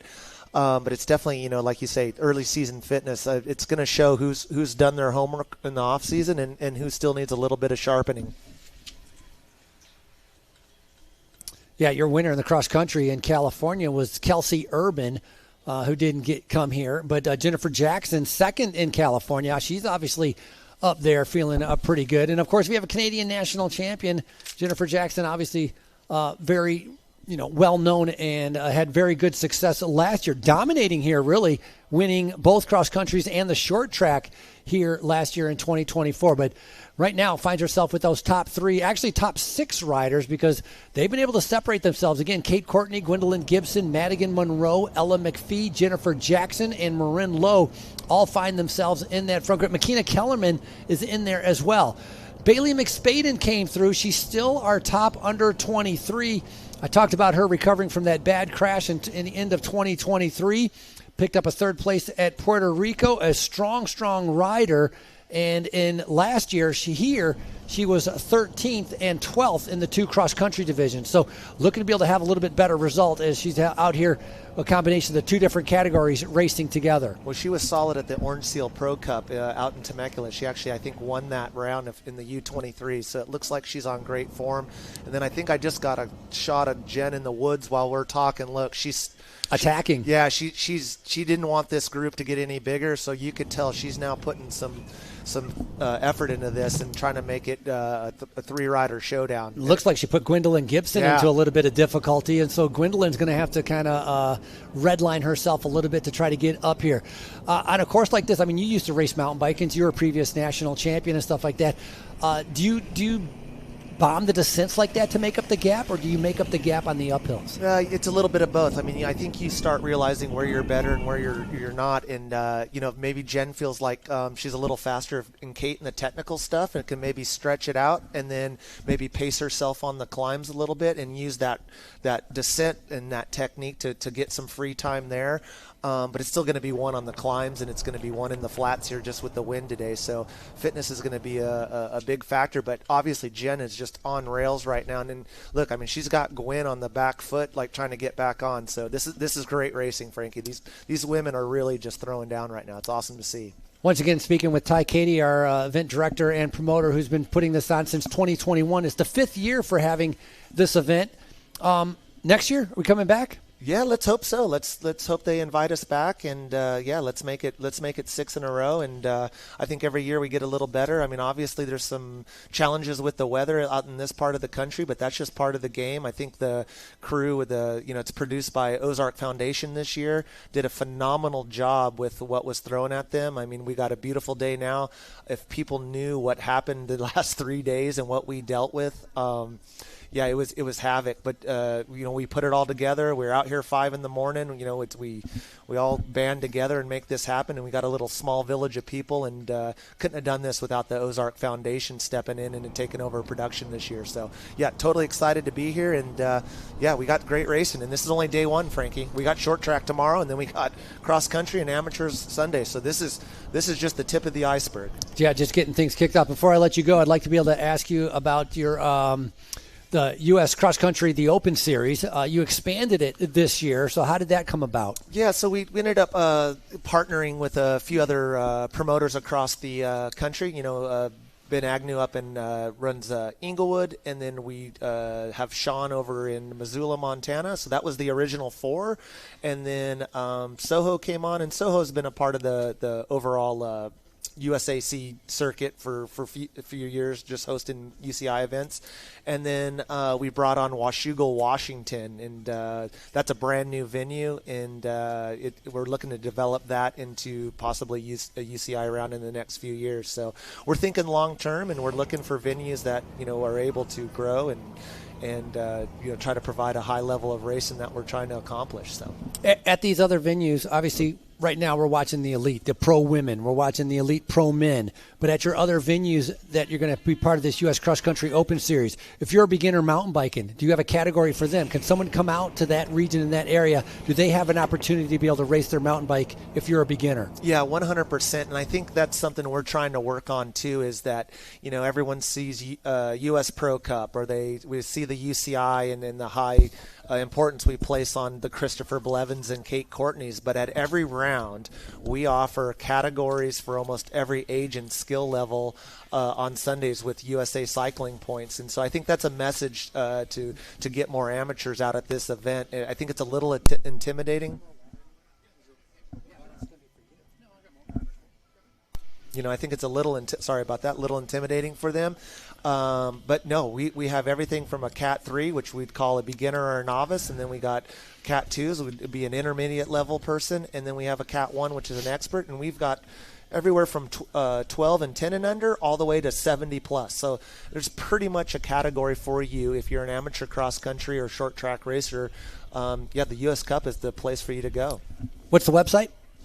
USCupMTB.com. There, go check it out, USCupMTB.com. And obviously, they got a race for you to be able to come on out. Ty Katie, thank you very much. Excellent job, and super excited to be able to see what happens today with our women, and then coming up a little bit later on with our elite men and under 23 men coming up at 4 p.m. Yep, looks like we got a great race, and those three I was telling you about are back in the bunch. So I'm going to hand this over, and appreciate you, Frankie.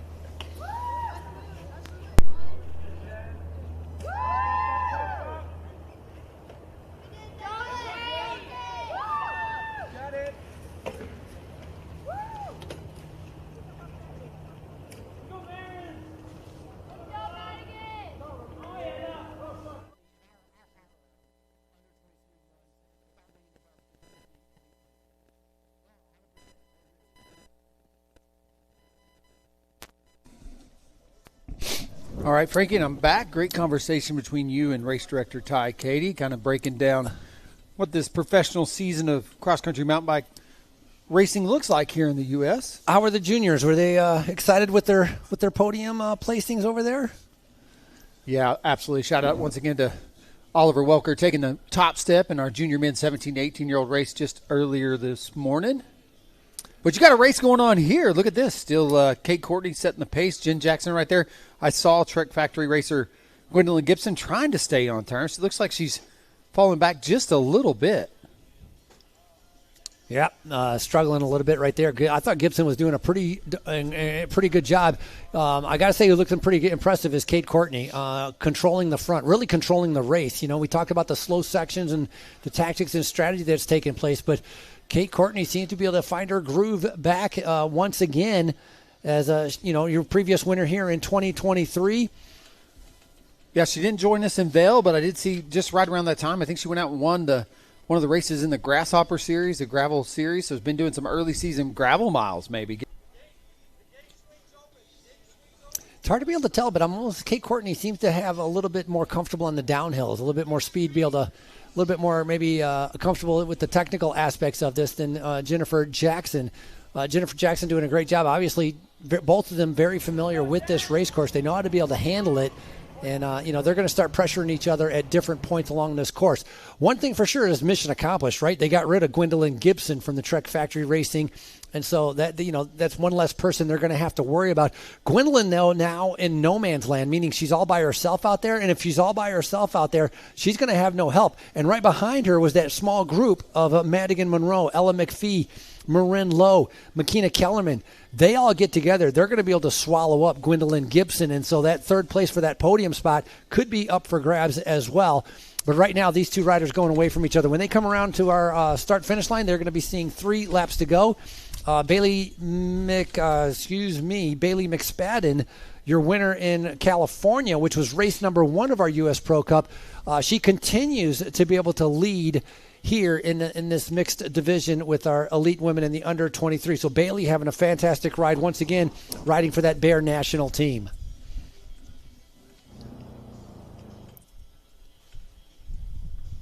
Good shot of your current leaders in your elite women's competition. Once again, it is Kate Courtney out the front, followed right on her wheel by current Canadian national champion Jennifer Jackson.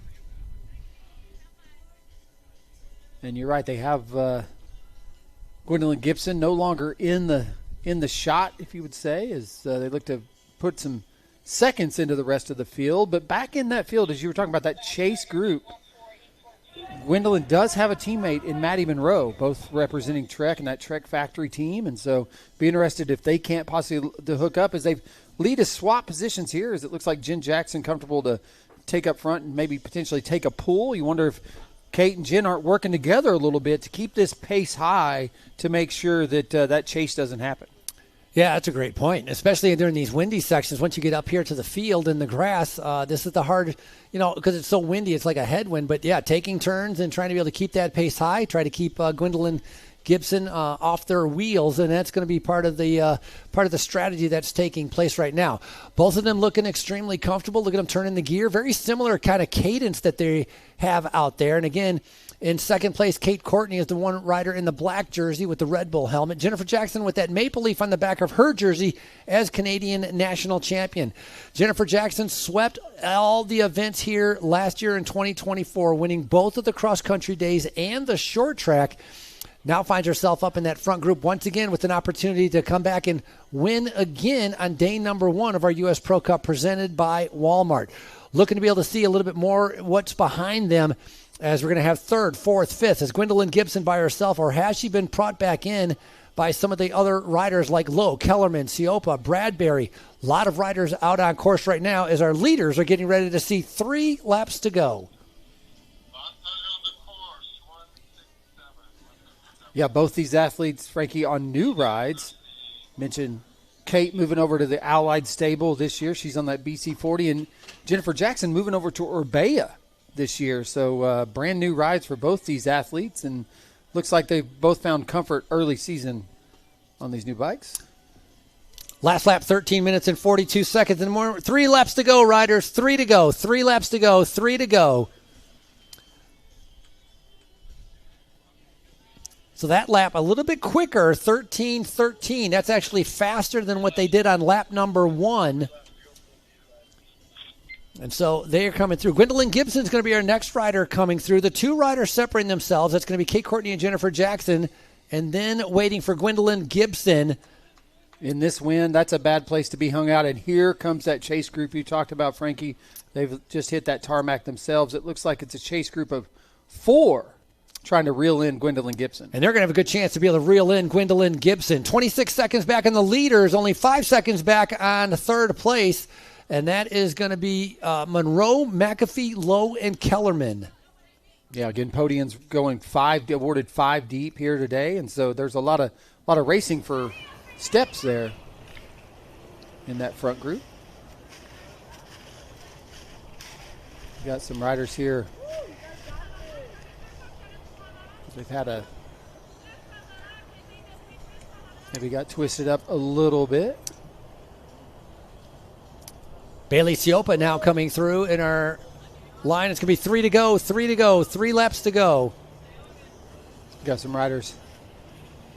Riders walking out there or just taking a breather. I think that their day may be done. Not sure what's going on there. Could have been if it was a crash, they're already up and walking that bike, but something tells me it might be mechanical, could be biker body, I don't know, but yeah, definitely not going their way here today. But you know what? That's okay. They get to do it again tomorrow, and they get to do it again Saturday. So a lot of racing still up for grabs this weekend at the U.S. Pro Cup, presented by our friends at Walmart. Once again, paying attention to this finish line, waiting to see with our top under 23 rider when they come through. Time gaps are starting to grow in between pretty much those top 6 riders as almost a minute has gone by and still nobody has come through. Our under 23 rider is going to be seeing 2 laps to go once they get around. Again, over 40 riders out on course, and our leaders right now continue to be Kate Courtney and Jennifer Jackson. Jennifer Jackson, current Canadian national champion. Kate Courtney, a previous world champion in cross country. Both of them have won here before, as Kate Courtney won in 2023 and Jennifer Jackson winning in 2024.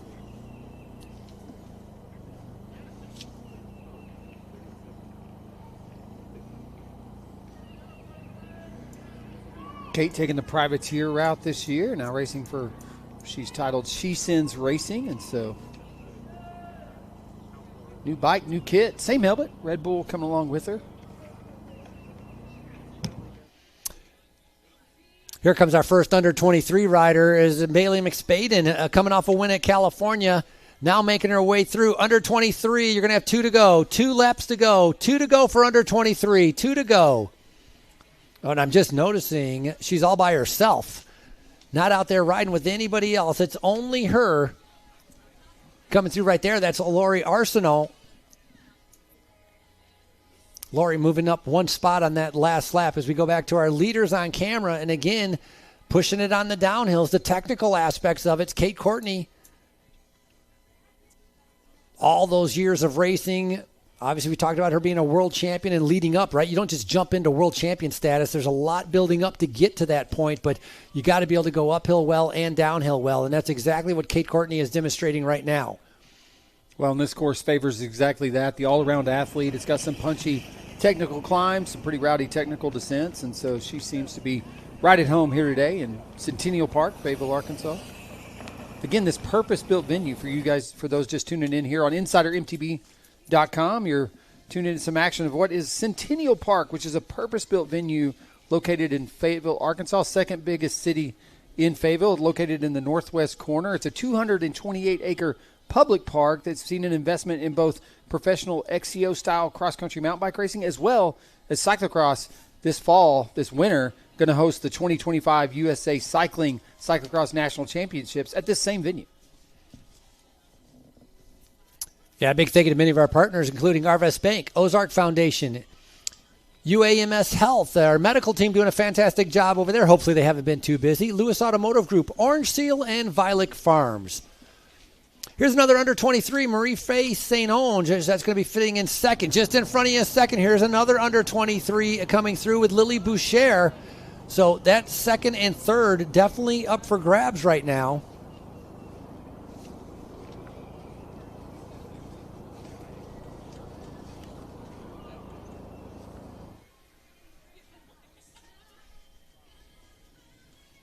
Good look of our leaders as they pass that feed zone number 1 out on course. The first of 2 feed zones available to the riders in this afternoon's competition.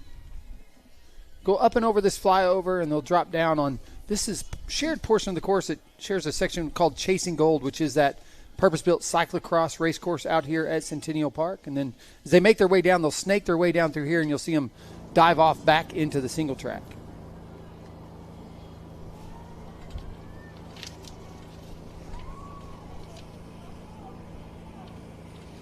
Lily Boucher doing a fantastic ride. 33rd in our call-up list and making her way up into top 10, top 12. And so that's a great ride. Also, she's in that under 23 category trying to be able to get in there.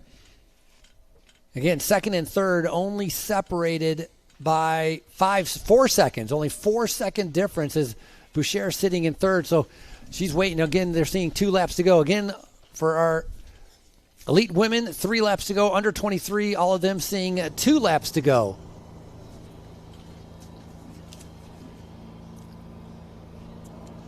That's Madigan Monroe coming through. I think she hooked up with Gwendolyn Gibson. So that group of 4 that was chasing Gwendolyn Gibson have managed to be able to reel her back in. And so 2 of the Trek Factory Racing teams, while partnering up, a lot of the other riders trying to be able to hang on. Again, it was Madigan Monroe, it was Ella McAfee, Marin Lowe, and Makina Kellerman. Kellerman picking up a 3rd place here last year. Ella McAfee, a 2nd place here last year. So, again, these riders familiar with this course. They know how to pace themselves. They know how to be able to get to the end and have a good result. You have to save some energy for that final lap. And so, very difficult course conditions as Kate Courtney continues to be able to control things, it seems like, on her end, as she's just riding her pace, her bike race, trying to be able to see what's going to happen a little bit later on. Yeah, great shot. Doesn't show the elevation that they're digging into right here. It's uphill, though, isn't it? It is uphill. Yep, that's our experienced Fayetteville power line climb. You can see there the power line's what we call electric avenue sometimes in the racing. And, yeah, they're just now punching up out of the single track. They'll get into this double track section that takes them up and over and towards Arvest Mountain. A lot of moves made in a lot of races right here on this portion of the race course, both in cyclocross and cross-country mountain biking. And so it looked like they're both pretty comfortable at the pace they're setting, but definitely an opportunity to make a move in the race right here. That's a great shot. Look at that, right on the next to them while they're going right by, turning the pedals over side by side evenly. Now Jackson, you can see her starting to be able to pump a little bit more, trying to be able to push the pace.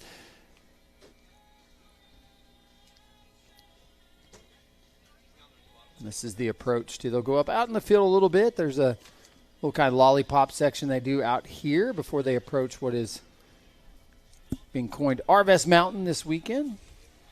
Shout out to Arvest Bank. Strong communities start with strong relationships. As a proud sponsor of the U.S. Pro Cup and the Ozark Foundation, Arvest Bank believes in the power of serving others and is committed to working with those who serve our community. Thanks to Arvest Pretty unique feature. Again, purpose-built, shares both the cyclocross and the mountain bike courses. One side's mountain bike, the other side's cyclocross. You'll see a series of Belgium-style stairs on the back side of this mountain used in cyclocross, but they're going to approach this. There'll be an A and a B line. Most of these athletes comfortable taking that A line. It's about a 6-foot drop. The B line being a really, really technical and long and drawn-out rock garden.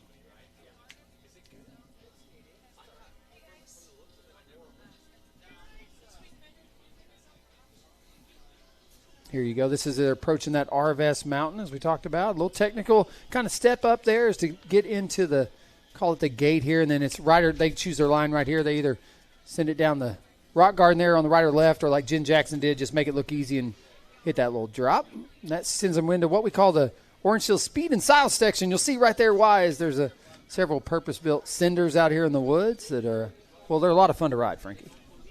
Yeah, almost like a couple tabletop jumps and some little swoopy-doos, and a lot of fun to be able to keep your momentum. And that's something that, it's a no-break area where you got to be able to keep that momentum, be able to keep that flow going. And really cool to be able to see the Orange Seal Speed and Style section coming through right after that rock jump. As Jennifer Jackson, again, previous Pan American gold medalist, leads them through, Canadian national champion. Here's your chasers right now, the two of the Trek Factory Racing. That is Maddie Monroe up in front, I believe, of Gwendolyn Gibson now, and that's that might be Liv Factory rider on their wheel. Was that 2-0 or 2-2-0? Yep, that is indeed. Certainly setting in Marin Lowe with Liv Factory Racing. Looks to be setting in 5th, chasing those two Trek Factory athletes. So Marin Lowe hooking up with Madigan Monroe and Gwendolyn Gibson. And that means Makina Kellerman got left out of this, and mainly it's Makina Kellerman not finding her way to be able to get up to be able to stay with those those 4 chasers. Now I can't call them the front runners because we have the 2 riders off the front with Kate Courtney and Jennifer Jackson, but Kellerman was there for a long time, and so now doesn't find herself in that chase group. As we go back to our 2 leaders cutting through the trees in the wood, they're about to be able to pop up and make their way onto the field and then start heading back. And again, once they come around, they are going to be seeing 2 laps to go.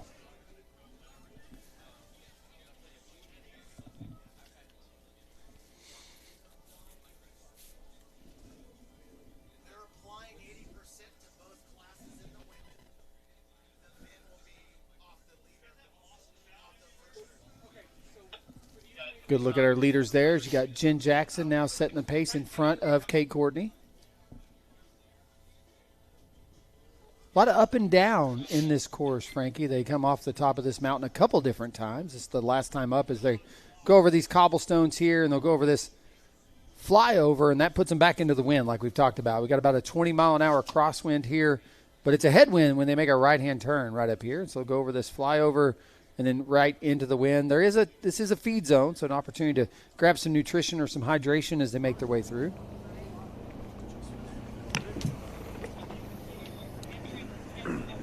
Hey, if you lost an iPhone, come on by.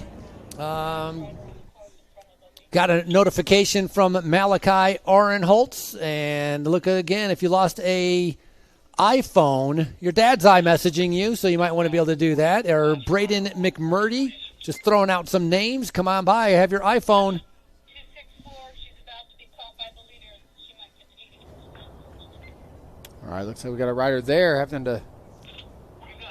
electing to run that technical rock descent that we've spoken about. So don't know if she's had a mechanical there. Oh, never mind. That's a long run to the tech area from there.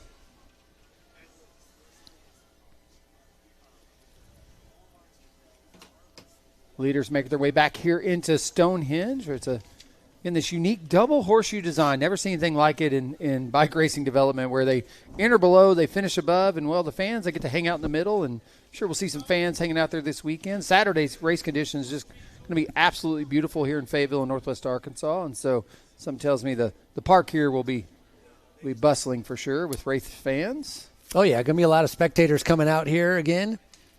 Excellent job. Keep her going. Keep her going. That's going through our start-finish line right now. That's Gwendolyn Urbane from About Racing as our leaders are getting ready to come in and going to be seeing 2 laps to go. So during this second lap, I'm going to pay a little bit more attention to our under 23 so I can actually let them know when they have their one lap to go. There's Kate Courtney and Jennifer Jackson coming in. Riders, it's 2 to go, 2 to go, 2 to go. There's your leaders, Courtney in the black jersey, Jennifer Jackson in the Canadian jersey. 2 laps to go, 2 to go for our leaders coming by. Lap time is going to be a 13:49, so that's 30 seconds slower than what they did last lap. Remember, they got rid of a bunch of riders last lap when they did the 13:13, and now they're at 13:49. They just came through seeing 2 laps to go. Yeah, we saw that chase group of 3 just enter Stonehenge there in the shot, and so be able to get you some gap times here shortly. Starting to lap some riders. So the back markers, I don't want to say getting in the way, but because they're able to go around them pretty easily. But you're going to see some riders right on their wheel or maybe some riders in front of our 2 leaders. But those are riders that are about to get lapped from our elite women and the under 23. Remember, 2 different categories out here racing at the same time. Here comes our chasers right now. This is going to be 3rd, 4th, and 5th. Again, Marin Lowe, Gwendolyn Gibson, and Madigan Monroe. Makina Kellerman is just off the back. She was there for a while, and now it's 2 to go for the riders coming through. 2 to go for all of our riders, including Kellerman. 2 laps to go.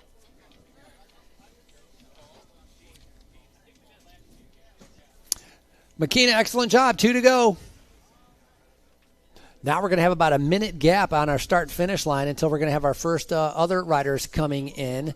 As those are the 3 leaders. They're not waiting around for Makina Kellerman from Bear National Team. It's the Trek Factory Racing Pirelli riders leading them through, and they're dragging along Marin Lowe right on their wheel. That could actually play into Marin's favor if she can, save the legs a little bit and stay on the wheel, maybe have something for that last lap. Yeah, it looked like she led him through, but Gwen comfortable to hop back in front and set the pace now as they dive back into the single track here with 2 to go. More of our U23 athletes coming across. No, that correction. That's Bailey Siopa with Bear National making her way across, part of that elite women's competition.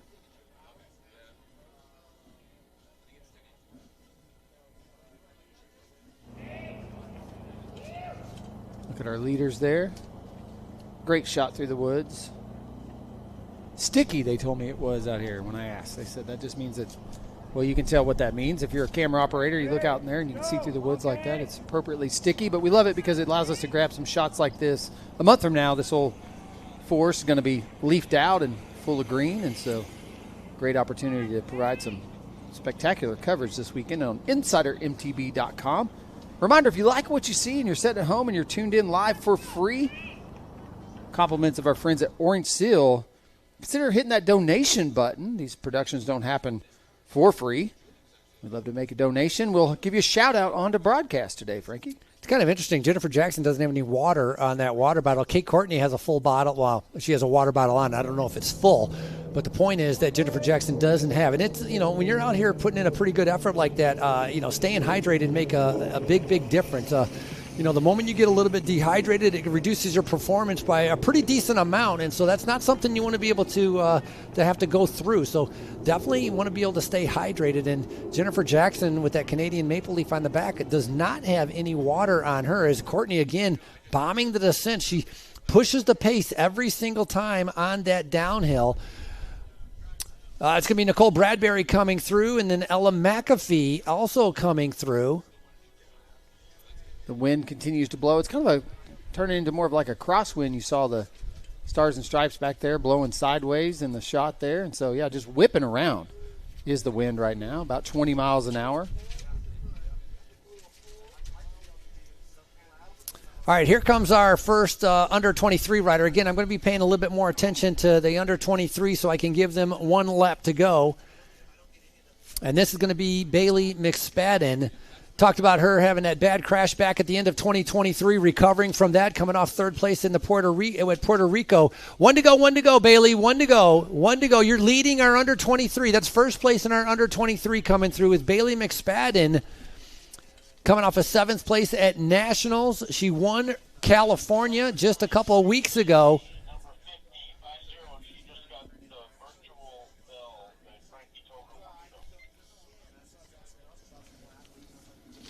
Our U23 athletes getting the virtual bell as we And remember, with one to go. And second and third are very close to each other. They were only 4 seconds separating them last lap, which is Marie-Faye St. Onge, and it was the other one was Lily Boucher.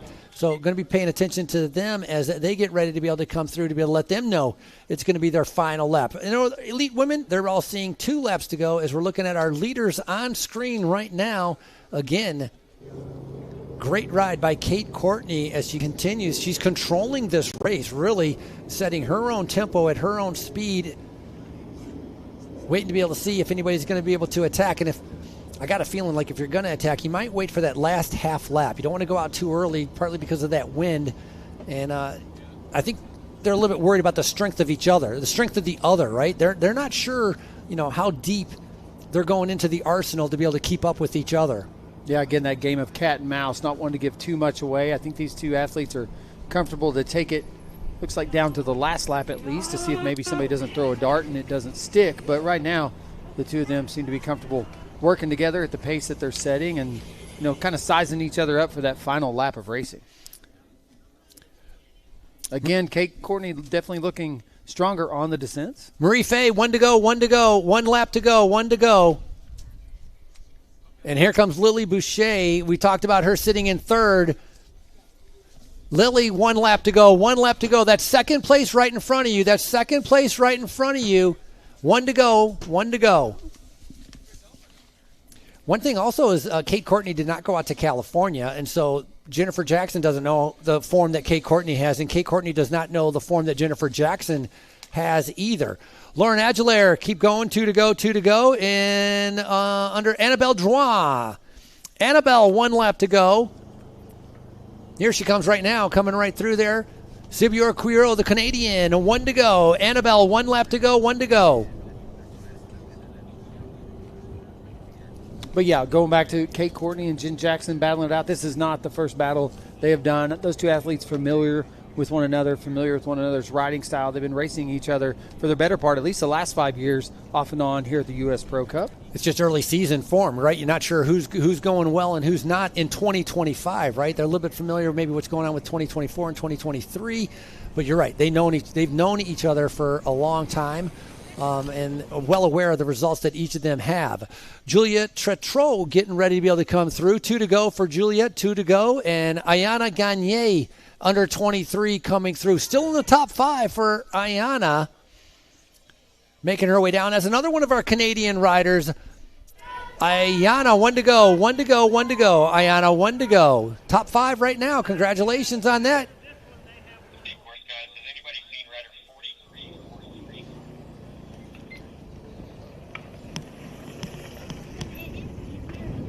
Again, Kate and Jen, leaders, managing a little bit of lap traffic out there in that U23 competition, the race within a race, but you know, we'll get through there clean, most by all accounts.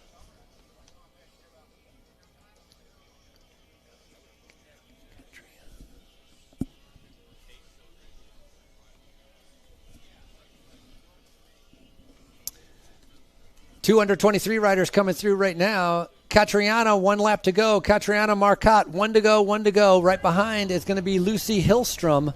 35 riders have lapped at least 3 riders. Lucy, 1 lap to go. Lucy, 1 lap to go. Gravity Academy, 1 to go, Lucy.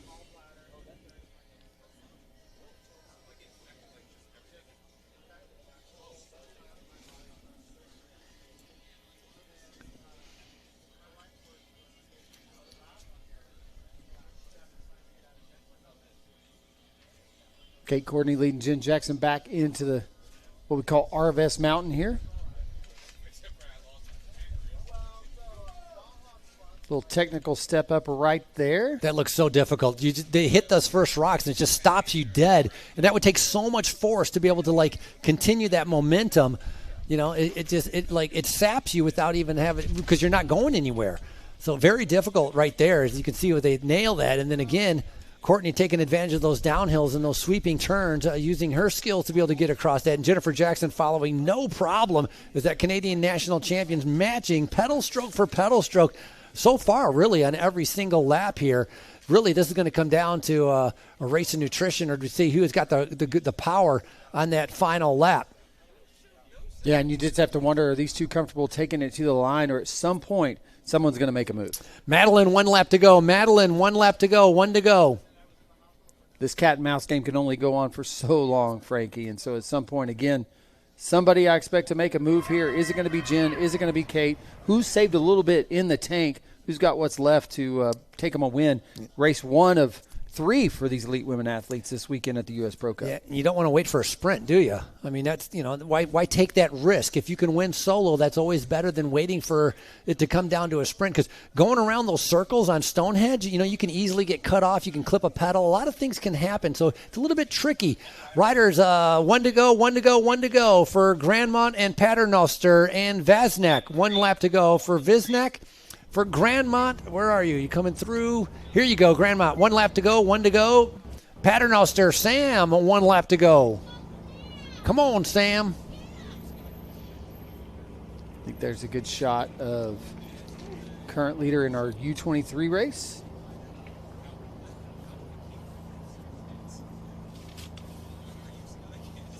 Bailey McSpadden, Bear National Team, on the final lap, making their way through. She's wearing number 50. And then you go back to our leaders. This is our elite women. When the elite women come around, they're still going to have 1 lap to go, and nothing separating them at all.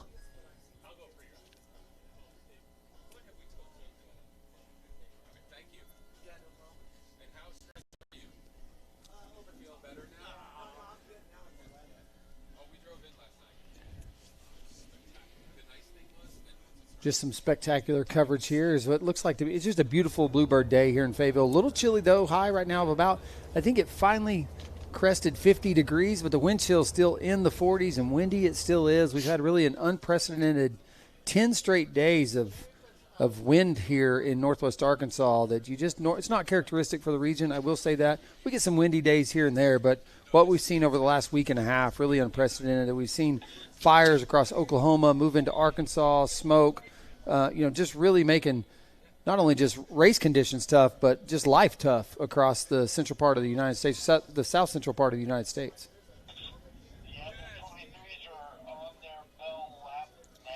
There goes Jen Jackson taking some hydration, Frankie, as you talked about. Didn't have a bottle on her bike. I think she knew where that bottle said. It was sitting there in that second feed zone on course as these two leaders now make their way out on the backside. Was the farthest out portion of this course, and it's just really a grind from here right into that west-northwest headwind and grinding all the way back towards Stonehenge.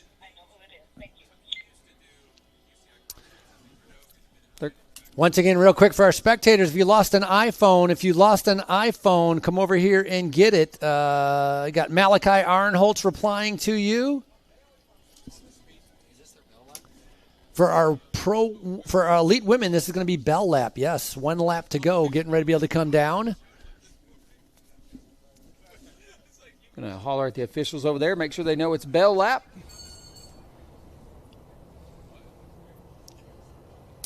Kate Courtney riding comfortably, keeping the pace going, staying on the front. Jennifer Jackson following up right behind.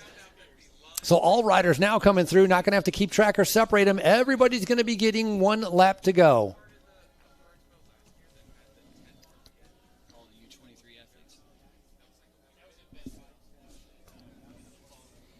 Yeah, and here they go, going past our Walmart Plus delivery truck there.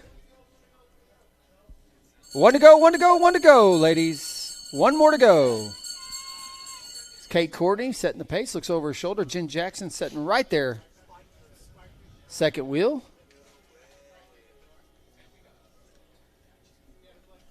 See if we get a good idea of the split. And the race back for third. What was 3 athletes back there battling out for third, fourth, and fifth. Again, podium's going to be 5 deep for our elite women's and our U23 category race. Yeah, you talked about it earlier with Kate Courtney kind of setting up, like going privateer, setting up her own racing team, not riding for a big sponsored team. So brand new for her is right now we have a great shot, I believe, of Bailey McSpadden coming in. That's our leader in the under 23 from the Bear national team. She won in California. Now she decided to come to Fayetteville and going to be able to win here. An incredible ride. All riders 1 to go, 1 lap to go. That is going to be Gwendolyn Gibson coming through. So Gibson, who had her teammates with her, have left and is now on 3rd place all by herself in that final lap with 1 lap to go. Just behind right now, getting ready to come through, is going to be Marin Lowe and Madigan Monroe, as they're going to be seeing 1 to go riders, 1 lap to go.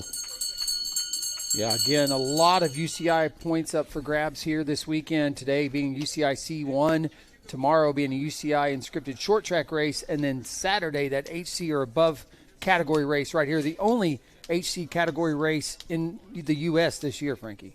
Lots of points up for grabs. Early season, a lot of the athletes you're seeing, if you're tuned in on InsiderMTB.com, they're going to go on to race internationally throughout the season with, big dreams on what they can do in 2025. Tatum, last lap, 1 to go.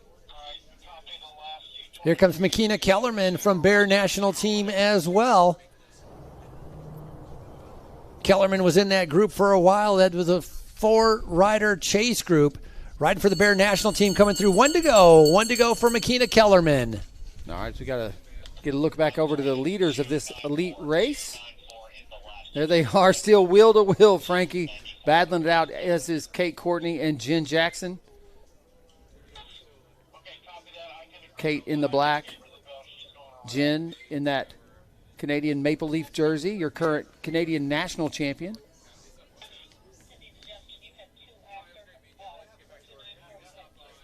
Kate, a former world champion. Like rocking the rainbow stripes on her sleeve. Little technical climb right here. Again, purpose-built race course built with this style, Olympic-style cross-country mountain bike racing in mind. Events just like this weekend's U.S. Pro Cup presented by Walmart. And you see just the technicality of this course that they've created here.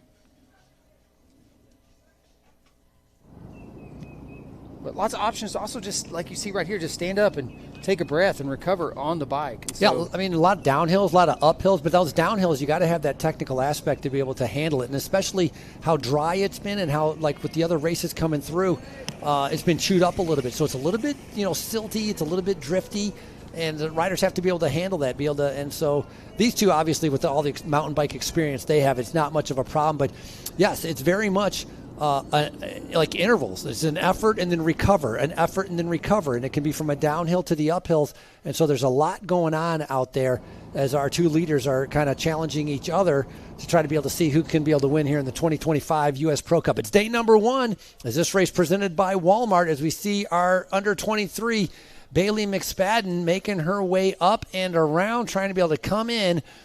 Talked about a great win in California, and now she's backing it up. A testament to her true fitness, as she's going to be able to take first place here in Fayetteville. Only has about 500 more meters left to go. Coming through our tech zone, our neutral support area over there, as she gets ready to go into Stonehenge, and then to have that final turn coming in for our finish. Good look at our leaders there in our elite women's race. Again, a race within a race. Lots of race action happening all over the race course here in Fayetteville. But again, this race of 2, it's been this way for about the last 3 laps. And Kate Courtney and Jen Jackson well off the front.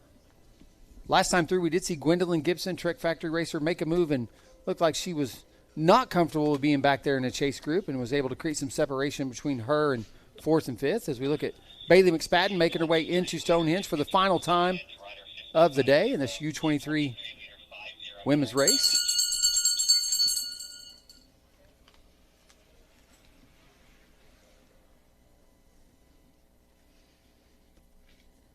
Quick shot as our leaders as Bailey makes her approach into the finish line.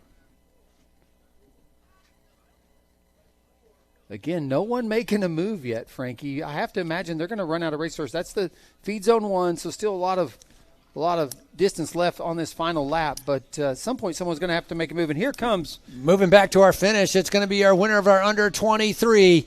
Winning in California, and your 2025 winner right here in Fayetteville, Bailey McSpadden. Bear National Team picking up number 1 on that. Congratulations. Great ride for Bailey She's able to rest up. And now we wait to be able to see the rest of the podium for our under 23. Going back to our leaders, Kate Courtney's got a foot out, trying to be able to keep the speed going. Little moto style there, a little moto action out here at Centennial Park. Jennifer Jackson looking comfortable, just sitting in the saddle, just kind of relaxing, just following the wheel behind the whole entire time. She's letting Kaitney pick the lines, and Jennifer's just following it as they're now on the final half a lap, leading back in towards our finish line as Courtney continues to be able to ride her own pace and her own tempo, trying to be able to see if she can win here in 2025. Once again, Jennifer Jackson won here in 2024. Kate Courtney won here in 2023. More riders are coming in right now, as that is going to be Lori Arsenault with 1 lap to go. Yeah, we saw it. Look at this rider here, just dying coming up the hill. That's how tough this course is. Unbelievable. That's Maya Blanchard from Delta Development, just barely cranking it over the top of that climb. Kate Courtney starting to fly on the downhills again, and Jackson trying to be able to stay with her. No problem so far for either of them. I don't know where the separation is going to come. I don't know how they're going to get rid of one or the other.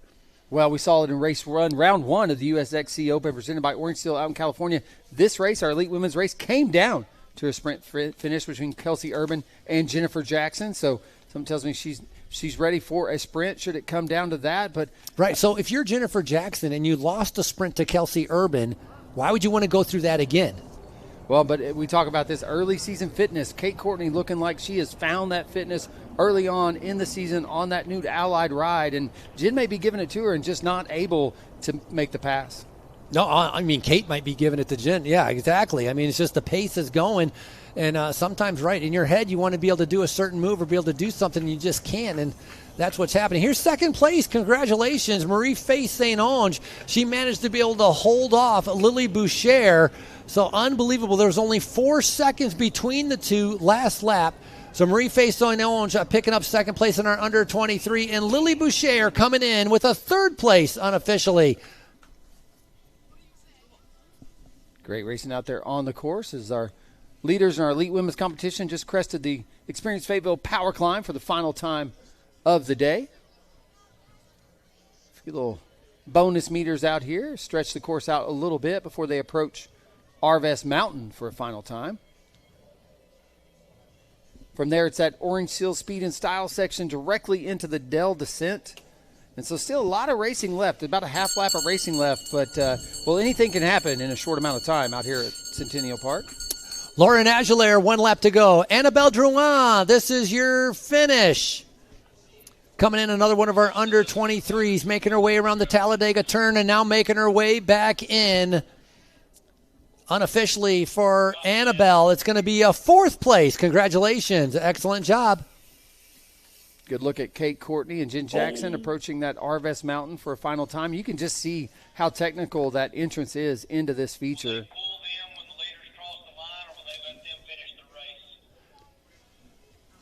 Legs starting to fatigue, too. You know, when they hit those boulders, you don't have that snap that you used to have to just be able to power over it. I mean, it's been a long race. These riders, remember, they started at 2 o'clock, and it is now 3:22, so it's going to be a full almost hour and a half of racing. That's a pretty good amount of time of climbing and kind of testing each other, and especially you haven't been able to relax or go your own pace, partly because you always have somebody else with you. So Kate Courtney has always been worried about Jennifer Jackson, and Jennifer Jackson has been worried about Kate Courtney. She got a little bit of that stress, that anxiety about thinking about, sweaty palms about how are you going to be able to win this bike race. And now it's getting down to the nitty-gritty. We're down into the, the final couple K to be able to see who can be able to have the legs to be able to get away from the other. Yeah, neither of these riders really coming uncorked, though. Both of them staying strong and really not giving it away as to who's got what it takes to take the win here today. And we just saw a sprint finish in our junior men 17, 18-year-old. Something tells me, Frankie, this one could come down to the same. We could see a 2-up sprint for the win right here in Fayetteville. Yeah, and the juniors, it was at least they were teammates, and so I don't think they really cared about who was going to be able to win. They had a little bit of a discussion here. Definitely not teammates. And I know Kate Courtney with her privateer going off on her own. You mentioned her with a brand new bike sponsor, clothing sponsor, trying to be able to figure out her whole program herself instead of being on a big squad and a team telling her these are the races you have to do. She wants to be able to start off this 2025 program on a good note. And obviously, if you can win, honestly, first or second place here would actually be a great result for both of them. All right. Dealing with just a little bit of lap traffic in this technical section, but looks like both those riders going to make it through there clean. Lucy Hillstrom, all done. Excellent job, Lucy. Congratulations, all done. This is going to be, are we still doing 1 to go? Juliette Trayette, 1 to go. Juliette, 1 lap to go. Keep to Quebec.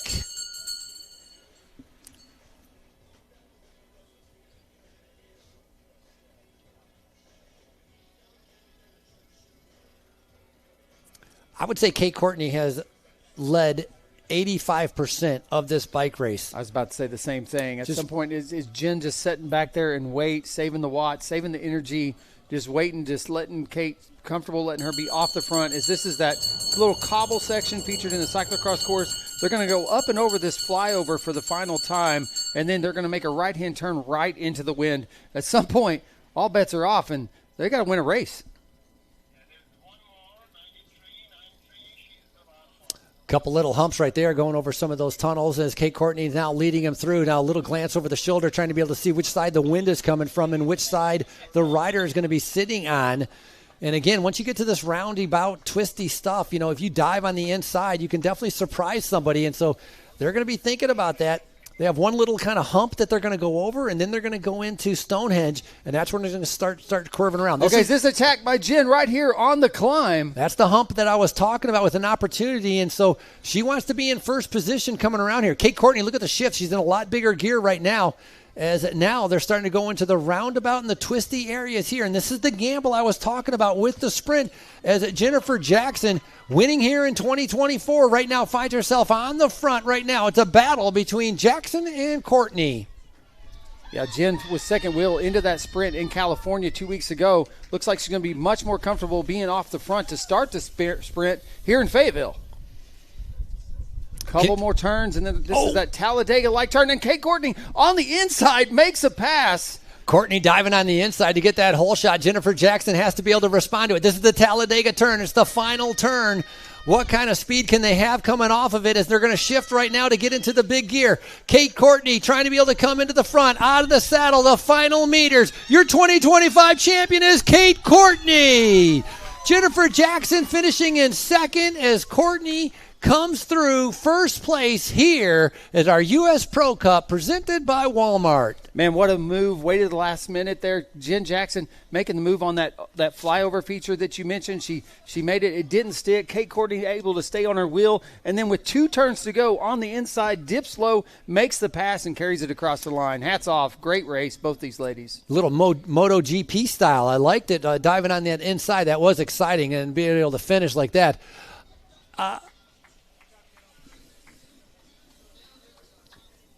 These athletes start to congratulate each other. Again, what an impressive showing. Again, both these athletes on new rides this year. And I've got something tells me that Kate and getting real comfortable on that Allied Cycles BC40. Yeah, brand new program we talked about with Kate Courtney, and so that's a great way to be able to start off the season with a win here in Fayetteville. Talked about her winning in 2023 and coming back and taking victory once again. So congratulations, Kate Courtney. Congratulations, Jennifer Jackson. Look at this battle coming in again, diving on the inside. 3rd, 4th, 5th, all up for grabs. Those are all podium spots. Waiting to be able to see what's going to happen. This is our replay that we saw where Kate Courtney dove on the inside there to be able to get herself in that winning position, because you have the downhill. You really can't make up that much ground on a downhill sprint. And so Kate Courtney coming to the front right there. And it's going to be Gwendolyn Gibson picking this up, which will be unofficially 3rd spot for Gwendolyn Gibson as she's still racing for Trek Factory Racing Pirelli. Congratulations for Gwendolyn. And there's a sprint 4th and 5th all the way to the line. Who's it going to be? Looking down at the line. Bike throw, but I'm going to be giving that Marin Lowe picking up that right in front of Madigan Monroe. So congratulations once again, Live Factory Racing and Trek Factory Racing. She comes out of her cleat right there. I'm not here. This is the sprint for the win by Kate Courtney just now. But just there, that race for 4th and 5th.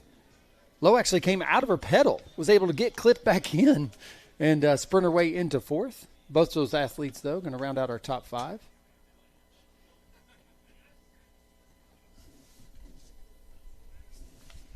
Podium awards for this. Our next race action scheduled for 4 p.m. So maybe, Frankie, about 4:15, we'll get our podium awards for both our U23 elite women. Oh, yeah, there's that pulling out of that foot and being able to clip back in and start going again. Whew. That's impressive. That's impressive. That can be dangerous, man, because you're putting all that effort and you're leaning so far over the handlebars, it can throw you a lot of times right off the front of the bike. Yeah, good recovery for sure. Very good recovery. Yep. Yeah, pro women, we'll try to do your podium right about 4:15. Again, pro women podium top 5. We'll try to do that at 4:15. With the U23 as well. And we'll do U23 podium as well. Still waiting for our some of our top 5 to be able to come in. I think we've only had one of our under 23 come in so far. Great move there again on the replay. There it is. There's the move of the day by Kate Courtney on the inside in that Stonehenge feature right here at Centennial Park. Again, this is the story here. This is the narrative. Time and time again, this venue sets up for some incredible sprint finishes. So for race fans from cross country to cyclocross, this is the place to watch a race.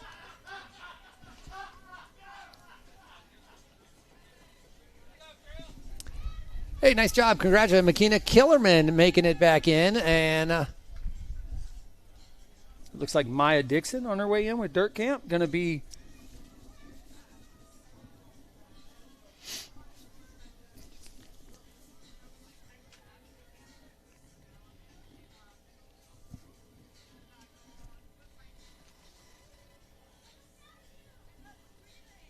coming across the line, wrapping up her race.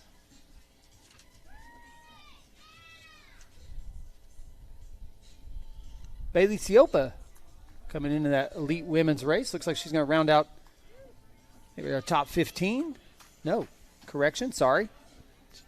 Top 10, finishing 7th there. I was looking at her race plate, not her finisher number. So, again, Frankie, everything I say, officially, unofficial. Great look at the group. I mean, we're here on a Thursday. I mean, what a great day to come out. Again, Bluebird Day here in Fayetteville, Arkansas. I see a lot of people maybe skipping out on work a little bit early today to watch some elite racing, cross-country racing right here in the States.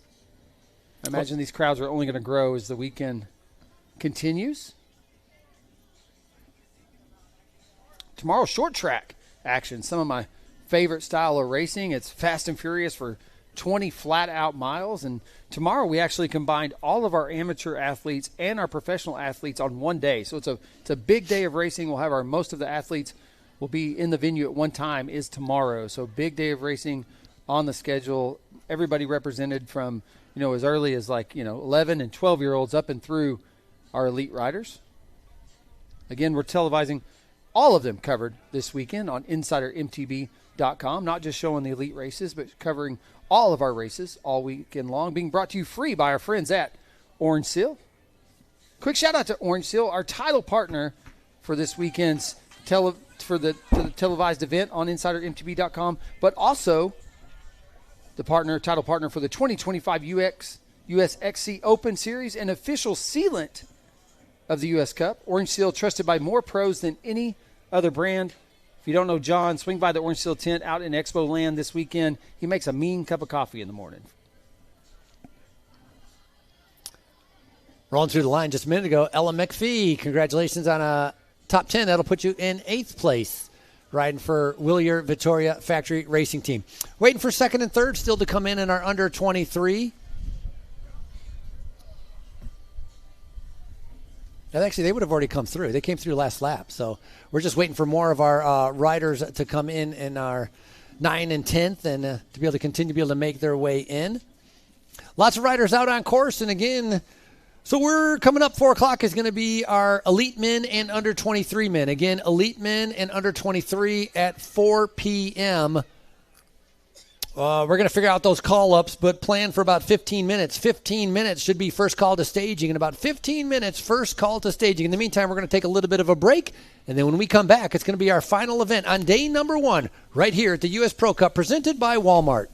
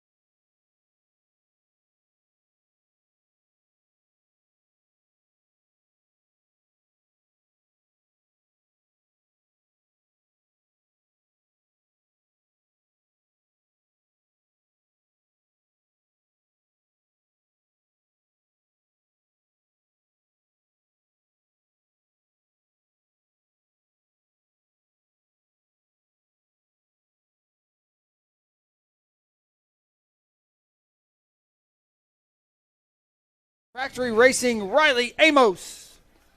For Pan American Union Racing, Tyler Orshell. Giant Factory Racer, Carter Woods. Trek Factory Racer, Gunnar Holmgren. Pan American Union Racing athlete, Jeruel Perez Roman. Bear National athlete, Robbie Day. Broad Street Off-Road Racer, Logan Sadesky. Pivot Cycles athlete, Owen Clark. Go Coaching's Braden Johnson. Dirt Camp Racing athlete, Devin Feehan. Bear National Team Racer, Jack Springer. Representing Pivot Cycles, Rafael Auclair. Pan American Union Racing, Esteban Herrera Ochoa. Dirt Camp Racing, Carson Beckett. Both riders for segment 28, looking for Ivan Sippy and Dane Gray. Sports Science Racing, Jose Fuentes Colon. Bear National Team Racer, Lasse Konecki. Teammate Toby Hassett. Dirt Camp Racer, Carter Hall. Teammate Jerry Defer. Dirt Camp Racing teammate Ellie Krenufs. Sutton Bay Bikes Racer Kian Olshove. Trinity Racer Dan English. Dylan Kerr.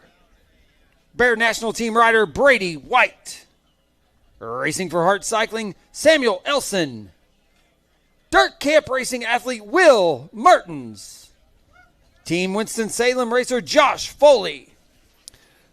Representing Hart Cycling, Jeremy Norris. Zachary Brunel.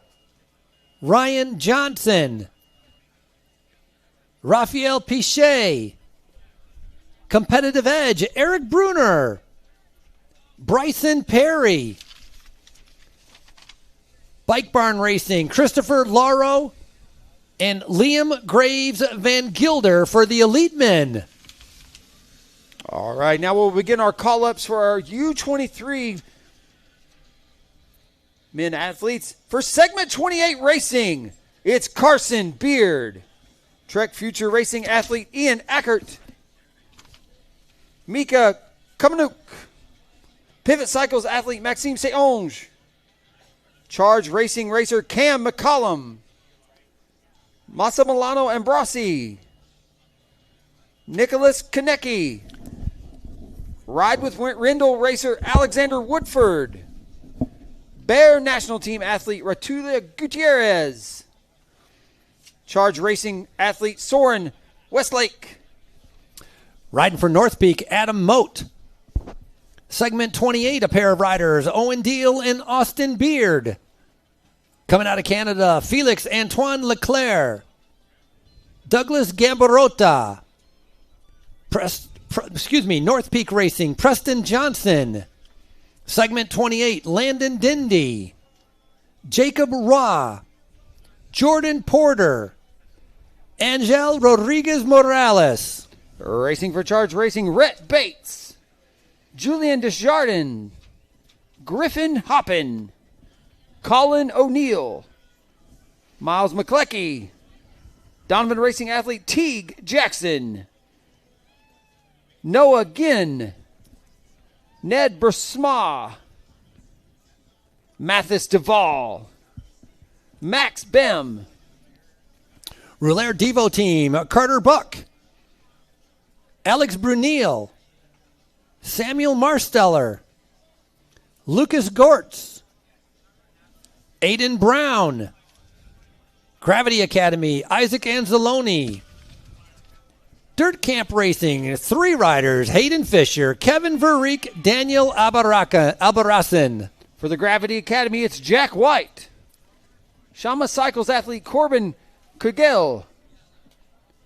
Max McDade. Andrew Brinkman. Ryan Avery. Colin Perky. Dirt Camp Racing teammates Charlie Chastain and Charles Bowman. Southside XC Devo teammates Cade Pummel and Isaac Magers. Cade Bossler. Jacob Fernandez. Jack Ralston, Robert Miller, Brody Melton, Joshua Fella, Keegan Barros, Matthew Hamsa, John Mazzoni, Racing Div presented by Pace Coaching, Sam Calvert. All right, at this time, we'll turn it over to our UCI officials for pre-race announcements.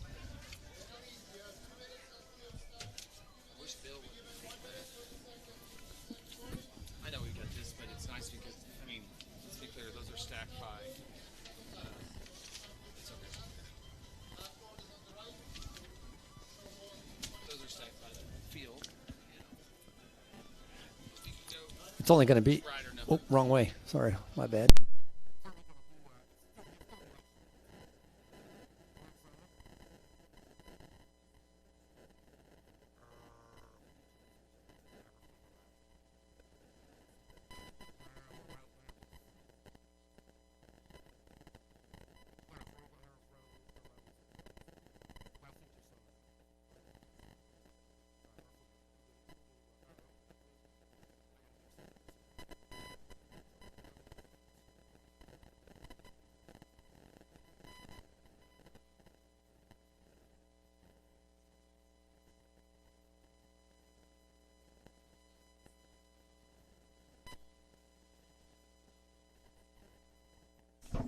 One minute to start.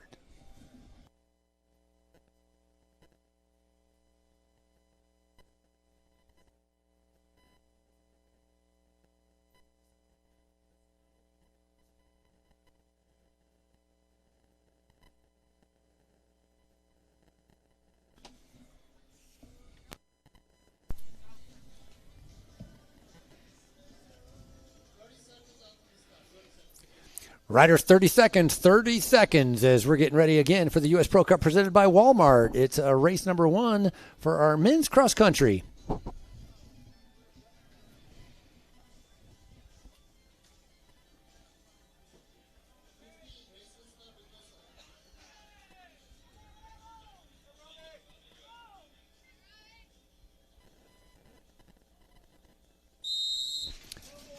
Elite men underway as we have off and running the elite men as they get off again doing a starter lap and then 7 laps.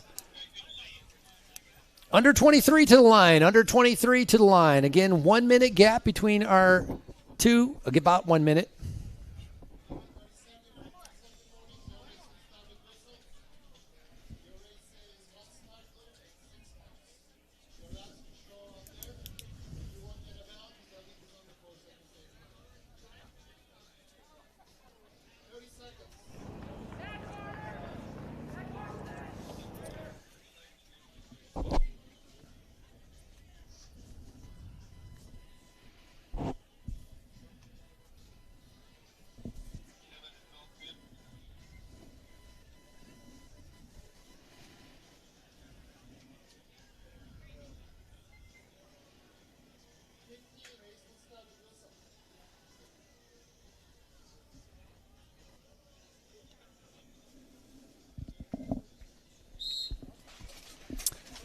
All right, Frankie, both races underway here today. Final races on the day. Day number 1, U.S. Pro Cup presented by Walmart. Taking to the course now, our U23 men athlete in our junior men 17, 18-year-old competition. Heck, we had bikes pointed the wrong way at the start line, Frankie. Yeah, for our juniors, a little bit of a garage sale that was taking place out there, but luckily for both of ours, all underway. And right now, remember, 2 different categories are out there, the U23 and our elite men, as they're getting ready to take off. Elite, or under 23, with our elite men, got to be able to watch out for a couple of, the favorites like Riley Amos, Christopher Blevins, Tyler Orschel, Carter Woods. Those are all riders that we had called up a little bit earlier. And then under 23, we're going to see how that plays out as well. The under 23 doing only 1 less lap than what our men are doing. And it should be some fantastic racing on both sides. Yeah, just a fantastic afternoon for racing. It's about 55 degrees, sun shining here at the venue after what's been some pretty rough days weather-wise here in Fayetteville and across northwest Arkansas. 50-mile-an-hour wind gust throughout the week as you see the dust just kicking up we've talked about this as trail conditions expected to deteriorate a little bit as it has gotten really dry and dusty as people are in that kind of moto stance, got that one leg kicked out on the inside to make that corner, but just huge fields, over 100 athletes taking to the course right now. Kind of a race within a race where we have both our elite men as well as our U23 men taken to the race course.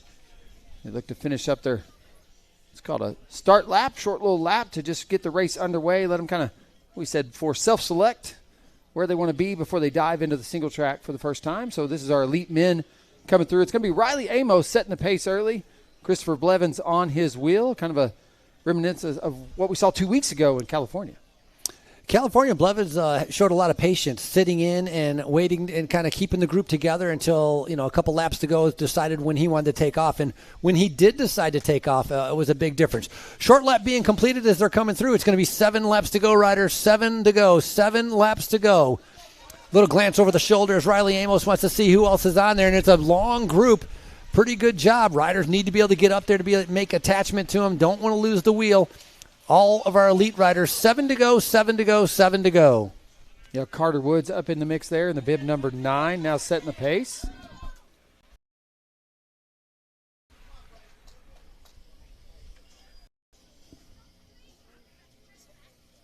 Look at our U23 men's race. Rubbing shoulders there, bar to bar, elbow to elbow. Much slower pace than what we saw with the elite men, right, with our under 23. They're more conservative, I would say, right now, not extending themselves. They're just trying to get into position. They want to be in the front, but they're not going strung out. And you can tell when it's going hard because it gets into one long line like we just saw with the elite men. So our under 23s, as they're making their way around, is getting ready to come up Stonehenge, and those final turns, a little bit more of a conservative pace. We're going to start measuring out those lap times a little bit later on, and that'll be interesting too, to see how fast the pro men go compared to the under 23 men lap after lap as they compete here at our U.S. Pro Cup presented by Walmart. Yeah, look at that.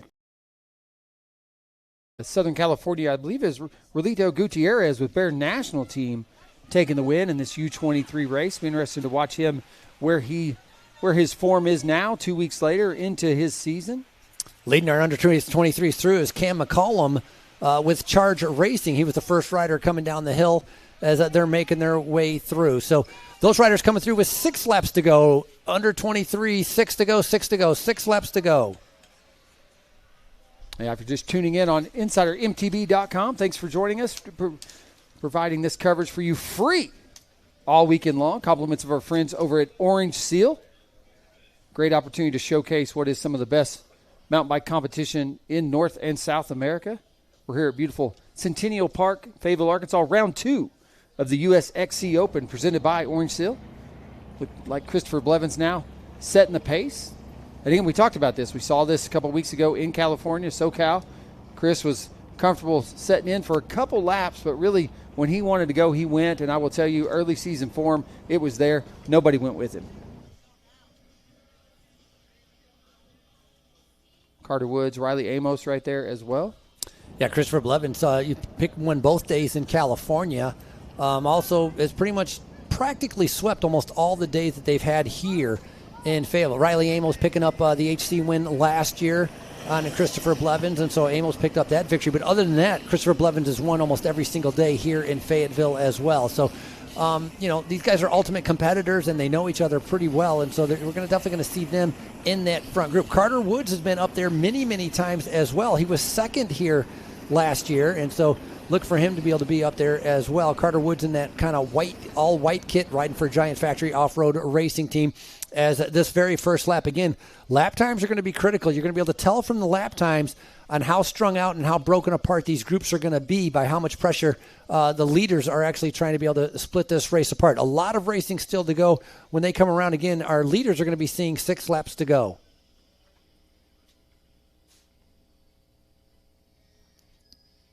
Yeah, Christopher Blevins and Riley Amos, Team USA, last summer in Paris. They're both with us here today and off the front of that bike race in our elite men's race. Christopher Blevins and Riley Amos. Riley finishing 7th last summer in Paris. That was the highest finish for men's in the history, since 28-year history since the Olympics adopted cross-country mountain biking. Yeah, so pretty impressive finish there. Very impressive. I mean, Riley Amos is, his year all very impressive, winning 5 cross-country UCI races in a row, and that's like dominant. That's a dominant performance. And so Riley Amos definitely was on fire last year. And he's so young, right? He just aged out of the under 23 category.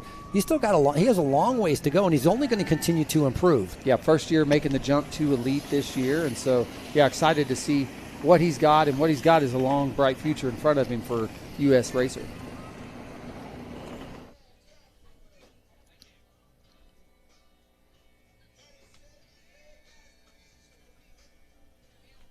Nice shot of the course there. Again, drone coverage being provided by InsiderMTB.com. If you're tuned in live and like what you see, consider hitting that donate button you see there. Obviously, this coverage can't provide it for free, so any support helps. We appreciate the help. And if you do decide to throw a small donation, hey, we'll give you a shout out on today's broadcast.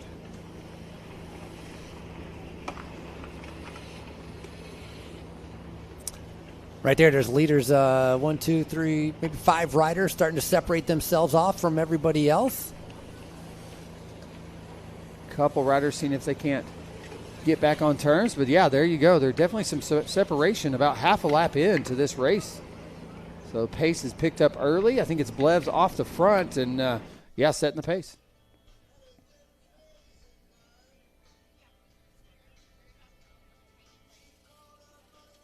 Looks like Carter Woods riding second wheel there.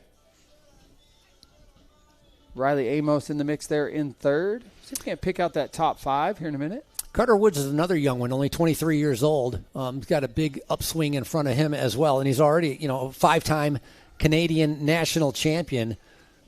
He went down in, those early UCI races in Puerto Rico. Carter Woods went down there. He took the win down in Puerto Rico, and then obviously after that, still on the UCI hunt, went to California and picked up a second place? Second place, third place over there in California. So that's a good haul of points for Carter Woods, and obviously he'd like to be able to continue that right here. Blevins out of the saddle right now, just kind of riding tempo. Carter Woods sitting in second. Riley Amos. Power climb. One of the several. Braden Johnson in that USA jersey, previous top 5 at under 23 world championships. And so he managed to, he's sort of hanging on, trying to do his best to be able to stay there. You kind of just try to make the break there, right? I mean, seems like he's able to. And he did. Look at it. He latched down to the back. I mean, that's important, though. You got to be able to stay in contact. It gives you a big boost for your confidence, knowing you can go with the move. But also, you have to be able to stay with the front group because, one bike length turns into 2 bike lengths, and all of a sudden you're going to find yourself in a little bit of trouble. So nice job by Braden Johnson paying attention to that move to make sure he's up there. And then somebody is right behind him, too. I think that's Tyler Orshell. So thank you. I have to be able to figure out what that rider is also. I'm thinking that's who it is. Just a reminder, we're going to do podium awards for our elite women and U23 competition that just happened a few minutes ago. We're going to do that right at 4:15. So just a reminder out there, if you're here local with us at the venue, head over to those podiums in the event expo, and we'll get these podiums underway here in about 5 minutes.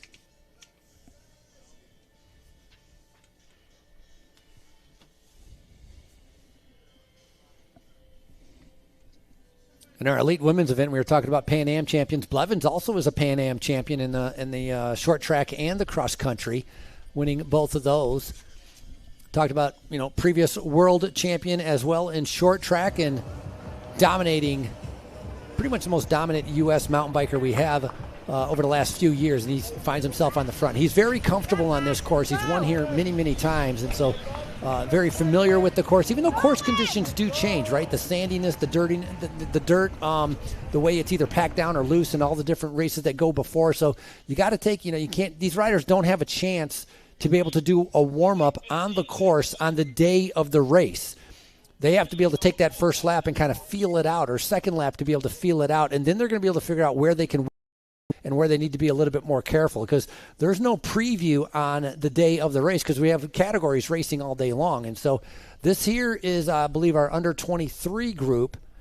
Maybe that's sticking all together right now. Again, a little bit more conservative, waiting to be able to see who might attack a little bit later on. But again, 2 different categories all racing together. And this is the first time that we are racing with our elites, and then 1 minute back, the under 23s having 2 categories on at the same time. And that's mainly because we had to delay our start by 2 hours starting a little bit later because of the high winds that really did a lot of destruction to the race course and to the venue up here yesterday at 50-mile-an-hour winds, and so decided for the safety of the riders not to have the race yesterday. And obviously, excellent decision because today is a perfect day for a bike race and much more manageable and safer for all the cyclists that are out here competing. You know, got a lot of parents coming out with young kids and juniors, don't want them getting hurt out there, or the elites to be able to get hurt as well. And so one day delay. And that changes things too now because now they're going to be racing for 3 days in a row. And so that's going to be interesting to see how that fatigue sets in. The recovery will work for a lot of these riders. Normally they have a rest day in the middle of this Fayetteville, but you know, a lot of these guys are training day after day, so it shouldn't be much of a problem with them. Our women's race took about an hour and a half to be able to finish. This is going to be almost the same, so you can kind of technically plan for about an hour and a half of riding, which means they have to be able to get the feed. Carter Woods picking up a bottle there to be able to stay hydrated. That's super important during this event to be able to get your feed and drinks along the route. Braden Johnson starting to be able to move up, put himself into a good position, but these 4-5 have definitely slowed down to a crawl. They did the hard part. They got into a good position. They know that, they have the legs to be in the first group, and now nobody wants to be able to ride that open field area. That's where the headwind is, and that's why they're not riding there, which is going to give a big opportunity, just as we've seen in the other races, for riders that are off the back to be able to catch up to these leaders. Question is a little bit later on, can they stay with the leaders? But at least give yourself a shot. You got to make connection first, and then you can worry about if you can stay there or not. Owen Clark, Pivot Cycles, is the rider in that light blue jersey, so a nice job by him to be able to get in there. There's that chase group. They're going to have a good chance to be able to get on there, probably only about 6 seconds as our leaders, 5 riders, find themselves in the front.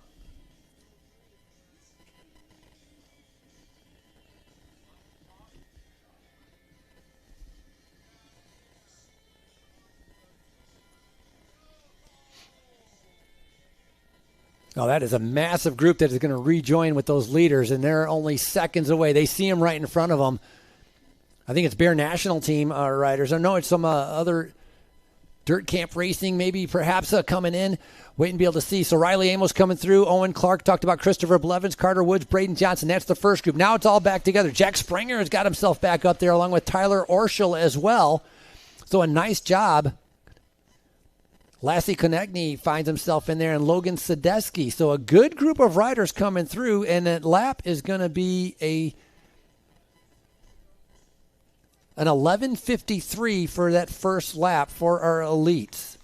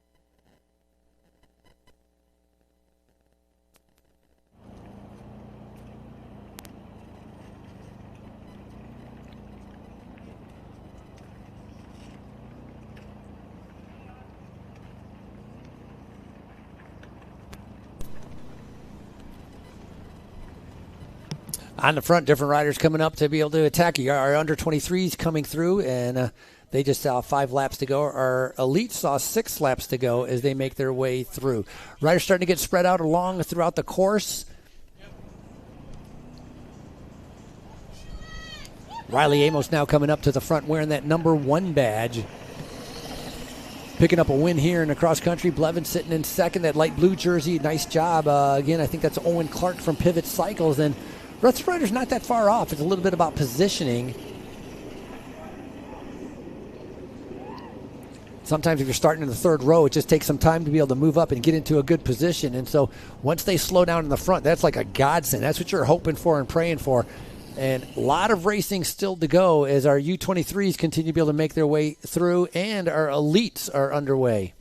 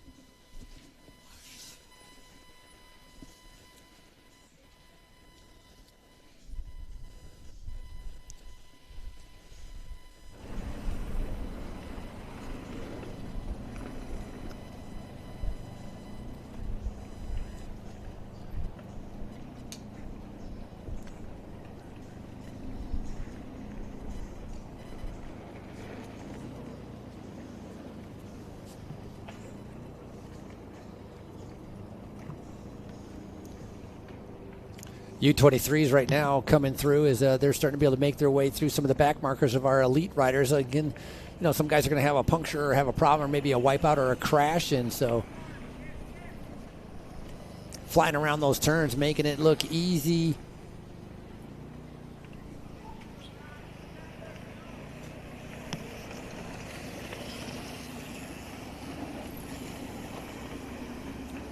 Maxime St. Ange has made it in there in that light blue jersey from Pivot Cycles, as now we're going back to our elites as Blevins has come back up to the front. So Blevins, Riley Amos, and then we have Carter Woods once again sitting in third in that white jersey. I think it was the Pivot Cycles Owen Clark in that light blue. Braden Johnson making his way back up as well.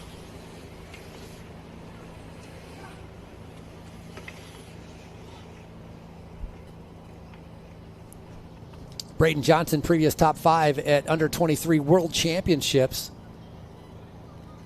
Last year, picking up a 3rd place at under 23 National Championships. So, very strong mountain biker. Keeping up with these world-class athletes, because he is a world-class athlete, along with very international field. Talked about riders coming from 10 different countries here to participate in day number 1. Again, U.S. Pro Cup, riders coming from all around the world trying to be able to pick up those UCI points. That's a great picture. The drone doing a fantastic job. You can see the A line and the B line as Braden Johnson just went around one of those lines to be able to get right in front of our Pivot Cycles rider, Owen Clark. Don't want the gaps to get too big. Blevins continues to be able to push the pace. A little bit of a hip scop and a jump, and now they're on the uphill. The hard part of the course is Blevins continues to be able to push it. Now it's up to everybody else to be able to keep up.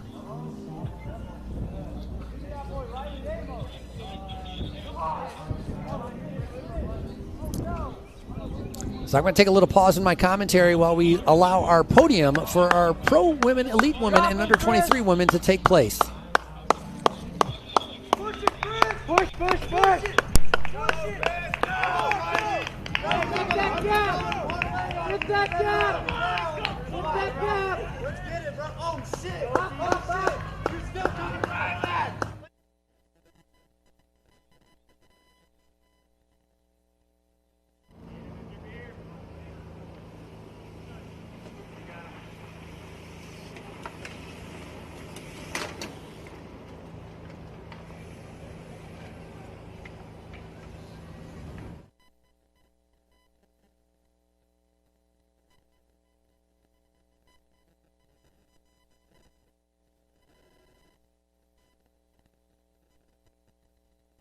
Up there.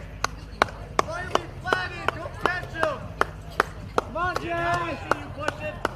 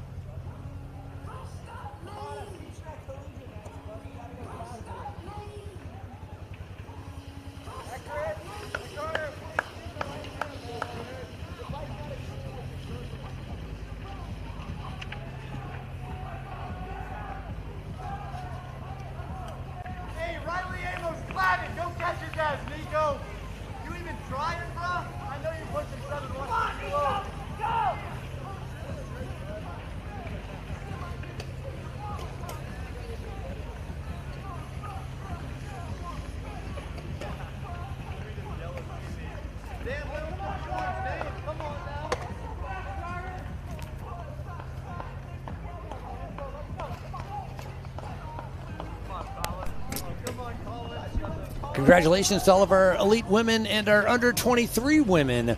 Fantastic race out there. Congratulations to all of our participants. And of course, thank you for registering and participating and coming out here and supporting the U.S. Pro Cup presented by Walmart. On screen right now on our web stream, again, brought to you by InsiderMTB.com. Our live web stream brought to you by Orange Seal as our elite men and our under 23 men. We got cameras set up around the course. We have our drone shots as well as our U23s are all battling it out. A lot of different riders. Over 100 riders are out on course right now, hoping that our leaders in our under 23 are not going to mix up too much with our elite men and that our elite men are not going to be able to whip around and be able to catch anybody from our under 23. We had to combine them to be able to make room, to be able to get everything in our daylight time as we started 2 hours later to be able to have time to be able to set up the course.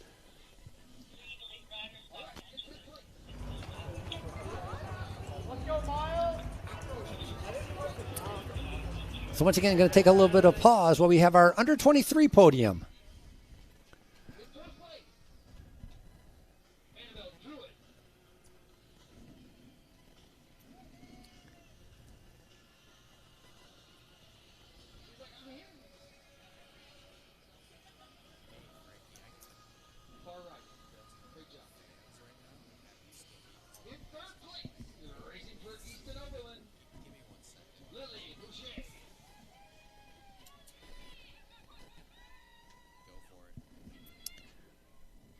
All right, while we have our under 23 podium taking place, coming back here, I saw Braden Johnson has made it into that elite group with, I think it was Blevins and Carter Woods, and so it was 3 riders that have separated themselves.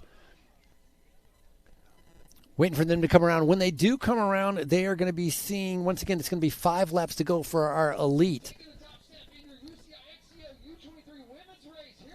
Getting ready to be able to come through Stonehenge and making a way around the turns, and it's going to be, so Carter Woods in that white jersey is leading him. Christopher Blevins is there. Braden Johnson in the light blue jersey just tagging on the back. That's Owen Clark. Carter Woods looking behind him, again, sitting up. Blevins doesn't want to come through. So I missed it. I don't know where Riley Amos disappeared to. And I got up to be able to go take care of some podium stuff, and when I've come back and not seeing it. So anyways, Carter Woods leading him through. That last time would have been a lap time of 11:35. So that's 20 seconds faster than what they did on the first lap. But once again, Woods, Blevins, Braden Johnson, and Owen Clark, and then Tyler Orschel, Robbie Day coming through. That right there is going to be Raphael Auclair. And so, again, Amos is the question on where there he is right there, I think, coming through. So that was Bear National Team, Jack Springer, excuse me. And I'm keeping an eye out. Maybe he had a flat or a crash as disappeared as Riley Amos was in that front group. Now, obviously, with some kind of mechanical or a problem, is not in the front group. And the 4 riders that are in the front, with Owen Clark being the last one, has a 13-second lead. Gunnar Holmgren coming through, and Gurwell Roman Perez.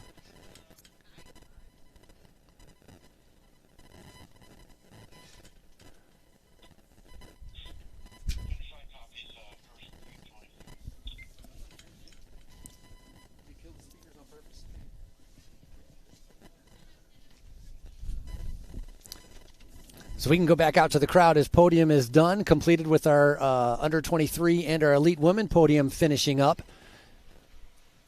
There's Riley Amos coming through, so he's going to be way down. Obviously, some kind of problem as waiting for. He's just coming through the Stonehenge right now, making his way down. A drop of 20 places. Here's Riley Amos coming through right now through our start-finish line. So something happened that brought him off the back. I mean, that is a massive gap, and if I want to be specific about it, it's 1 minute and 53 seconds. So Riley Amos finds himself 1 minute and 53 seconds back with 5 laps to go. Going to write that down also to be able to keep track of that. So Riley Amos having a little bit of difficulty out there, some kind of mechanical or a problem, finds himself now 1 minute and 53 seconds back, trying to be able to get back up to our leaders. And the thing is, when you're that strong like Riley Amos, even if you catch up with other riders, they can't really help you that much because they're not as strong as you. And so that makes it a relatively difficult. So our top 4 remain the same as more riders coming through. Elite men, 5 laps to go, 5 to go for our elite men. Under 23, we have some under 23s coming through. Cam McCollum right now leading our under 23s. That's going to be 4 laps to go for our under 23.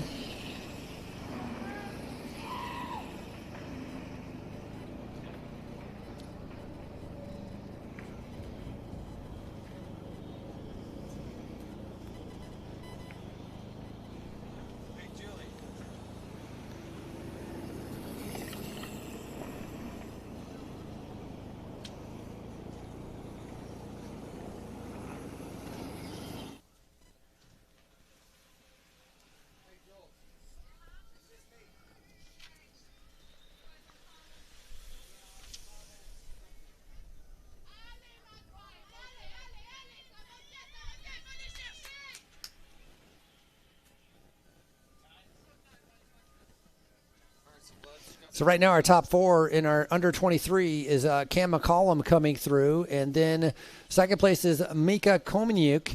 And third, Nicholas Konechny.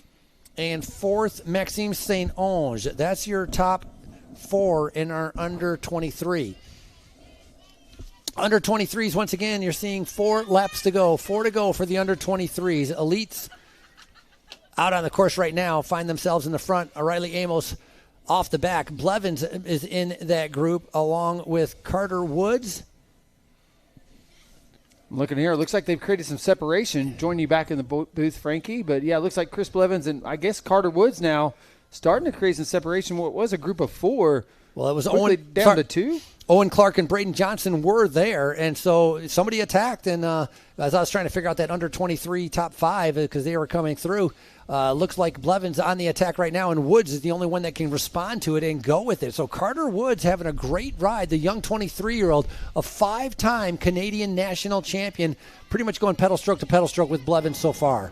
Yeah, making the jump up to elites 2 years ago on that giant factory ride.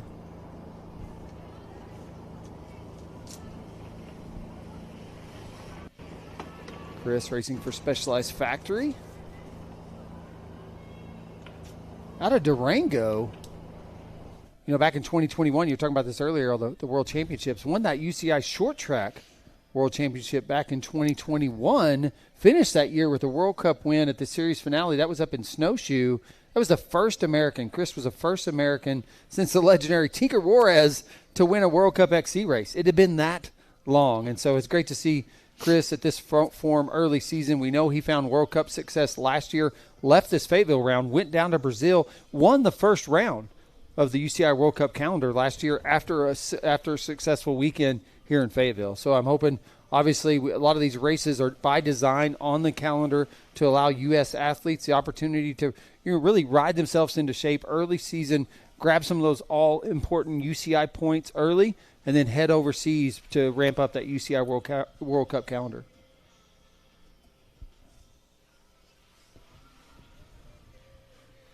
All right, Chris still twisting the screws on Carter Woods out there on course as they're approaching that experienced Fayetteville power line climb. That's a great shot of it. I don't know that I've seen that shot today. Thanks, shout out to our drone operators, eyes in the sky. But you can see Chris up and out of the saddle. I mean, he really is starting to put in a dig on that climb. Yeah, gap's starting to expand. It was about 1 bike length and holding steady. Then it was 2 bike lengths. And so it's just a little bit by a little bit as Carter Woods starting to be able to feel the fatigue as Blevins is just putting the pressure on non-stop, getting ready to get to the top of that climb. So right now, pretty good ride. We talked about him, very familiar with this course. He's won almost every single time he's raced here except once.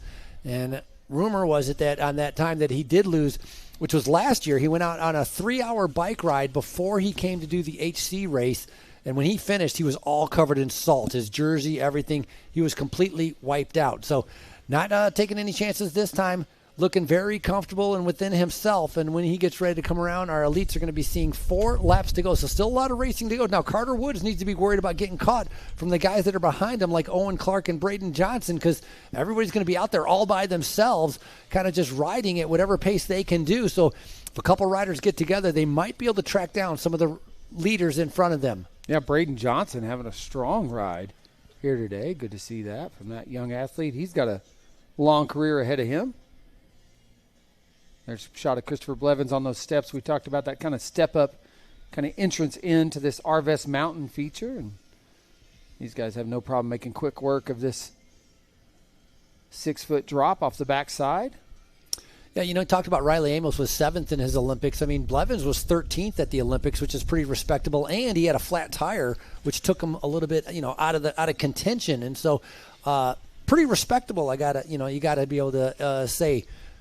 And we talked about him being a previous, you know, the short track world champion, and he's going to excel at that when we get into that tomorrow, which will be our short track. So we're doing a cross country, we're doing a short track, then we're going back to the HC cross country, and then on our final day Sunday, kind of open to all of our amateurs, which is a great chance for them to be able to come out here. Do they do the exact same course as what our riders are doing now? Because it'd be interesting for them to be able to compare times, right? You'd be able to kind of see. You know, these guys are doing 11:53, 11:35. You get some open riders or some amateur riders come here. Maybe they can finish within a minute of that, or, you know, it's kind of neat that, you know, professional cycling, either on the road, the mountain bike, you can come out and do the exact same course as what the pros. You know, you're not going to drive on a NASCAR course to be able to check how fast your car can go, but you can come out here and actually compare watts to watts and time by time on an exact same course. Well, a couple things there on that is no. They won't be doing the exact same course on Sunday. That is going to feature, well, I know, but it is going to feature our 15, 16-year-olds. Over 30 youth development teams with us this weekend at the U.S. Pro Cup presented by Fayetteville. Those 15, 16-year-olds, that's their show. Sunday morning, that's their show. You're going to see huge fields out there racing. Obviously, UCI racing starting at that 17, 18-year-old age group race. You know, by design, this XCO-style, Olympic-style cross-country mountain biking, it might as well be a circuit race, Frankie. These are short courses. They're about 3 miles around, 5K. Not a lot of course. They're meant to do a lot of laps, very spectator-friendly. Sunday's a more traditional USA Cycling sanctioned cross-country course. Expand that a little bit. Add a couple miles to the course in distance. A lot of amateurs. It's a wave start format. We do put a lot of athletes out on the course at one time. And so, no, we need to expand the course size a little bit to be able to accommodate the number of amateur athletes that'll be attending. But I will tell you, the fireworks, the show Sunday morning is that 15, 16-year-old age group race. There's some heavy hitters in that field and the future of the sport. Yeah, those are the ones you need to entertain and do whatever is necessary to be able to make sure that they come out and have a good time. You know, if you get somebody from Fayetteville to come on up and give out some free ice cream to be able to help out those juniors, by all means, make it a party. You know, it's a bike race and a party. These young kids just need to make it fun, and they will continue to come back year after year. And so we're going to be here cheering them on, yelling out each and every single name for a 15 and 16-year-old to make sure that they're appreciated. And, of course, you know, the parents, right? They're the ones that have to take the time out to bring these kids here. So, obviously, a big thank you. But we're getting ahead of ourselves because these elite guys, they drove themselves here. And so Blevins right now on the front, just continuing to be able to push the pace, and no one's behind him. One rider that could have challenged him was Riley Amos, had a mechanical on lap number 2 and finds himself off the back. He was 20 places down, 1 minute and 53 seconds. We're going to wait to be able to come through. Not a good sign when Carter Woods is looking over his shoulder to see who's behind him, but that's the man in second place right now, the Canadian in that white jersey sitting behind Blevins.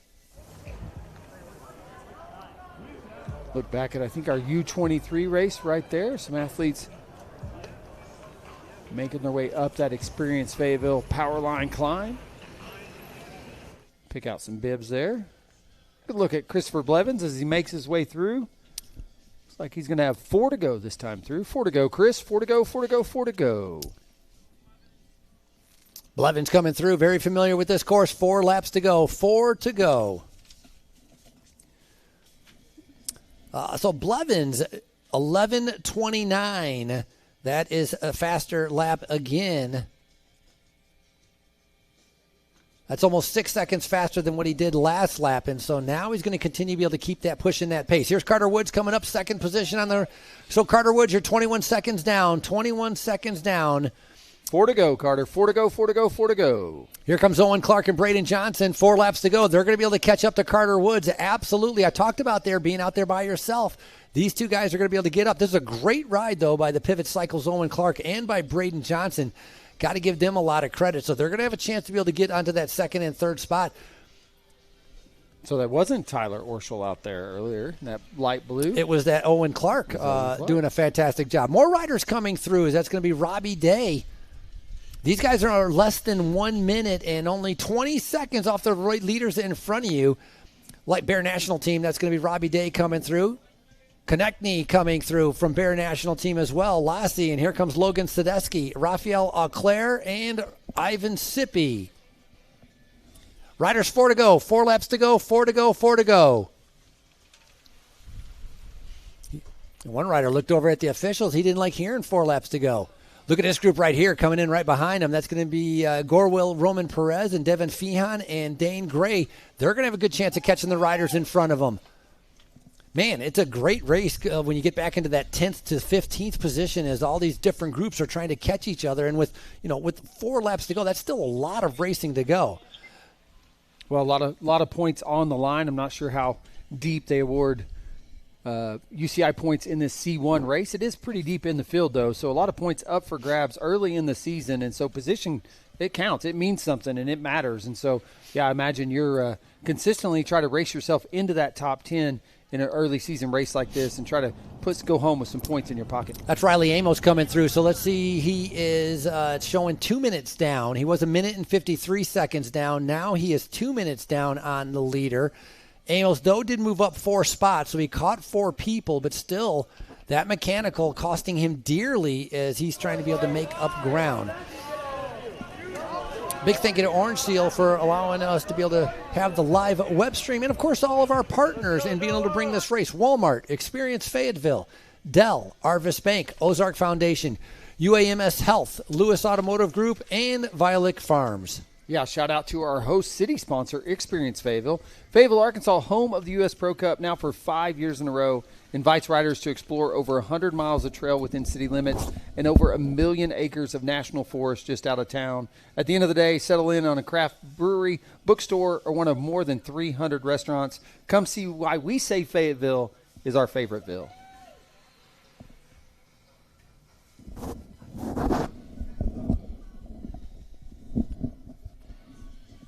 Back to the action there. A little shot of Christopher Blevins out in the woods all by himself off the front.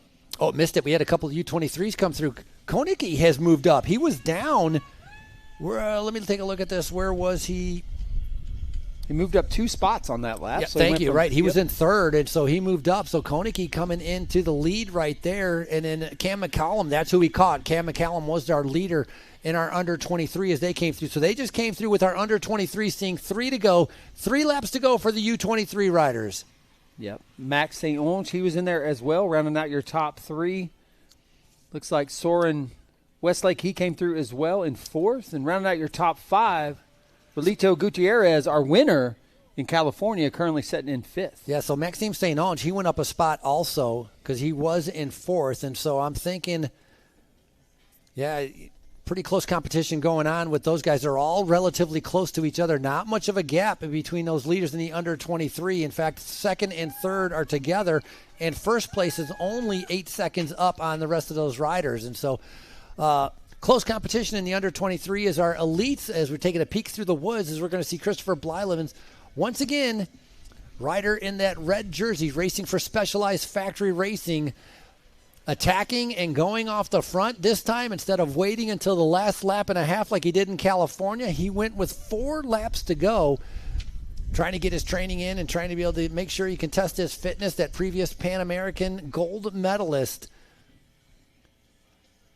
tackling these turns with no problem. You want to talk about skill, downhill skill and uphill skill. Blevins is definitely one that can control those things. Yeah, product of Durango, Colorado. Shout out to Durango and that crew out there. But yeah, BMX, got his BMX background is where Chris started on the bike, and so that's his pathway to professional mountain biking, actually, is a BMX background. And so you can see where those bike handling skills that you develop in BMX and even just the pumping and everything, all the skill set that comes with BMX competition correlates and translates over to the mountain bike, clearly in Chris's case.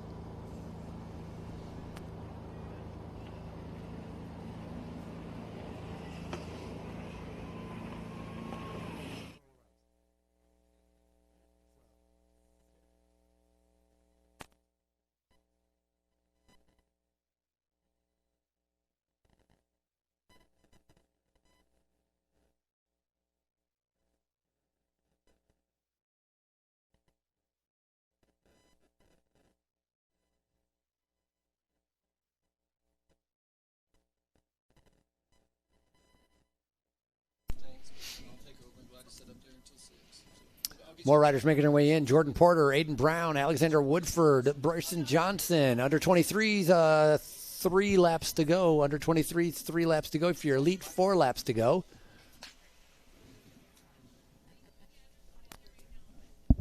Love that shot there. You see Christopher Blevins on that experienced Fayetteville power line climb all by himself. Up and out of the saddle. He is not letting up, Frankie, as he is really putting down the watts on what is the longest climb on this course.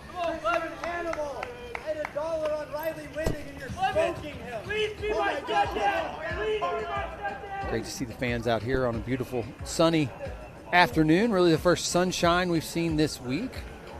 Been a windy, smoky. It's been a strange week in the corner of northwest Arkansas weather-wise. Winds 50 miles per hour. We had a little snow last night on this mountain. We've seen it all. About 3 seasons over the period of about 2 days. I would argue to say 3 seasons overnight, pretty much, in 12 hours. It was, changes. Yep. I mean, it was 32 degrees this morning when everybody was getting up here to be able to set up this course after the 50-mile-an-hour winds yesterday, and obviously delaying it one day to make sure the course is safe for everybody, and it's worked out perfectly. A beautiful sunny day. Still a little bit cooler temperatures, but it's not too bad. And again, we got about 100 riders out on course right now, and leading them all is Christopher Blevins, which you see right there, now being able to back down. For a little bit, for like 1 lap, probably was given about 90% effort. Now backing it down to about an 80% effort because he can just ride his own pace and wait to see if anybody can catch up to him. It's not like he has to extend his lead. But, getting the training in and getting the technique that he is used to. And so Blevins, again, very comfortable on this race course. Has won here many, many times and looking to be able to put 2025 in his pocket as well. Yeah, it'll be interesting to see how the rest of the week unfolds, as now we basically have a 3-day mountain bike stage race on our hands for our elite athletes as they race today's UCI C1 level race. Tomorrow, a full day of inscripted short track racing. Then that HC, the fireworks Saturday is going to happen right here at Centennial Park. But you have to wonder, as an athlete, how are you managing that, Frankie? What's going through your mind knowing that not just this race, but you got 2 more days of racing, and an athlete like Riley Amos, who we know has what it takes to win here, but a mechanical puts you back where you are. At this point, you might be better to set up, save the energy, save the legs, and go at it again tomorrow. That's an excellent point. Maybe just kind of I don't know how deep those UCI points, because you might be thinking about that, but you're right. Just kind of save it and then cut your loss and then try to be able to go for something tomorrow. And Blevins going at about 80%, just right. Ride your own pace and save it a little bit of energy. Don't dig yourself totally into a hole. But we got a nice race going on right behind him as we see Braden Johnson along with Owen Clark and Carter Woods, who have all come together.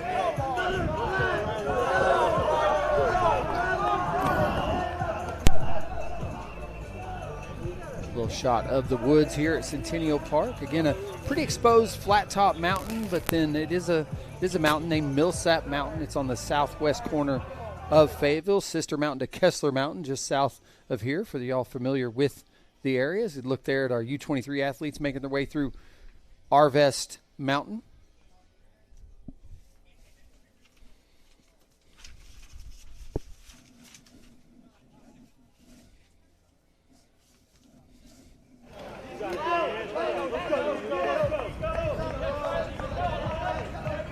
Through the woods there.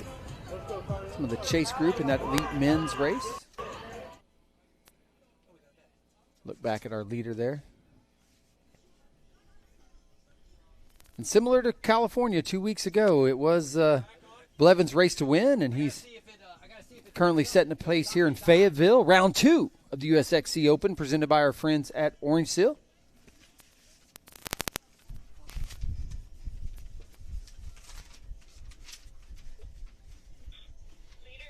Again, he's back here on the kind of the back side of this race course. He's gone over that final flyover, taking that right-hand turn, and it is a headwind. We got about a 20 mile an hour. You can see the race tape there whipping away on the screen. We got about a 20 mile per hour headwind in this section coming right out of the west-northwest. So Chris riding directly into that on the back section of that course.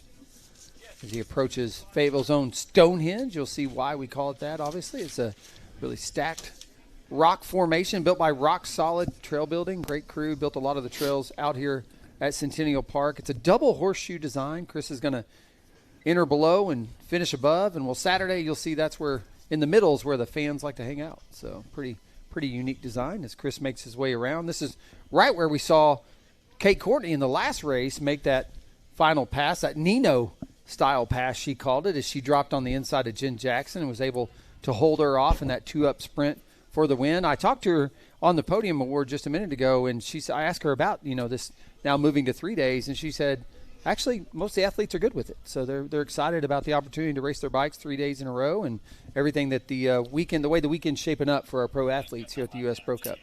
Well, speaking of 3 days in a row, it's 3 laps to go for Blevins. 3 to go. Christopher Blevins coming through with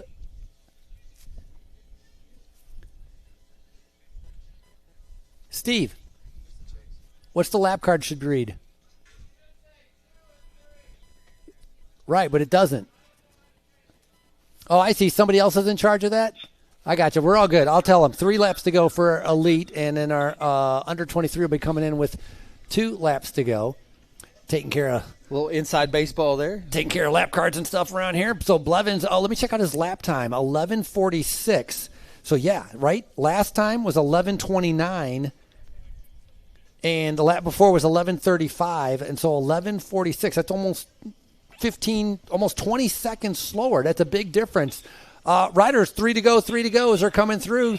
So it looks like they were able to bridge and catch Carter Woods now. That's the chase group. They caught there. him last time. They already had him. Okay, well, there you go. Last lap they had already had him, and so, yeah, they're all together right now. We knew that. Carter Woods was a sitting duck out there, and actually Carter Woods is smart enough to sit up and just wait instead of trying to be able to battle himself through the wind right here. Here comes Dan English and Tyler Orschel, 3 laps to go. These guys are only about 10 seconds off the 3 guys in front, so podium up for grabs for these guys as they come through with 3 laps to go. A lot of good racing going on as Blevins is by himself. Specialized Factory Racing, again, backing it down, right? I talked about 80%, almost 20 seconds slower this last lap than he did before. A lot of group racing happening out here on course. As Frankie mentioned, I'm just living my life 1 lap behind, Frankie, so it's all right. Ruining U23s and my inbox from parents. That was Ivan Sippy coming through. Rafael Auclair as well. They're slipping down. Oh, big jump coming from Dane Gray. Moving up 4 spots last lap. And Jeruel Roman Perez only getting better as well. Pan American Union Racing rider. So nice to be able to see that. Different riders coming through. That's Devin Feehan that we're taking a look at right here with Dirt Camp Racing. Turning the pedals over pretty good. Getting tucked in. Trying to be able to battle through that win. Waiting right now. Again, we talked about 1 minute in between our elites all started. Had about, I don't know how many. We had a lot go off. Then we had a 1 minute gap, and then we had our U23. So waiting for the U23s to come in and be able to see what kind of swapping we've had with them. Because remember last lap we had a change between Cam McCollum and Nicholas Konechny and Maxime Saint-Onge. All of those guys had swapped positions. And so will that take place again?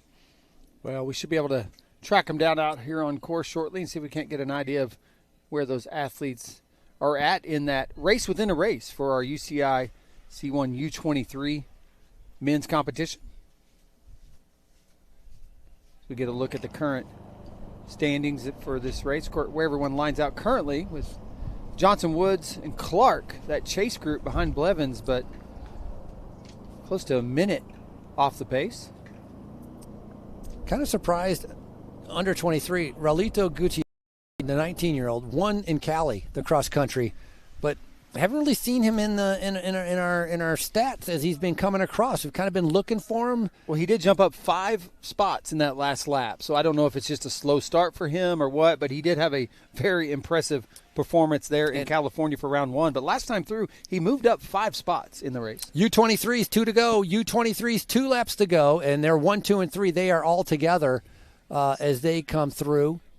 Actually, Cam McCallum, I think, actually has a little bit of a lead. But anyways, McCallum has definitely gone back into first place. Konechny still in second, and then Maxime Saint-Onge in third. So these guys having a pretty good battle out there in that under 23 as they just saw 2 laps to go for all of our U23 riders. Here's our elites, Dylan Kerr, Toby Hassett, and Carson Beckett coming through. Look at what it takes to get those bikes up this hill this late in the race as these riders just twisting the bars off that bike on that experienced Fayetteville power climb. I think Riley Amos is doing what you talked about, sitting up and saving his energy for another day. Another win could come a little bit later on as Amos again with that mechanical now, 4 minutes back on the lead, just kind of riding and kind of keeping the legs, open up the legs a little bit as he comes through. He's sitting there with Carson Beckett and Esteban Herrera Ochoa, and then Amos coming through as well. Under 23s, you have 2 laps to go. 2 to go for under 23. I don't know who that rider was. It didn't come up. Isaac, what is that, 1,000 watts? Yeah, I think that was Gutierrez actually came through just a minute ago. But just said 162, but he didn't come up there, so I'm not sure. We lost our feed for a minute, but it's okay. As far as our back-of-house announcer feed, we'll get it back up. But right now, it's all Christopher Blevins, as you get a great shot there of him out here on this purpose-built XCO Olympic-style cross-country mountain bike race course here at Centennial Park. Again, this is a 228-acre public park. Frankie, you brought up earlier, wouldn't it be cool if the amateurs got to race the same course as the pros? And I will tell you that on Sunday, some of the same course will be featured. They will share some of the same course sections that you're seeing today and on Saturday in these elite level races. But because it's a public park, folks, you can come to Fayetteville, Arkansas to Centennial Park. You can ride these trails 363 days out of the year. And so we invite you to come to town and experience this for yourself. You can ride the same race course that you're seeing these pros race today.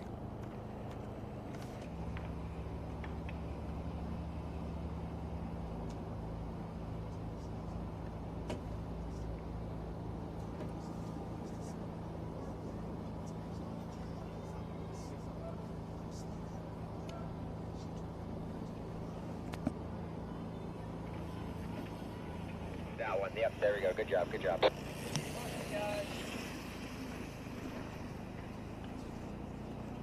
Getting a good look there at what I think is the leaders of our U23 men's competition.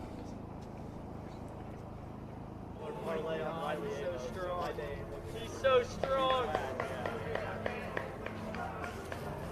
Christopher Blevins climbing up that experienced Fayetteville power line climb.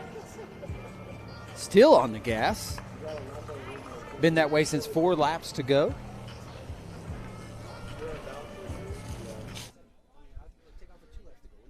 Again, just a little bonus section out here of the course as we look to create this circuit-style race course of at about 5K each time around about a 3-mile race course. Spectator-friendly. Love this style of racing. Opportunity for fans to come out and get right up next to the action. So those tuned in on InsiderMTB.com, glad you are and glad you're enjoying the coverage. But, well, you're missing out if you didn't find your way to Fayetteville, Arkansas this year. We invite you to maybe consider it next year.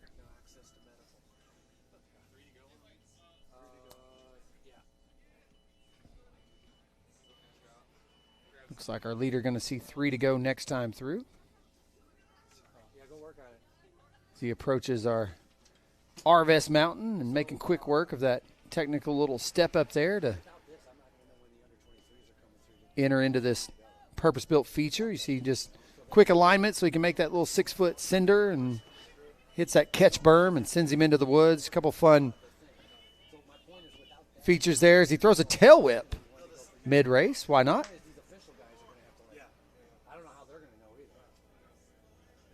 This leads him down to our, what we call the Dell descent this weekend, one of the more technical descents on course. We've seen some carnage there this week in practice, but like the elite athletes of the U.S. Pro Cup, Dell Technologies pushes boundaries to drive human progress. As a proud sponsor of the U.S. Pro Cup and Ozark Foundation, we believe in the power of technologies to help individuals, organizations, communities, and the world move forward. Appreciate Dell's support. There's the chase group now as you see our Braden Johnson going in through that. The last lap he led through this section too. He likes to be able to go through there first, be able to pick his own line. You can see how he picks up that momentum to get over that first rock thing, which is stopped the women dead. It stops a lot of these riders dead when they first hit it. So he uses a little bit of acceleration to get over there. He likes leading through here. Carter Wood sitting in second right behind him, and then Owen Clark from Pivot Cycles in that light blue jersey. That right there is second, third, and fourth on the road as they're trying to be able to get up to Christopher Blevins, who pretty much has a pretty good lead, almost 2 minutes, and I believe, actually I can't remember, I think it was like about 2 minutes in front of the riders. Lots of action going on. The U23s, when they come around, they're getting ready to see one lap to go, as that's going to be their final lap coming up. Steve, is that correct? When the U23s come through, would they be seeing one, I believe? So waiting for the U23s for them to have their bell lap. And again, they've been swapping positions. Cam McCollum has managed to be able to get himself back into the lead from Charge Racing. And then Mika Kominiuk is sitting up there in that good position. Nicholas Konechny also. And then Maxime St. Ange seems to be the same four riders. I think that'll be a virtual bell for our U23 competition. Do our best to let these riders know as they come through that they've got one to go.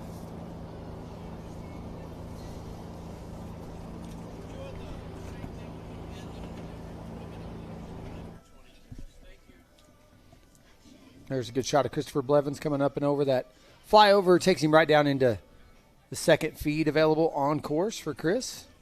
That Specialized Factory team. See if he takes anything or is able to just ride right through. Elite is going to have two. The leader's coming through to have two, right? Leader's getting ready to be able to see 2 laps to go as Blevins making his way through some of the back markers and making his way around. Out of the saddle again. Interesting to see what kind of lap time he does this time around. Again, he slowed down a little bit last time, but...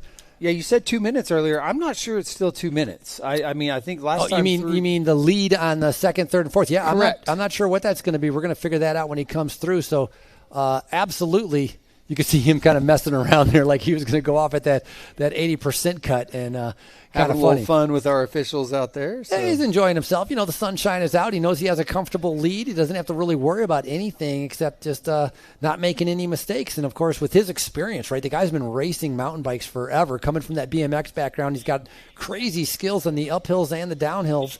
And so he's taking advantage of that here in Fayetteville on day number 1 of our U.S. Pro Cup presented by Walmart. Christopher, you're going to have 2 laps to go. Christopher Blevins coming in with 2 to go, 2 laps to go, 2 laps to go. Getting something to eat and drink, 2 laps to go, looking for that time, and that is going to be an 11:53 for that lap. So slowing down again. Something tells me he's about to speed right back up. 2 to go. He's just taking a gel. So, getting his nutrition ready to what I expect to be a couple fast laps to finish this race. So that's 7 seconds slower than the lap before because he has everything contained. And you talked about, earlier, 3 days of racing in a row. You don't want to redline yourself, as we're going to see second, third, what happened to fourth. So we are missing Braden Johnson. Unless he's right in front of him, we didn't see it. So, no, Braden Johnson is in front of him. Here he comes, second place. He's gone solo. 2 to go, 2 to go, 2 to go. Unbelievable. So Braden Johnson going off. 2 laps to go. It's a 43-second gap. 43-second gap for Braden Johnson. Now we have our third and fourth unofficially as they're coming through. Owen Clark and Carter Woods. 2 to go, 2 to go. Braden is 15 seconds in front of you. 15 seconds in front of you. Yeah, young Braden making a statement here today as he's gone solo for second, and the chase is on. They've carved back a minute on Blevins as he's out there. I don't want to say he's setting up, but he feels comfortable where he's at in this race course. But Braden Johnson now just 43 seconds off the mark. Clark and Woods a minute back. Riders 2 laps to go, 2 laps to go. Well, Blevins, again, just staying within himself. I mean, had a lap of 11:29, and then that last lap, 11:53. So it's a pretty good slowdown. And again, just riding comfortable. And so the other riders, gaining a little bit of time, but nothing that I think going to be very concerned about. But it's going to be a great race because now Carter Woods and Owen Clark, they got to figure out if they can catch Braden Johnson to try to get, second and third. Those points are very valuable. They're not going to let him just ride up the road. So that was a big attack by Braden Johnson. Look at this group all together right there. 2 to go.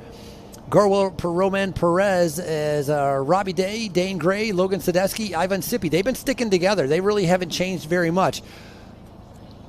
Rafael Leclerc, Devin Feehan, and Lasti Konechny are getting ready to be able to come in. Yeah, and here's 2 to go. Sorry, 2 to go, guys. 2 to go.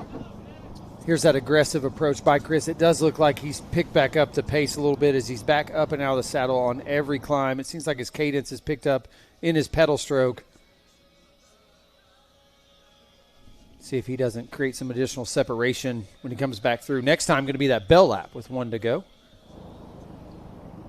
We're going to do a virtual bell lap for our U23 athletes, so you'll hear Frankie chime in quite a bit in the next lap or so as we let our U23 athletes know that they're going to have 1 to go next time through. Look how pretty that looks with the sun setting. It's got a little bit of a glow over the dirt and through the trees. It's like, it's just a gorgeous setting here in Centennial Park.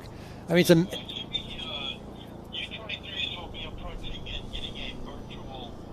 amazing on how, top of this plateau where nothing used to be, they just have this spectacular mountain bike, cyclocross, just cycling mecca. You can come up here and you can just ride around, and it's just a beautiful area. Yeah, shout out to the city of Fayetteville and the stakeholders in the region that saw value in this mountaintop.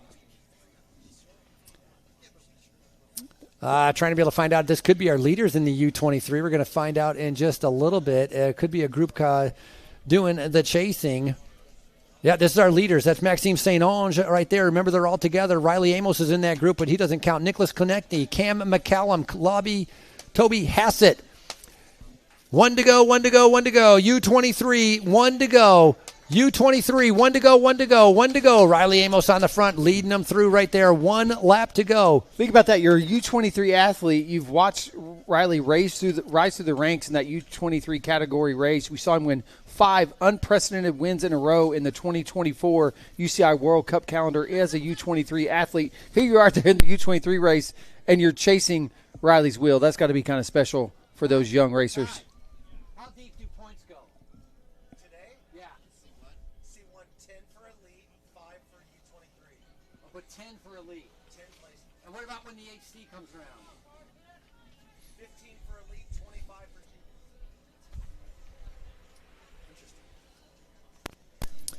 So today, with those UCI points, it only goes 10 places deep. And so that's something to think about. Because I was looking at Riley Amos, like charging through right there. He's sitting in 18th. You're not going to make up, I don't think, 8 spots in a little bit to be able to pick up some UCI points. So he's set up a lot. He's liable to just be testing some things. He wants to put down a hot lap, have some times that he can go put back and evaluate after today. I have to imagine if I was him, that's probably what I'm doing, is just trying to throw down a proper lap and see what I can't do, setting myself up for lap time, understanding what my lap times could be. It's a good one because he did an 11:46, Riley Amos, that last lap. So that's almost 10 seconds faster than what Blevins is out by himself. And 2 laps ago, Blevins did an 11:46. So that's a great point that he might just be kind of like checking his lap time some afterwards. 1 to go, riders. 1 to go. Under 23, 1 to go. So he might just be checking his lap times to be able to compare afterwards to see where the leaders are. Like Braden Johnson. Braden Johnson, Carter Woods, those guys are going to be going hard. Yeah, he's towing around the leaders. He's towing around the U23 category race. And that's not bad for him to hook up with. Those kids are off the front doing, they're throwing down a serious effort here. And so, something tells me he's free ride for them if they can sit on that. Just getting towed right along by Riley Amos. Not a bad place to be in a bike race.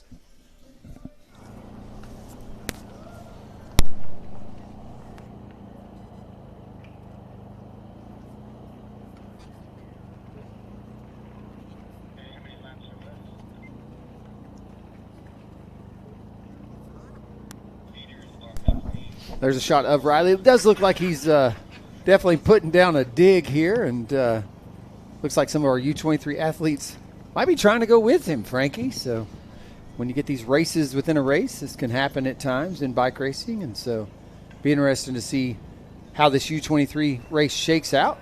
There's your leader in the elite with Blevins on his way Pretty incredible, this race course here. Again, guys tackling the Arvest Mountain, and then Experience Fayetteville, the power climb, the Orange Seal Speed and Style section. 1 to go, riders. 1 to go, 1 to go, 1 to go for our U23 athletes. 1 to go. 1 to go. Adam, 1 to go. Adam, 1 to go. Jeremy, 2 to go. 2 to go for our elite men's race. 1 to go for the U23.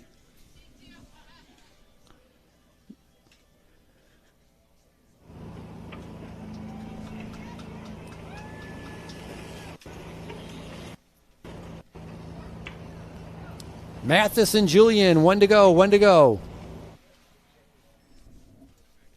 Again, a shot of our current leader in our elite men's race here today. Again, C1 inscription means it's we're awarding points 10 deep in this elite men's race, 5 deep in the U23 category race.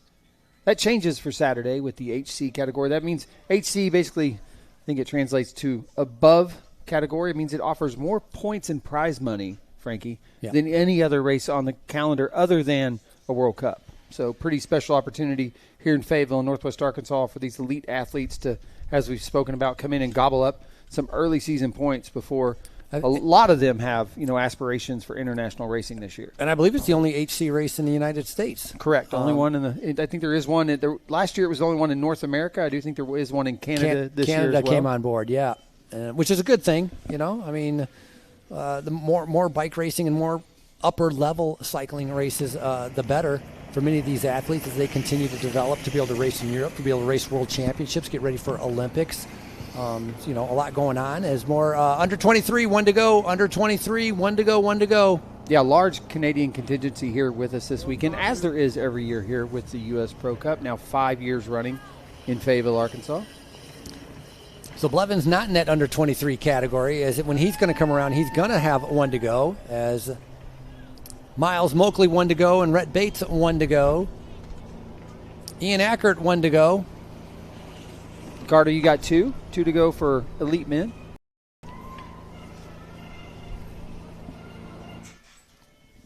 Shot there of the finish line approach. Again, we've seen some exhilarating racing already. 2 sprint finishes out of 3. Not sure this men's elite race is going to come down to a sprint. Going to go out on a limb and say that's probably not going to be the case here today, Frankie. But broken clocks right twice a day, so who knows? Yeah, Fayetteville here sets up a lot of riders. You talked about earlier how Blevins then went to Brazil for the first World Cup, ended up winning it. And if I'm not mistaken, I think Riley Amos was second there. I think they were first and second there. So that Riley took the win in the U23. There you go. And so this race prepares these riders pretty well for moving on to what they're targeting, next and afterwards. And that's by design. I mean, what Ty Katie, race director, is doing with this US XC Open presented by Orange Seal is the opportunity for these athletes early season between California and Arkansas to do exactly that. Quality competition early on the calendar. A lot of UCI points up for grabs, and they can get all that on U.S. soil before tackling that UCI World Cup calendar. So there's a lot of strategy involved in what we are doing to really support and develop U.S. athletes and their dreams of competing internationally at a high level. Let's go, boys. Let's go. Let's go. Let's go, Riley. Let's go, Nico. Again, we're expecting Christopher Blevins to be making his way through the start-finish area here shortly, and you're going to hear the bell. It's going to be the bell lap. It means he's going to have 1 more to go, 1 more time around here at beautiful Centennial Park. Again, some dusty conditions there. You can see that kind of that race line being burned in there. There's a lot of racers have chosen more of a kind of moto-style corner there with a foot out. Here comes Chris as he approaches Fayetteville's own Stonehenge. Pretty easy to see why we call it that. Give us a quick shout out to our title partner this weekend, the U.S. Pro Cup here in Fayetteville, presented by Walmart. Let Walmart do the heavy lifting with Walmart Home Delivery as a proud sponsor of the U.S. Cup and the Ozark Foundation. Walmart and Walmart Plus is dedicated to making life easier for families everywhere. Frankie, I got to tell you, I got friends that don't even go to the grocery store anymore.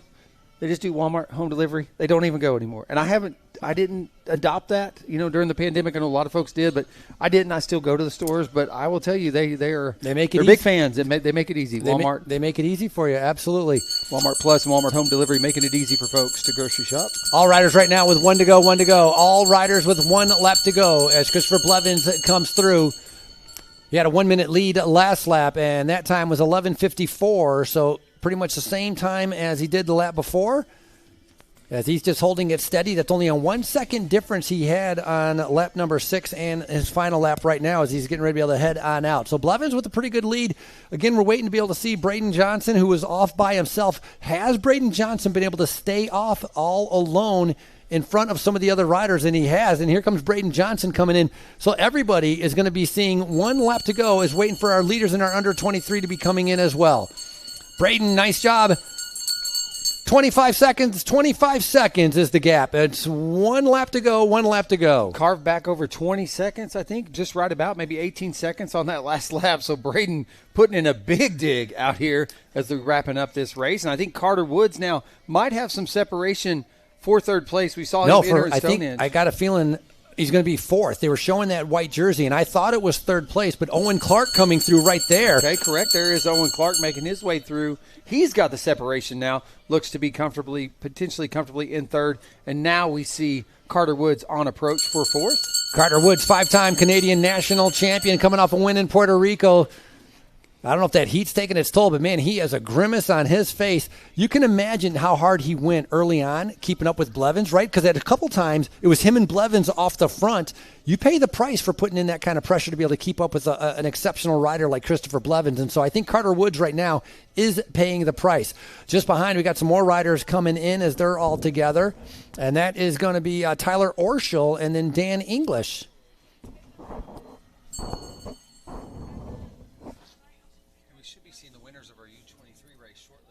In a little. All riders getting bell lap with 1 to go. As that's going to be Orschel and English. Right behind them, we're going to have Jorwell Roman Perez, Dane Gray, and Logan Sadesky.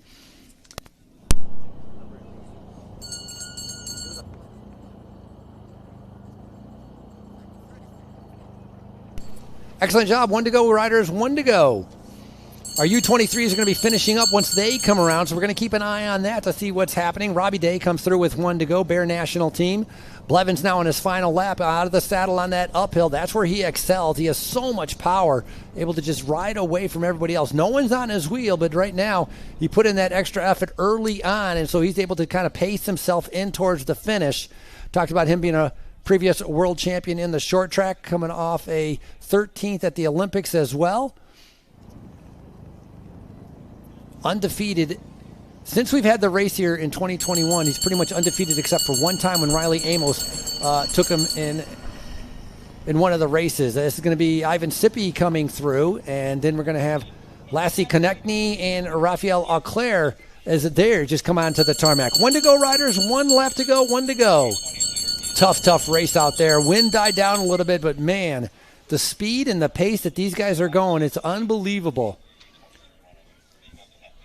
Yeah, Riley Amos taking the win in that HC category race here last year over Christopher Blevins. Under 23, get ready, pay attention. There's coming in. We're going to see, here comes, I believe, Holmgren and DeFore. So Riley Amos is going to be coming in with 1 lap to go, but right behind him on his wheel, Nicholas Konechny picking up the win as Konechny's your under 23 winner. Congratulations, number 1. They were going back and forth, second and third. Konechny ends up picking up the win, so congratulations, right, for Lexware Mountain Bike Team.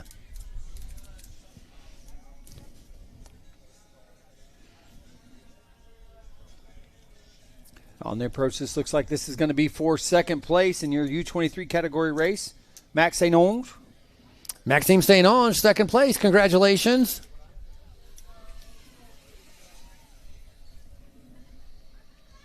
This rider's getting 1 to go right here.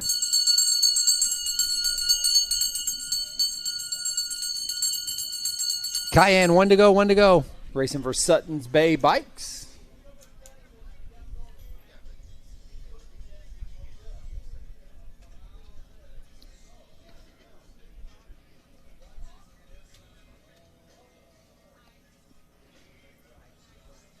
big effort right now on the backside of this course. Yeah, big sprint coming in right there with these guys.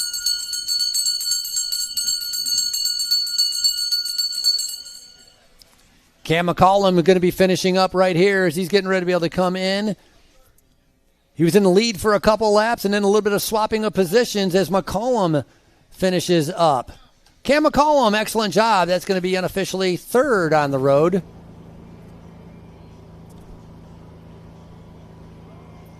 Next up is going to be Soren Wesselake. Yeah, Charge Racing athlete. Going to be happy with that podium finish. Soren, you're all done. Soren, you're all done. Other riders, one to go. Other riders, one to go. More of our elite riders making their way through here. That U23 had a lot of shifting of positions, more so than we've seen in other races. You know, normally there's strong guys in the front and they just stay in the front. But if you had guys go first to fourth to third to second, they were kind of all over the place. So that was pretty fun to be able to see. We've had 4 come in, so podium up for grabs, trying to see if Jacob Roy can get it. And that is actually going to go to O'Neill, I believe. So O'Neill gets himself on the podium. 5th place, 6th place to go to Jacob Roy, and then 7th place to Mika Komuniuk. Again, UCI points, I think, only awarded 5 deep in that U23 competition, so rode himself onto the podium and potentially some UCI points. Coming in just a little bit, it's going to be Rolito Gutierrez, the rider that won in California, riding for Bear National Team. He's going to be coming in to be able to finish. Carson, you got 1 to go as Gutierrez is all done.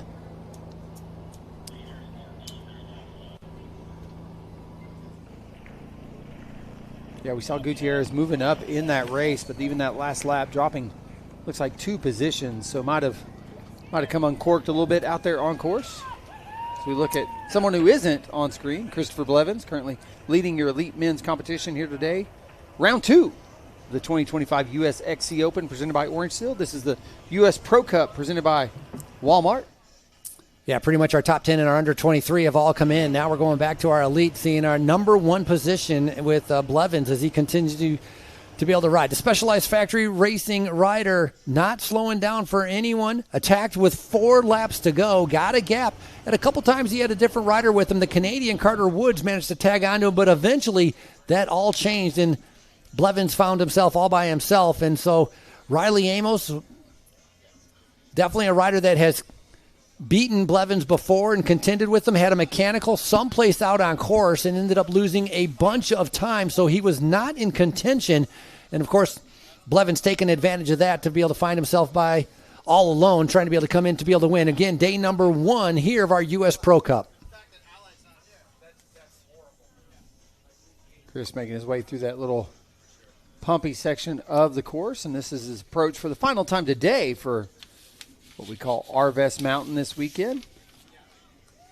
Again, one of several purpose-built features here at Centennial Park.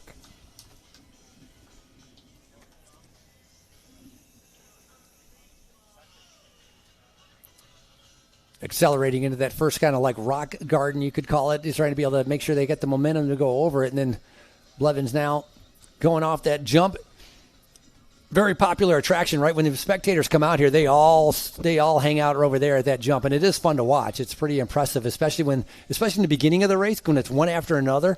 It's like wheel after wheel just flying off that jump coming in. A lot of fun to be able to watch. A couple more under 23s coming in. Congratulations as Griffin Hoppin and Julian Desjardins and Mathis Duval. White and Norris, 1 to go, 1 to go.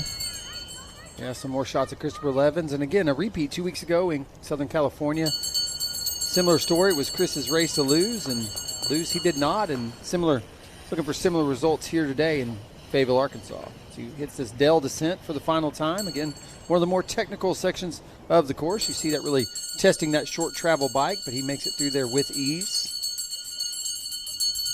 A few more down and ups. He's going to descend off the mountain one more time. This drops down to the bottom. He'll turn and climb right back up, and that'll approach a little cobblestone section used in the cyclocross racing here at Centennial Park, and then up and over that flyover where he'll make that right-hand turn into the wind for the final time today.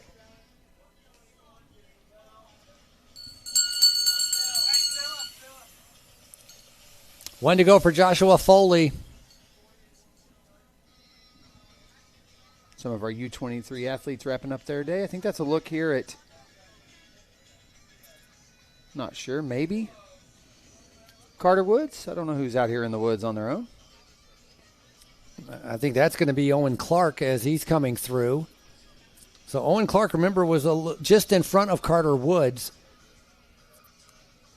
That might be the red jersey of Blevins and possibly making the way up, trying to be able to figure that out. But Owen Clark was in front of Carter Woods, and then in front of both of them was Braden Johnson. So, last lap it was Blevins was going to be first. Braden Johnson was going to be second. Owen Clark third, and then going down to Carter Woods. And then after that, it was actually a group that could be a sprint to be able to see who was going to be able to get onto the podium. But guys doing a sun's still pretty high up, but you got some good shadows going on with the trees, and luckily the drone operator's done a fantastic job just kind of peering down, watching these riders and seeing how they're going. And again, Blevins with Specialized Factory Racing Team making it look so easy as he has a little glance over the shoulder and nobody's around him wearing that number 2. He's going to end up finishing number 1.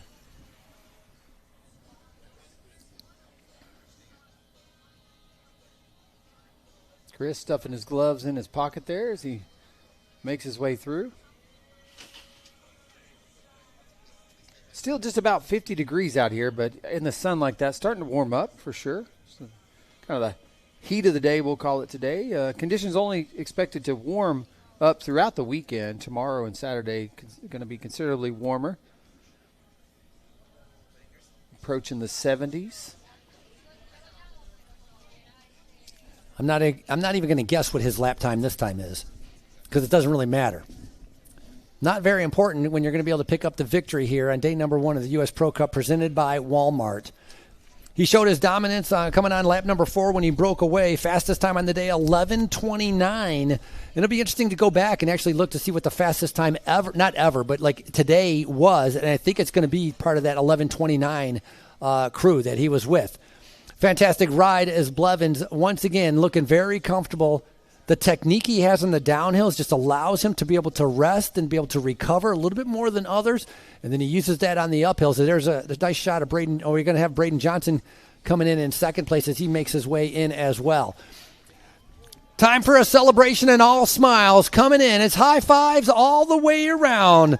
Welcome back, your U.S. Pro Cup day number 1. Your winner for 2025, Christopher Blevins.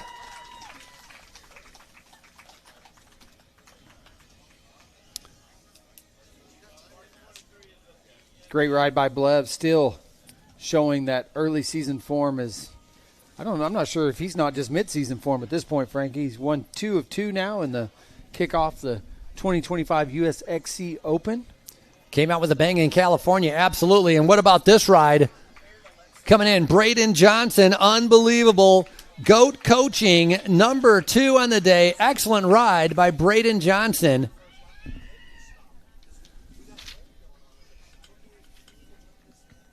Here comes Owen Clark for that on that pivot cycles. Another strong ride. Great shot of the venue there as he wraps up his day. Coming across the line officially in 3rd. Good job.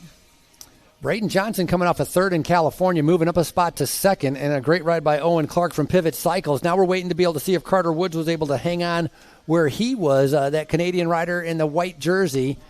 And there he is, Carter Woods. A nice job, Carter. Put in the big digs to be able to stay with the leaders, and now Steven stayed up there in that top 5. So he's going to put himself on the podium. It's a 4th place for the Giant Factory Off-Road Racer. Yeah, and on the approach, I think this is Tyler Orschel. He's found himself in 5th. Looks like he was able to create some separation from Dan English, and he's going to ride across the line in 5th. Unofficial, rounding out your top 5 in your Elite Men's category race here this afternoon. Clarification, Frankie, just so for those tuned in on the series this year, it's actually Saturday's HC race that counts towards the US XC Open as far as the standings in that series. And so this one is just a bonus on the week, and that's this is UCI points. UCI points up for grabs today, and then more UCI points and that series points in the US XC Open available on Saturday. Gorwell Roman Perez picking up some points. That'll be 7th place on the day. Dan English just in front of him in 6th. So that's a fantastic ride, the Pan American Union Racing rider. Hey, Dane Gray, welcome back as well. Dane, unofficially, that's going to put you in 8th place. Yeah, for y'all tuned in on InsiderMTB.com. Thanks for tuning in today on a Thursday. What's been a really beautiful Thursday here in Northwest Arkansas, and it's been a wild week of weather.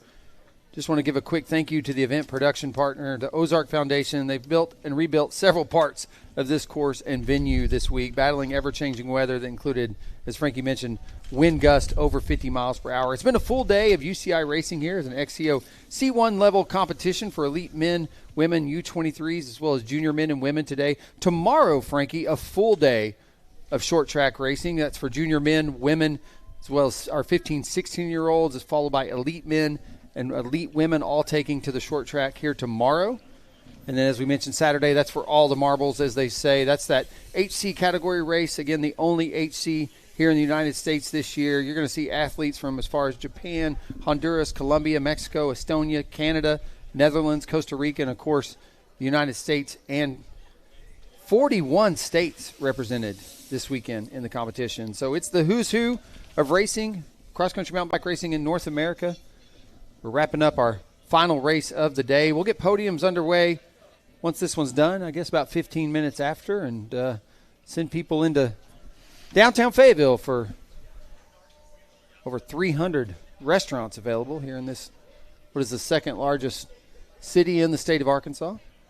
Yeah, I think we could do podium 545. Pro men, top 5, 545 in about 15 minutes. Again, pro men, top 5, podium at 545. Welcoming back some other riders like Gunnar Holmgren just came in. Ivan Sippy, I think he's glad to have this race done. Looking like a tough day for him out there. Jerry Dufour came in a little bit earlier as well. Nice overhead shot of our finishing venue. You got our expo area going on. You got parking. Big, a lot of camping and parking that takes place just a little bit further down. You don't really have a view of that. And that's a great shot of, you can see where the Stonehenge as they come around in the last Talladega turn into the finish. We're sitting in one of those white tents right next to the start-finish line. And a big thing of that white truck right after that finish line. That is from Insider MTB.com, doing a great job with the live web stream. Yeah, and shout out to those that have supported today's live stream. Again, if you like the product you're seeing and like being able to tune in to live professional mountain bike racing here in the States, the opportunity to donate, they said, okay, we'll support it. And so quick shout out to Jesse Reintz, Parsgov1, Robert Umberhant, Jen Harrelson, Jesse Reintz, donated twice, Elizabeth Brovman, Dr. James D. McGee, Federico Valdez, Catherine Morswich, Megan Kroll, Chris Milton, Stephen Benstein, Lloyd, what up, Lloyd? Alan Morrison, Jessica Offer, Keely Kurzowick, Laura G. Hagan, Stuart Curitan, Kurt Mills, and Only Specialized. Speaking of Specialized, that was Christopher Blevins taking the win here today in our Elite Men's category race, racing on that Specialized Factory S-Works bike. Great-looking bike, so glad to have them here in attendance this weekend as well. Well, Frankie, what do you think? It's been a day. I think we tie a bow on what has been a great day of racing here. Day one of the 2025 U.S. Pro Cup presented by our friends at Walmart. Frankie, what do you think? Yeah, great racing. Luckily, the wind died down. That sun came out, and it made it some really fun racing to be able to go. I mean, very challenging, and you can see the fitness that a lot of these riders have, and it's good to be able to see from our juniors to the U23 all the way up to our elite men and women. Web stream is going to continue for a little bit longer. You're welcome to be able to watch all of our riders trickle across the finish line. We're going to call it a day as we get ready for day number 2. Make sure to stick around. And so for that, we're going to be starting in the morning, and that's the short track. And first rider's going off at 9 a.m. tomorrow. And again, every single event, every single day will be on the live web stream starting at 9 a.m. and going all the way till about 5 p.m. My name's Frankie Andre, and right next to me, my co-announcer, Brandon Peck. I'd like to be able to thank Walmart and all of our partners and sponsors being able to bring you the U.S. Pro Cup on day number 1, presented by Walmart. We'll see you in the morning.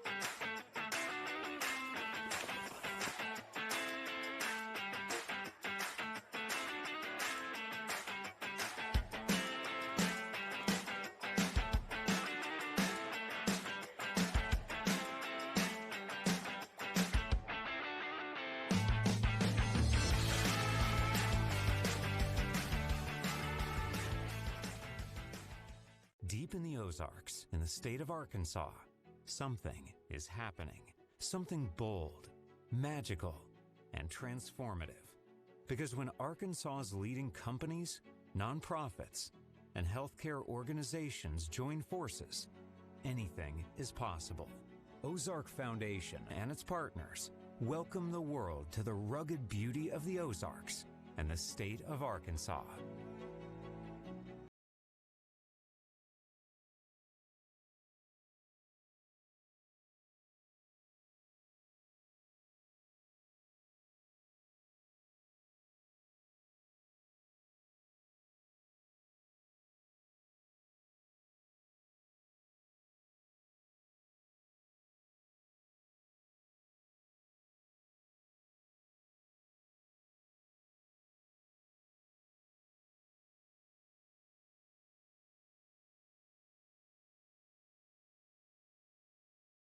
That plans itself, from fresh brews to epic views.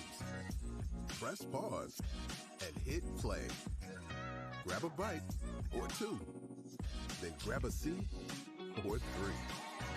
It's just a walk in the park to your next flight. From day to night, discover your new Fayetteville